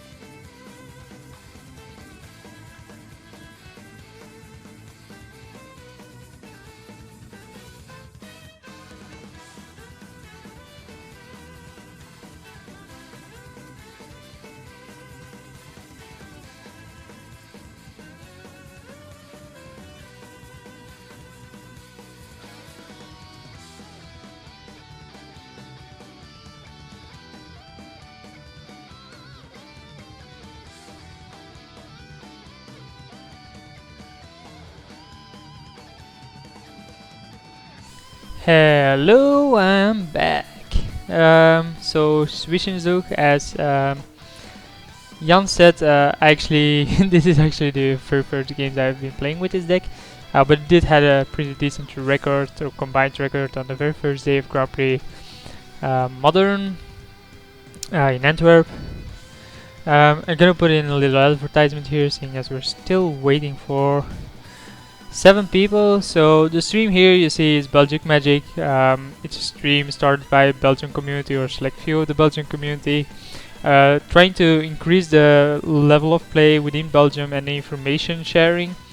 Part of this is trying to stream every evening from Monday till Sunday. You can find the website, which is belgismagic.com. It's still being worked on. It's very basic. You just see a small message and then the links to the stream, the Facebook page and Twitter page. As I said, the stream is almost daily. The Facebook page is just general, where we say when we go live, and the Twitch is something we will use during Grand Prix and stuff to keep you up to date on the players' performance. If you want to follow the stream, you can obviously do so, then get notified when we come online. You can join us on Facebook, and then you can also find out when we come online. Snow White item, what?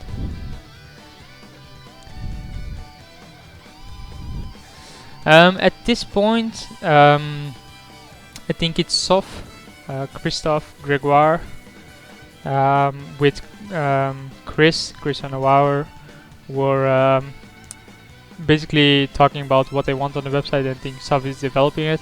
I myself am also a web developer. Well, I'm basically a programmer, but I can do web development. Yeah, Chris is basically the driving force behind this idea. And he's trying to get it fixed, but we'll see how we'll get there and what we'll do. There's still a lot of brainstorming about the ideas, and at this point I'm gonna take a small bite from my food.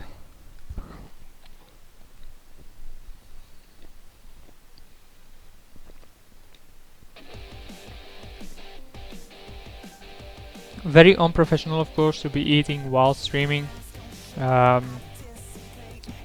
you should be talking. You shouldn't be talking with your mouth full. But it has been lying here for about 3 hours now, almost 4 hours from as soon as I started streaming. And I'm still hungry. You could say like, yeah, you could have eaten while you're walking the dog, but have you ever tried eating while walking a hungry wolf? There's not gonna be a lot of walking. She's just gonna stare at me like, give me that food, give me that food, give me that food. And even when it's gone, she still wants food, and there's not gonna be any walking. So it's gonna defeat the purpose of walking the dog. Yeah, at this moment, communication about decks and stuff like that are still done on the Twitch chat, which you can find in this broadcast and in the past broadcasts. And we don't know how we'll arrange that in the future. And Grand Prix Valencia is the Grand Prix where a lot of us are gonna go to, not me though, but a lot of other people. And you can follow their score and their updates just on our Twitter, which is probably Twitter/BelgicMagic, I guess. I don't use Twitter, and don't think a lot of people in the Belgian community use Twitter. No, that's not what I'm saying. I'm saying that if you walk the dog and have food with you at the same time, the dog isn't willing to walk. He's just gonna be concentrated on the food. And that defeats the purpose of going out with your dog, right? You're just walking it and you're just staring upwards towards the food instead of smelling the ground and peeing everywhere.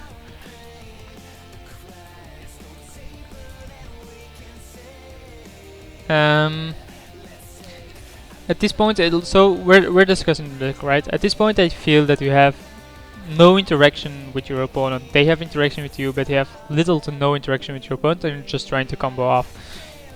You have no kill condition, just attacking with this deck. And the Maguses are just there for some disruption. Do I feel that they're good enough? Well, I only played 7 games. I'm not one to talk about it. You can obviously watch this broadcast and see how it plays out and then judge yourself. But it's not a deck I would consider playing. I'd probably go for another option. And Affinity, like, Affinity getting big is its downfall. It's on its own. If Affinity gets big, it automatically loses all the sideboard hate that comes.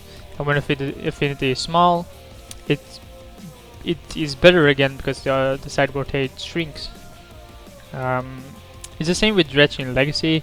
If there's a lot of Dredge, people are going to play more Graveyard Hate, and that Dredge becomes worse. There's going to be less Dredge, and then people are going to play less Graveyard Hate. So it's ups and downs with Affinity, and it should be. It's like the format does seem weak to a pretty straightforward aggro deck, but I don't think Affinity is the one that needs to fill that role, just because it can be hated out.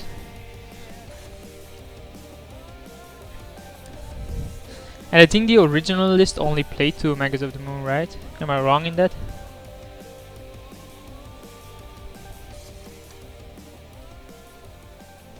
How long is it still? Still 2 matches. One is 0-1 though. Didn't we play that guy round 1 YTB? What did we play? No, we played Mento. That's interesting.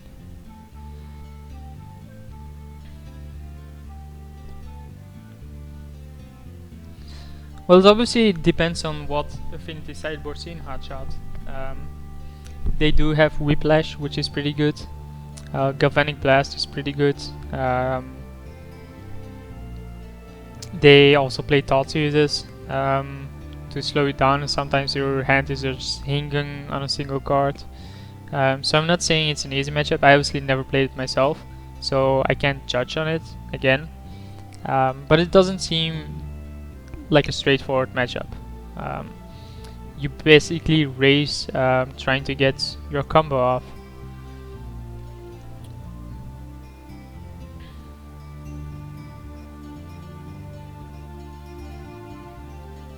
I don't think that's true, Snow White. I think if you get the very first, like if you play turn 1 Mana Acceleration, they go like turn 1 Deathrite or something, and then you go Magus.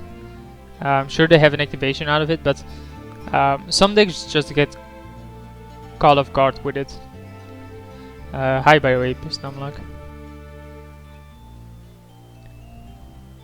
How does Cobra give it turn? Turn 3 keeper. What? Oh yeah, sure.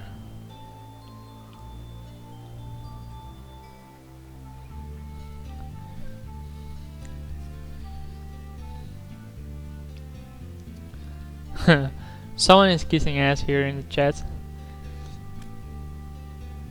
So what format is Grand Prix Valencia? Is it... Oh, it's limited, of course. That's why everyone is playing limited on the stream these days. Maybe we should start a limited discussion, even though this is a mother stream at this point, because I think mainly people are trying to prepare for that.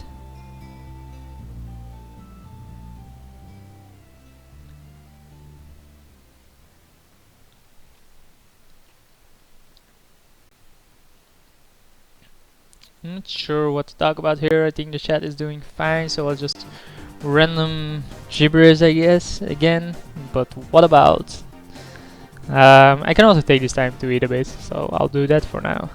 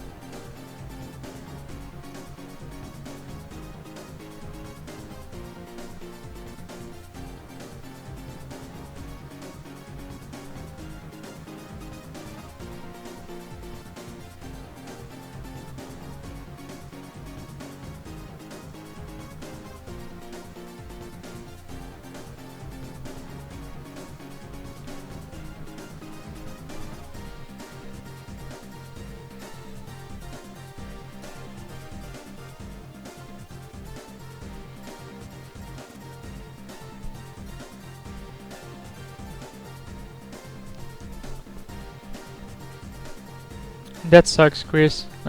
Losing so close to God's Willing. It's a strong card though, and the guy obviously had a decent deck to be in the finals. So, I mean, losing the finals to a good deck isn't that bad. We win the die roll here, and we get a shitty hand yet again. So mulligan, we get a shitty hand yet again. He's deciding he's probably gonna keep, if he's even here, so we'll wait. There's a lot of discussion going on about the deck now, which is great, of course. You can follow it if you're watching this later, or just open the chat on the stream itself. It does have a delay, so if you want to chat, just minimize it a bit, I guess, and open up your stream if you do not open up your chat if you do not have two screens like most people. My opponent doesn't seem to be here. I'm gonna say hello and good luck, just in case that message gets through and suddenly wakes him up. We're obviously gonna mulligan this hand again. Hey, it actually woke him up. I kept his hand, so we'll mulligan. And we won't keep this. We have Noble turn 1 into turn 2. Excuse me, Birthing Pot. Which is the hand I wanted. With 7, of course, but... so we're playing against Tron, I guess. So we'll see if the Maguses finally do turn out to be good enough. So you can find out right now, ladies and gentlemen. What do we do if we draw land? What do we do with the Drunken Sailor? So he has Tron next turn. Pretty sick. Magus. Oh, goddammit. We can get Lotus Cobra, play this, then that doesn't do anything. We can play Spellskite, or get Spellskite, I guess. Yeah, but what else am I gonna get on 3? Like, this is a deck. I can get Deceiver Exarch, then next turn. Well, I can get Lotus Cobra, next turn get Deceiver. Untap this, get Angel, then play Angel. Let's see. So I don't want to do this in a single time. We sacrifice this.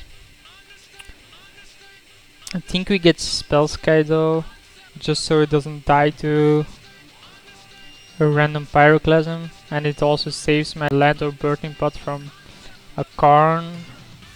It can't attack a Karn, but I still think it's better than Cobra here. Even though Cobra would have given me mana, I don't think it's worth that. So yeah, he is gonna get his next piece. Man, Tron, I actually dislike Tron. I think it's a boring deck to play against. Like he can, oh, he just has Relic, sure. That's nothing, man. Just cantripping, he actually doesn't have anything then, I guess. Like if in Magus now, this is good, right? So we'll use this, use it once. Pay 1, sacrifice Farmer Shaman. Get Magus.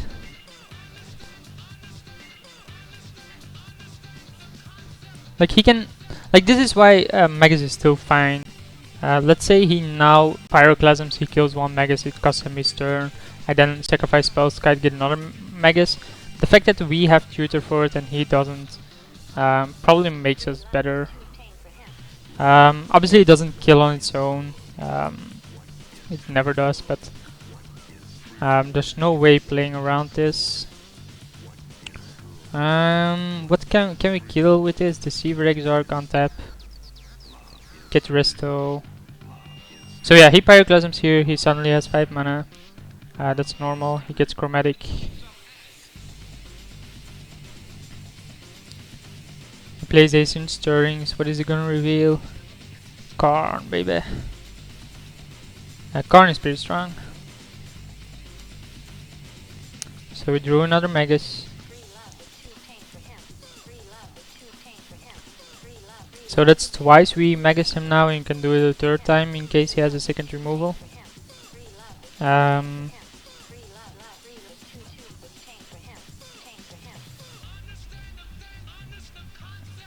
So he has to get another stirrings. He's still far away from playing his Karn, or at least 3 turns unless he has removal. I'm just thinking what I want to do with this. Like, what can I get for 4 that basically, like Glenarendra seems good. I don't have a lot of good cards for that though. He plays an expedition map, sure. How do we win next turn? How? Explain me. Deceiver Exarch. Get Restoration Angel. Okay, we win. I get it.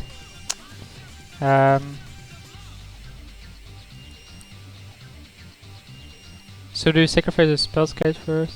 Okay. Deceiver Exarch. Untap. Birthing Pot. Okay. Birthing Pot. Sacrifice. Magus. Oh, first have to pay. Get Restoration Angel. Wanna use the ability? Yes. Untap. And then, well, I guess we don't have to do this, so we can use a single mana here and sacrifice this, get Kiki and win the game. Maybe he's gonna let me go through with this. He is. So it's, oh no, he conceded. So Tron, pass by converted mana cost, pass by converted mana cost. We obviously want Avalanche Riders in. We want even Mind Sensor in. We want Negate, I guess, and Swan Song, but none of the rest, right? Lymphal doesn't do much, Sea Garden doesn't do much. Then the question is, what do we want out? Probably targets that die to Pyroclasm easily. Like Domri won't be that good, so it's basically there for creature matchups. Murderous Redcap is the same, seeing that we sideboard in Avalanche Riders. And then what? Maybe a single Cobra, maybe the Image. But the Image gets me for the kill. I think I'll get rid of a Kiki and keep it like this. Like, Kiki is good though, we want to draw into it.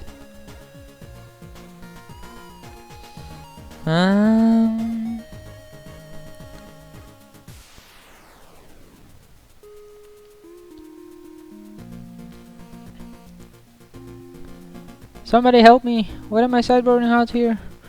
I think I want to get rid of a Lotus Cobra, even though it accelerates me into kill, so maybe I don't. But it does die to Pyroclasm, so overextending into Pyroclasm seems pretty shitty. Fauna Shaman? Really? Well, I guess because it does die to Pyroclasm, and Birthing Pots are just better, so let's try it out here. Remember that we won that game on a mulligan to 5, so that was actually pretty good. And I'm gonna lower my music a bit because it's a bit too loud in my own ears. Again, we have a trashy hand. Oh man, I'll keep this because I'm on the play, but it's a terrible hand, I think. I'm on the draw, but I think it's a terrible hand. So yeah, you'll notice my voice going down a bit here because I don't have the music blasting in my ears anymore. You obviously don't have it either, but you can heighten your volume. I'm just not trying to disturb people that are home here. So he has turn 1 expedition map again. So land. You can do it. You're the man. If you play Magus here and he Pyroclasms, that's pretty shitty for us. We can also play Misty and then hope to negate and then Avalanche Rider or something. Avalanche Rider is what the expedition maps for. Or just a tower. Like Magus does shut it down, but Pyroclasm then wrecks my entire board. If it doesn't have Pyroclasm, it's pretty sick. If it does have Pyroclasm, I'm pretty screwed. So it depends on my draw. If I draw land, I'm not gonna... like if I draw... if I draw, or when I draw, I'll say even Mind Sensor, obviously not gonna play Magus. It's problem is, like, this dies to Pyroclasm if I play the Magus.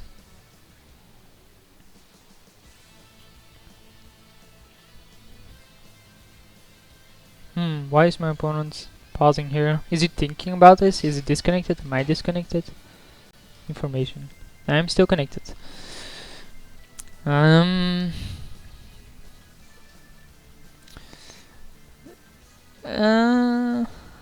Don't play Magus if I draw land. I would be more inclined to play Magus if I draw land. But I guess I'll not play Magus, just not to run into stuff. But like, if he plays Wormcoil, what am I gonna do? Like, I can negate most of what he's gonna play next turn, but the rest of it is gonna be pretty hard for me to deal with. I can also negate Karn, of course. So he went for the power plant, so I guess that's my target with Avalanche Rider. So yeah, he does go for that. So play negate. Yeah, obviously I'm gonna go Avalanche Riders on the power plant here. We'll get a Stomping Ground, or we can get a basic, I guess.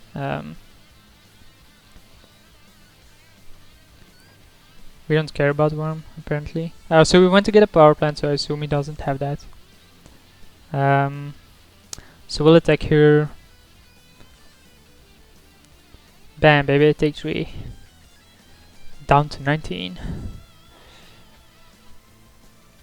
Wow, he plays Overgrown Tomb. That's interesting. What does he play black for? So he plays Ancient Stirrings. Let's see what he shows. Because on our upkeep we can resto. He misses. Oh, Chromatic Star.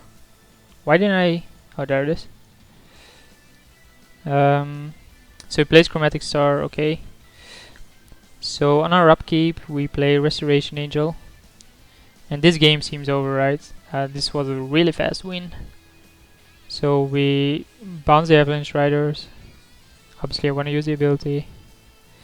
I'll kill the tower just because it generates more mana. I'm not gonna pay that. Oh man. So we attack for 3 again. Like, do we sacrifice this next turn? Depends on what it does, right?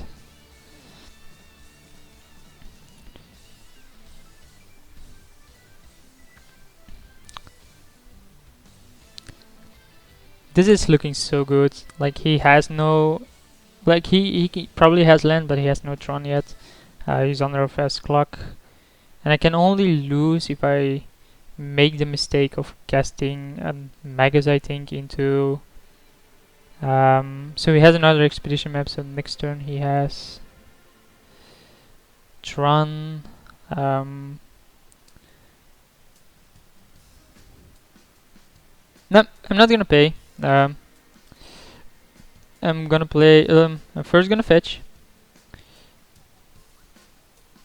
I'll get an island. That was a mistake, I think, because I should have gotten an basic. I should have gotten an basic so that I can play Kikijiki if I draw it. Yeah, Magusing here is fine. If he Pyroclasm, I have a second Magus, just in case. Yeah, sure, I don't care about that. Yeah, non-basic over the island would have been the way to go. So he gets the power plant, so he has his combo again. We'll attack for 4 here. He goes down to 11. Like, even if he Pyroclasms, it takes away his turn, and then we have a second Magus. And then that takes away his turn again. And I think he's pretty screwed at that point. He has to have a second Clasm at that point, which is unlikely. If he has a Bolt here, that would be pretty good.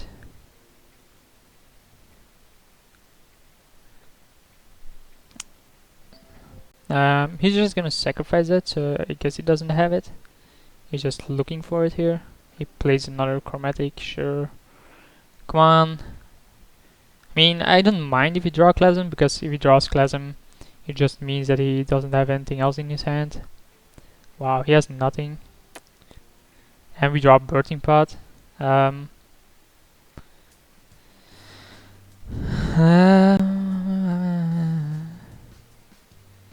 No, we don't have a kill, right?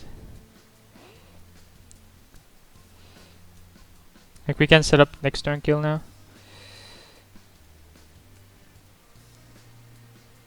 Let's have this. Sacrifice this for spells guides. Yep, and then next turn we have lethal. Going pretty good. So he has to get rid of Magus here before he can do anything, and if he doesn't, he's dead next turn. And even if he gets rid of Magus, he's still... yeah, that's game. So that was a pretty easy 2-0 victory. I think basically Magus has slowed him down enough so that we had enough time to get our action going. Negator won the game. So it's currently 5-3, I guess, and we're currently 2-1 up in the modern daily. And we still have like an insane amount of time. So what am I gonna do? Well, you know what I'm gonna do. I'm gonna play another Momir. Momir. Join Momir on deck, and let's hope someone joins here, shall we? So currently alone in the queue. Need to find a second player, but we do have plenty of time. There's only 6 games finished, 7 games. We have 1, 2, 3, 4, 5, 6. 1, 2, 3, 4, 5, 6, 7, 8, 9, 10, 11 games still going on. It depends on when Momir starts, but I can like talk for an insane amount of time, but it doesn't seem that's good for me. Yeah, I can't find when this started, so I have no clue when it will end. Come on, man, give me Momir, give me Momir. Just gonna eat a bit more, it's almost finished.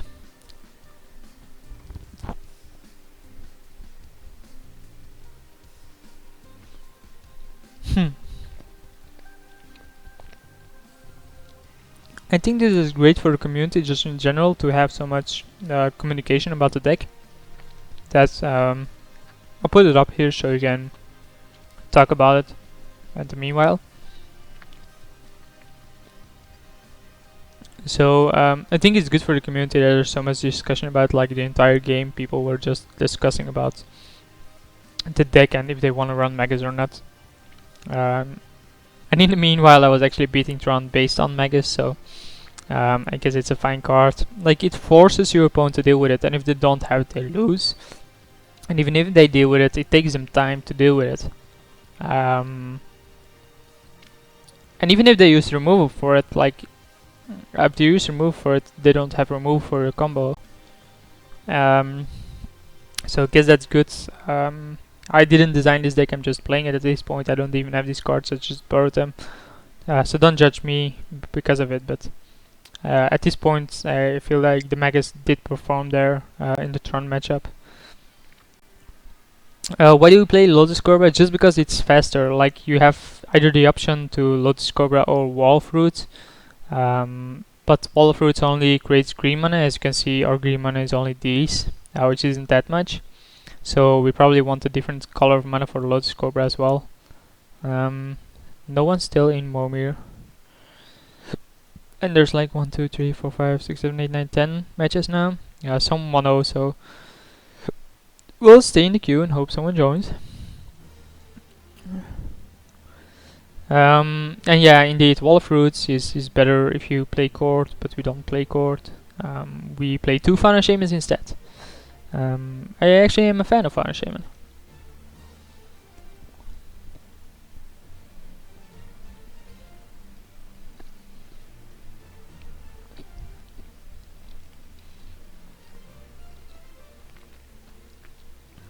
I find it to be interesting read, by the way.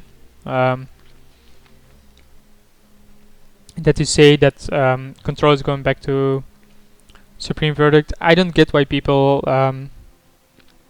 play control in modern. It's such a wide format. It's so hard to control. I would never do it.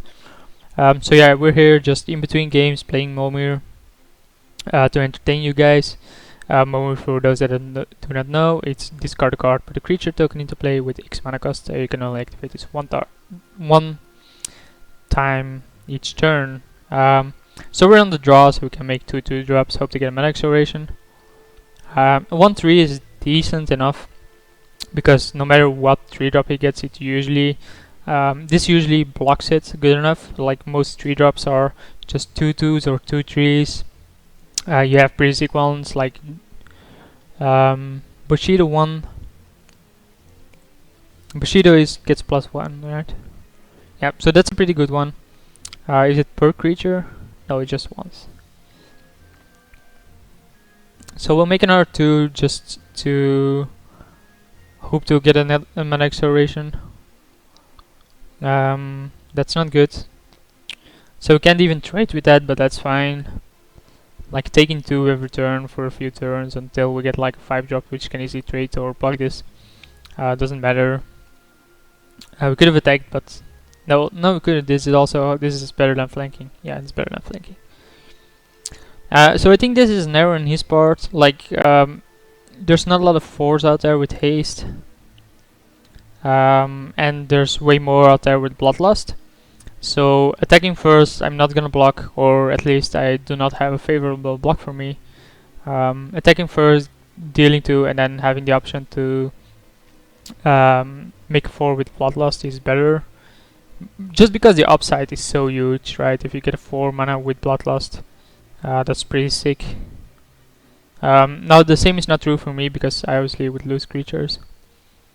That's actually an interesting card, because any player may activate this ability. You have the same one, a 3/3, I think, that allows these people to do this: discard a card, and then use this to let the opponent discard a card as well. That's a pretty sick card, by the way, in this format. Like, a lot of big creatures are legendary, but you do have to have 2 islands, which is something most people don't have. He's not gonna attack. I probably would have traded. And we're gonna start making 5-drops here. We can also attack with the 3/3. Wow, Muldrifter is so good. Muldrifter is sick. It's a 2/2, and it allows me to go up to 10 drops. We can also skip a turn, but I don't think we have to for Warmonger to kill a bunch of cards like Horsemanship, so I can block this, right? Let's go. So we get our 6-drop. Hope it's a flyer. It's a 3/3, must be blocked. Target creature, so it's removal. I guess we attack with this next turn. Do this. I mean, lower this and then Warmonger the entire board away. And then we keep this. Oh, we can Warmonger the entire board away anyway, and then this kills this. So his 7-drop isn't that huge. Yeah. I think Warmongering this and then this kills this as well. If his 7-drop is pretty sick, I can Warmonger as well. This card allows me to do a lot of things. I have no clue why my opponent is waiting here. I still have connection, right? Just checking. Yeah, okay. Phew. Like, getting this seemed pretty bad because it's 3/3 for 3 mana, but it does trade with a lot. And because of Warmonger, it's basically kills a 6/6 as well. And we can maybe kill his 7. We might also be able to just skip our 8 and do 4 to everything. Then this dies, and then yeah, we can activate it at an instant speed, so we can respond to it ourselves. What's the button for it? It's shift, right? Yeah, shift. It's shift. And then I keep priority, so I can stack them. And I just take an extra 4 from this then. It depends on what he gets. If he gets like a 3-drop here, I'm obviously gonna go for value. He gets an 8/8. that's just gonna keep on growing. That's pretty sick. So I think we don't make a drop here. We can attack with this. No, we can't. I think we don't make a drop, and that's gonna keep that behind. And then we can, if he attacks with that, we can block. Yeah, I'm not a fan of making a drop here. The problem is though that if I don't make a drop, he's gonna start winning even harder. And he's already at... It's gonna be 9-9. Wow. Well, I think we have to make a 7 here and hope it's not a legendary. Hope it's something good. It's a 6-7. That's good enough. Because now we can double block this. And yeah. 9-9 block after you make a drop. What's a 9-9 block? Oh, block that, yeah, sure. Oh, that card. Holy shit. If that gets active next turn, I'm screwed. If that gets active, I'm screwed. There's no way around it. I mean, it gives everything +2/+2. See ya, Chris. So we're still in the event here. There's still 6 people playing. So we can block that.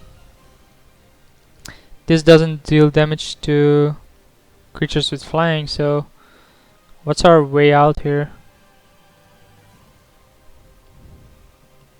We can't choose what we have to block, so we have to get something like Hoverguard Sweepers. We actually get like one of the worst creatures we could get. We can attack, but I'm not gonna. Flying Trample, I can't pay the upkeep cost. Like, these cards are pretty terrible. But the fact that this gives +2/+2 to everything is gonna do me in. Despite me having Muldrifter.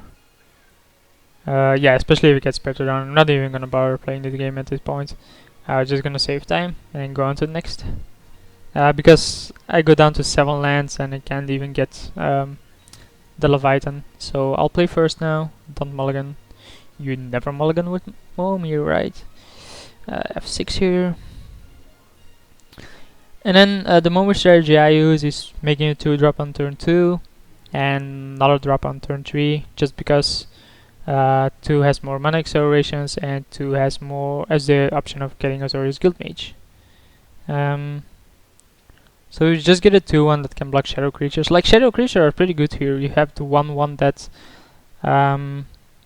can steal a creature if it's unblocked. So that's pretty sick. Early game it does damage, and then late game it's a pretty good card as well. So we are gonna offer the trade here, because my 4-drop is usually gonna trump this eventually.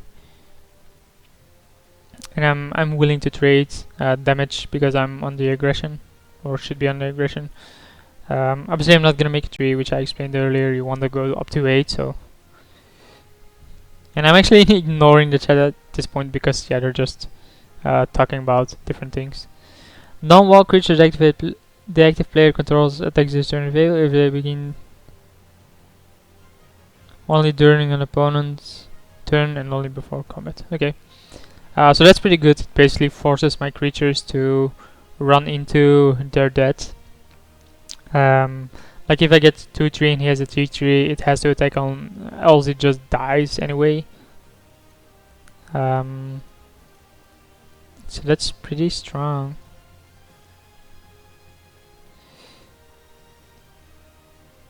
We get a 2/4 defender. And I actually already won a game on this once before, just because it pings. But it seems unlikely at this point, but it does also block a lot. Wrong event again, so still 6 people busy all. Well, it just changed, so 5 people are 1/1 and 1 is 1/0. And then we'll be facing our last match. When it's permanent, you may fate seal 1. Yeah.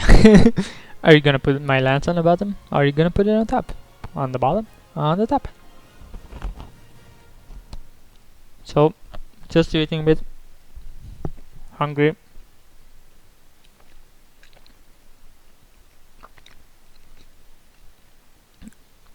I'm curious.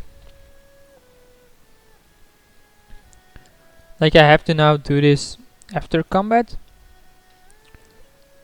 Because else my creatures die?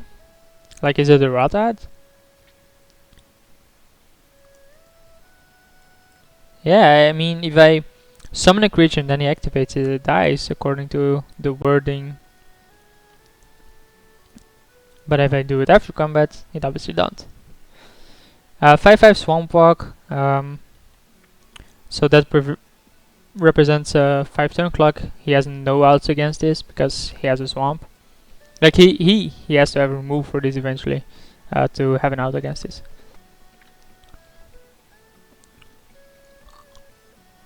Yeah, that's a possibility. Rit. We don't know yet how we're gonna do that. I'm gonna let him keep that. I'm not gonna sacrifice my 5/5. I have a faster clock. No. Like if I had 2 shitty creatures, I would've, but I don't. So I'm not gonna. He can attack for 1, but that doesn't matter. The fact that this has Swamp Walk is so good.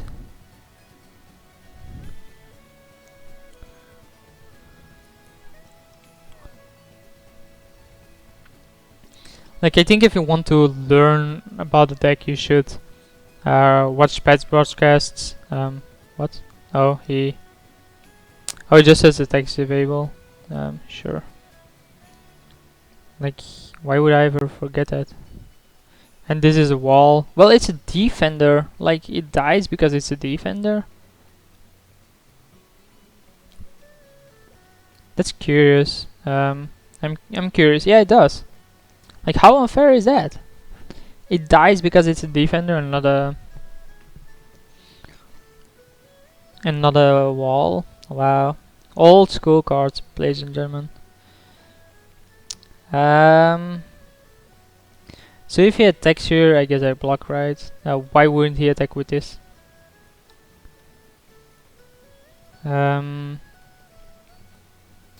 Else I have to run this into this anyway. Because of this, and I'm not reaching threshold next turn, so there's no point in not attacking. Not blocking, I mean. Yeah, this card is pretty good. It kills defenders, it forces me to do things after combat. It's basically some form of removal. And we just want to get a decent blocker for the 6/5 there. We get a 7/4, so that blocks it. And now we still have him on a 3 turn clock. How far is this event?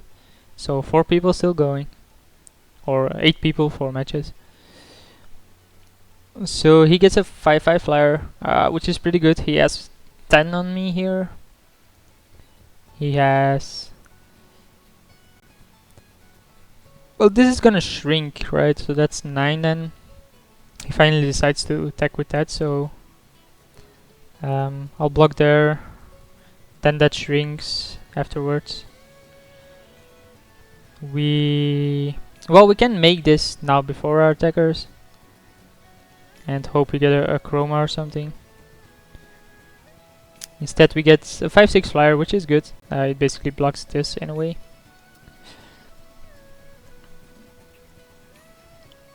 He's gonna force me to attack with it next turn, I think, but then he has to block it. Like, it doesn't seem that smart for him to do. He basically has to have bounce everything, or like Hoverguard Sweepers is nuts. He gets a 5/6 as well. Which is good. I mean, he can force me to attack with this, then he double blocks, he trades Eternal Dragon for it, but he still needs to find an out against this. Which seems unlikely. Yeah, that's fine. So we begin combat, we attack with both. He goes down to 4, and this is... so he blocks there, yeah, this first, that second. Okay, you go down to 4. Like, how much is this? This is 1, 3, 8. I'm gonna make a 6. I know this seems odd, but there's no negative in a 6. Like, there's no... that's really good. That's actually 2 cards that are little now.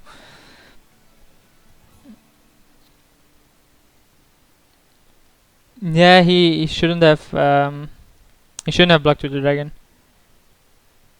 That's pretty good for me because I now have the horsemanship as well. So you can see it's there. Like, yeah, just getting the horsemanship basically won me there. If I didn't, I would have lost. Because he got removal for it. Like, this is what's Momir about, getting lucky. So 3 people going 1-0, 1-1, and 1-1. We're not gonna mulligan. Would he have had exactly 18? Would it have been lethal? Like 1, 2, 3, then 5, that's 8, plus another 10 is 18. I have no clue how much I was. Yeah, it was exactly, yeah, okay. Like, you do face a lot of bad players in Momir, I guess. And it's a bit annoying if your opponent wins, even though they're worse. Yeah, he had 3 5 powers and then 3 power from the other ones. I just didn't know how much life I was at. So we'll have 6 here again. Come on, event. Let's go. I wanna play. Play.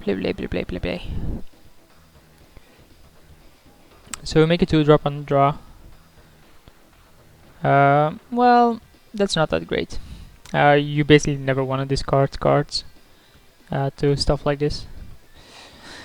Yeah, the problem with the forum is that if there's way too many people on it, you have to have a lot of moderators and you have a lot of noise, and then to filter stuff out of it, it's not that easy to do. I do think a forum is the best way of communicating between people. Like, if it doesn't block here, I can eventually make it kill him, but... So we make it 2-drop just in case it's mana acceleration. Well, it's a 2-2. It's a 2-2. It's a 12-turn clock. That's really hard for him to deal with. So that's fine.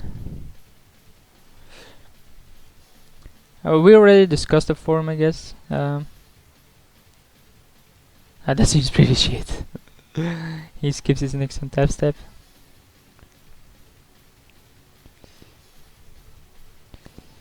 So yeah, as I explained earlier, at 4 you want to attack first if you can do 3 damage, just because of bloodlust cards.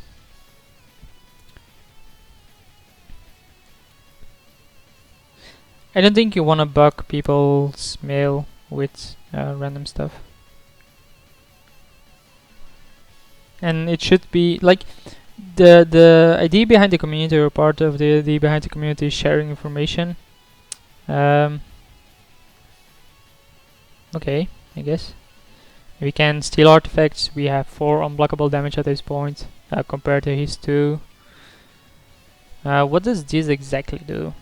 Gain control as card remains on the battlefield. So as soon as he has an artifact, I have control of it. Oh, that's so good. The fact that he can draw cards from it. Yeah, I'm currently playing Momir because we're waiting for our last round in the event. We're currently 2-1 in the daily. We can't block that. Like, do we win this race? We don't, right? We need a flyer here. Come on, flyer. Discard the island. Island is the weakest land. Remove from creature, target creature. So we just have a 2/5 that touch. Yeah, Stormgeist is gonna be really good. We do have 4 unblockable damage each turn, but Stormgeist and then the other one is gonna put some pressure on me. I'll show the deck list just right here if you really want to see it. There it is. It's basically KikiPod with Maguses. I'm gonna switch back to the match, and after the match I might show it again, obviously. Duplicant isn't that great in this. I find it weird that I didn't attack with Stormgeist first, because it has because it has flying and it actually increased in power with 2 even, so he missed 2 damage. He just missed 2 damage. Okay.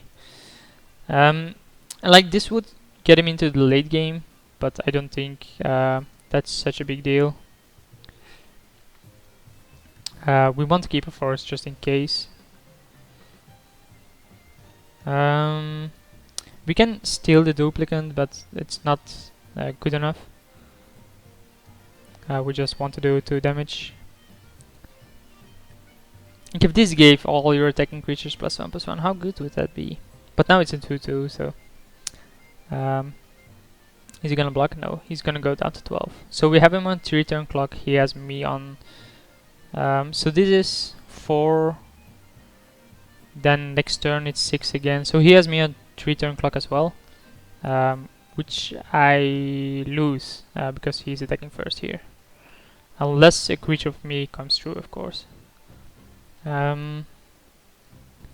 What's Solitary Champion? Oh yeah, sure. But I mean... so he has a 6/6. It's pretty good.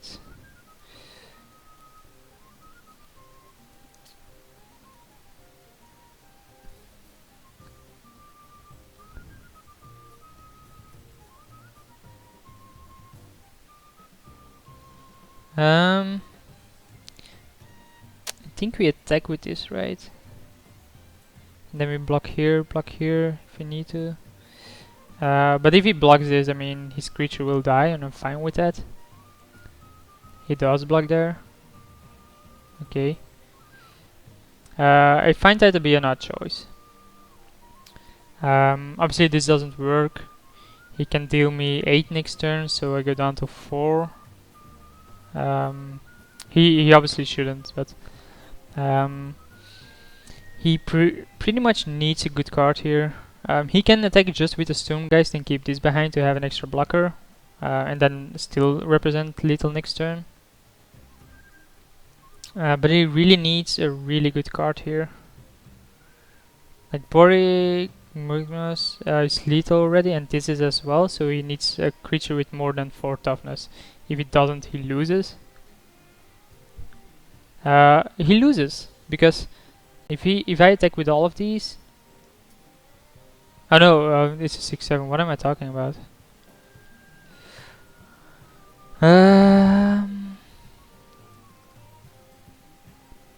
He has to block, right? And then I die. So I have to hit pretty good. I have to give everything double strike. Is this a giant? No. Is this a giant? No. Is this a giant? No. No. Why did I not get a giant? Why is this not a giant? Be a giant. They don't have haste, right? Man.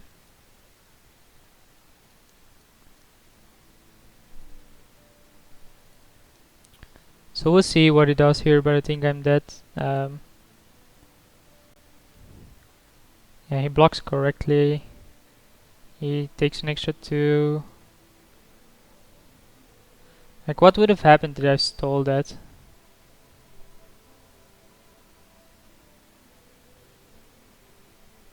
Yeah, I could have...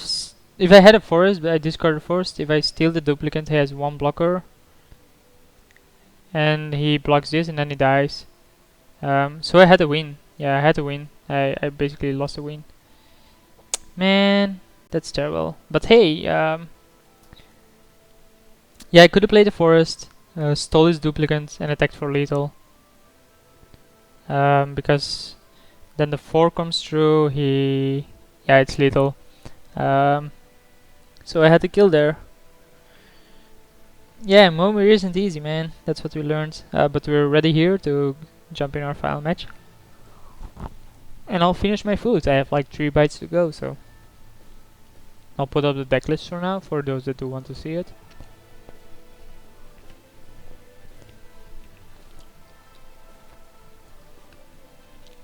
It's alright, it's 20 before 1 in the evening for me and I'm still eating. I love food.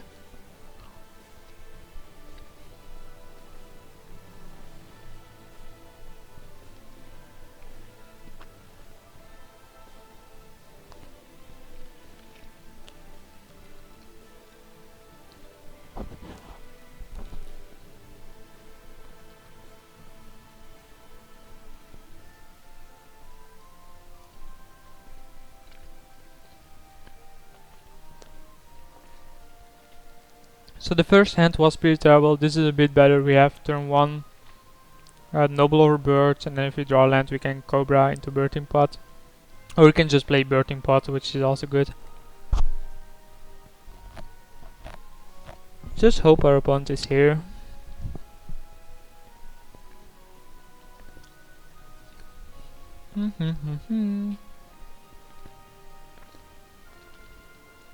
Come on, man.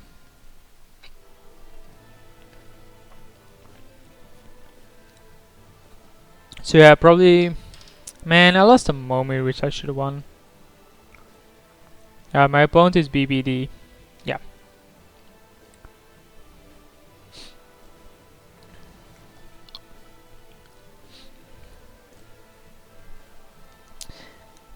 He also mulligans. No, I want to keep this hand.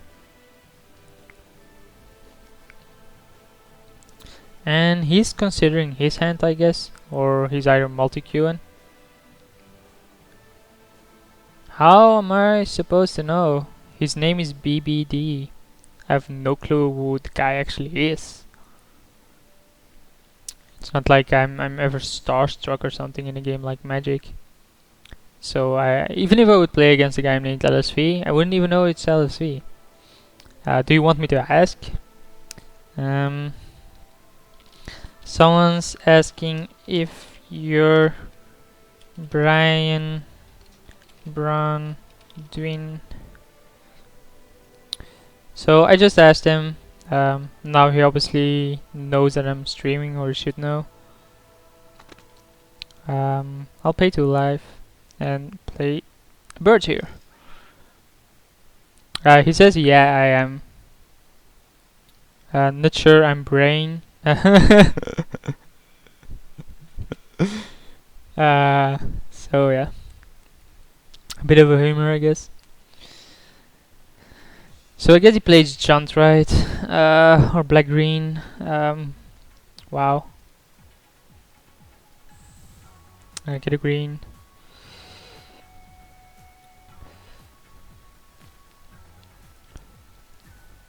Do we win then next turn? We get doesn't matter, like Steam Vents, Temple Garden, Basic. I'm thinking about this. We already got a Stomping Ground, so if you want red for Kiki, we want Steam Vents, but there's no extra upside to getting blue ever, so I think we just want the basic here. I want to use the ability. Yes, I want to use the ability, and then play Birthing Pod. So yeah, this is a pretty sick opening. Like, yeah, I would understand getting Steam Vents because it gives you a third red if you draw Kiki. But at this point we're just relying on using Birthing Pod for that. Next turn we can play a land, get a mana out of it. We have 5 mana. We can Cobra into Deceiver Exarch, play Phantasmal Image into the next turn is a kill. If it doesn't have a removal, we kill next turn. So he seems to be playing junk, and we win here. No, he is not playing junk. So I'll pay 2. I'll use the ability.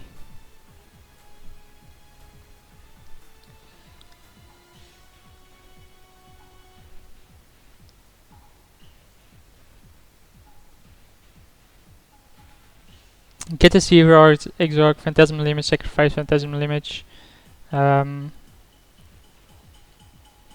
So okay, sacrifice this. Make sure I click things right. Yeah, I know the chain. No worries. Pay 1, obviously with the birds. We sacrifice birds, get Phantasmal Image, which copies the Deceiver Exarch that untaps this. This is the illusion, okay. We pay it once, pay 1, sacrifice the illusion. Gotta make sure it's the right one because else it dies to Restoration Angel. I wanna use the ability. Then we untap this, untap Birthing Pot. Okay, and then we use this again. Sacrifice Restoration Angel, get Kiki, and that's GG. So, yeah, ladies and gentlemen, turn 3 kill. And it seems like he is also a pod deck. He played Melira turn 2. So, we obviously won in these. Kosali, Harmonic, Linvala, and Avon. Let's put that there. What do we want out? Like he hasn't seen Magus yet, so I think I'll keep in 3 of those. I think we sideboard out the Glenalendra. It's not like a Kiki turbo pot. With Lotus Cobras you can indeed go a bit more aggressive or can have turn 3 kills, which you just saw. But it's basically just KikiPod with Maguses. So we're sideboarding here for the creature matchup, but we have to sideboard out a lot of cards.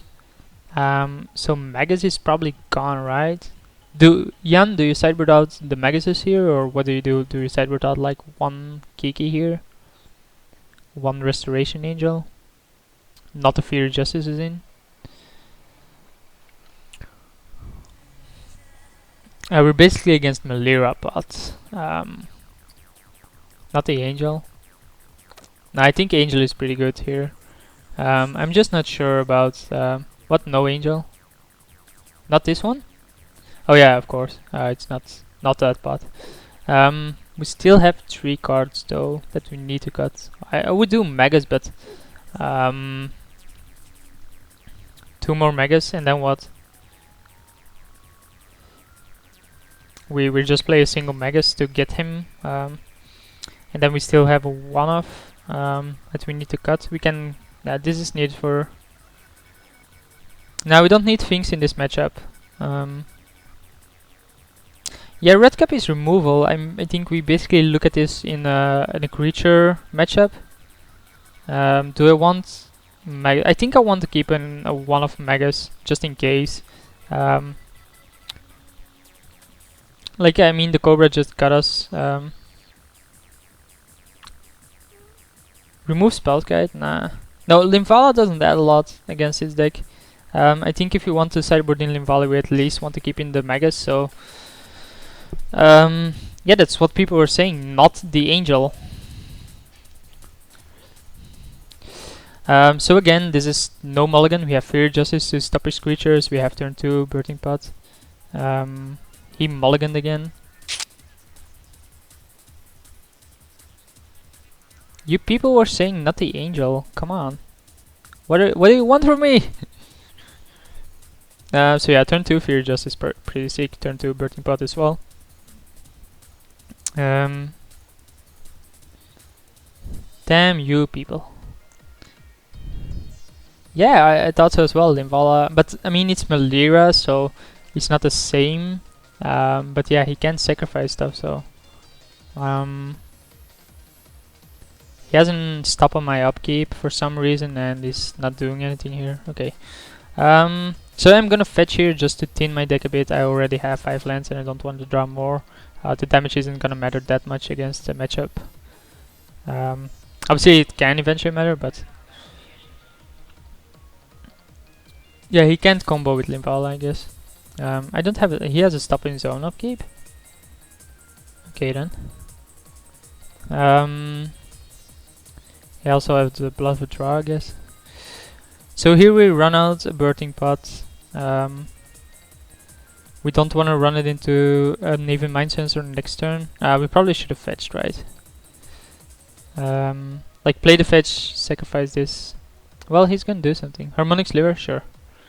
I don't care about that. Especially now. So we'll get an island and save some damage, or we get a Steam Fence, yeah.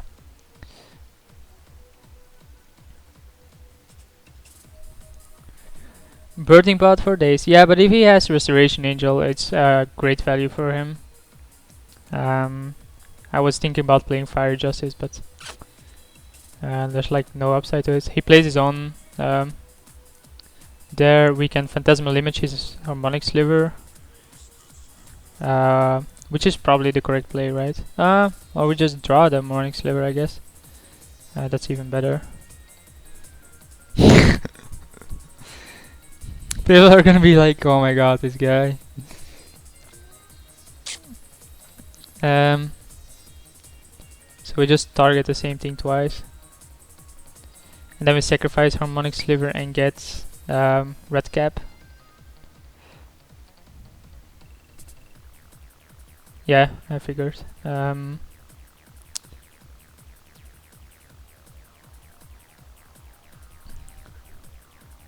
It's next turn win. Yeah, it's next turn win. Cool.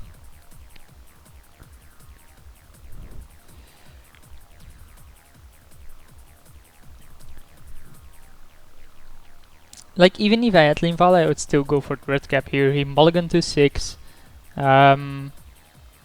He has like no cards. He didn't make a 1 or 2 drop last time. So I'm just gonna try to go for it anyway, no matter if I had Linvala. Yeah, the cards I drew were pretty sick. And we won. So we went 3-1 in our modern daily, which is pretty good. 6-3, ladies and gentlemen, 6-3. So you see the deck list here again. It's basically KikiPod with 4 Magus of the Moons. In between we played 2 Momirs where I went 1-1 but should have been 2-0. The deck itself went 6-3 and 3-1 in the daily. As I said, I also played another modern 8-man queue which I lost in the very first round. And then I won another. I played another 3 2-mans, stuff like that. And yeah, it is that guy. It is Brian Brandon. Actually asked in the chat. You can't see the chat, but I asked in the game chat, and he said he was. So he is.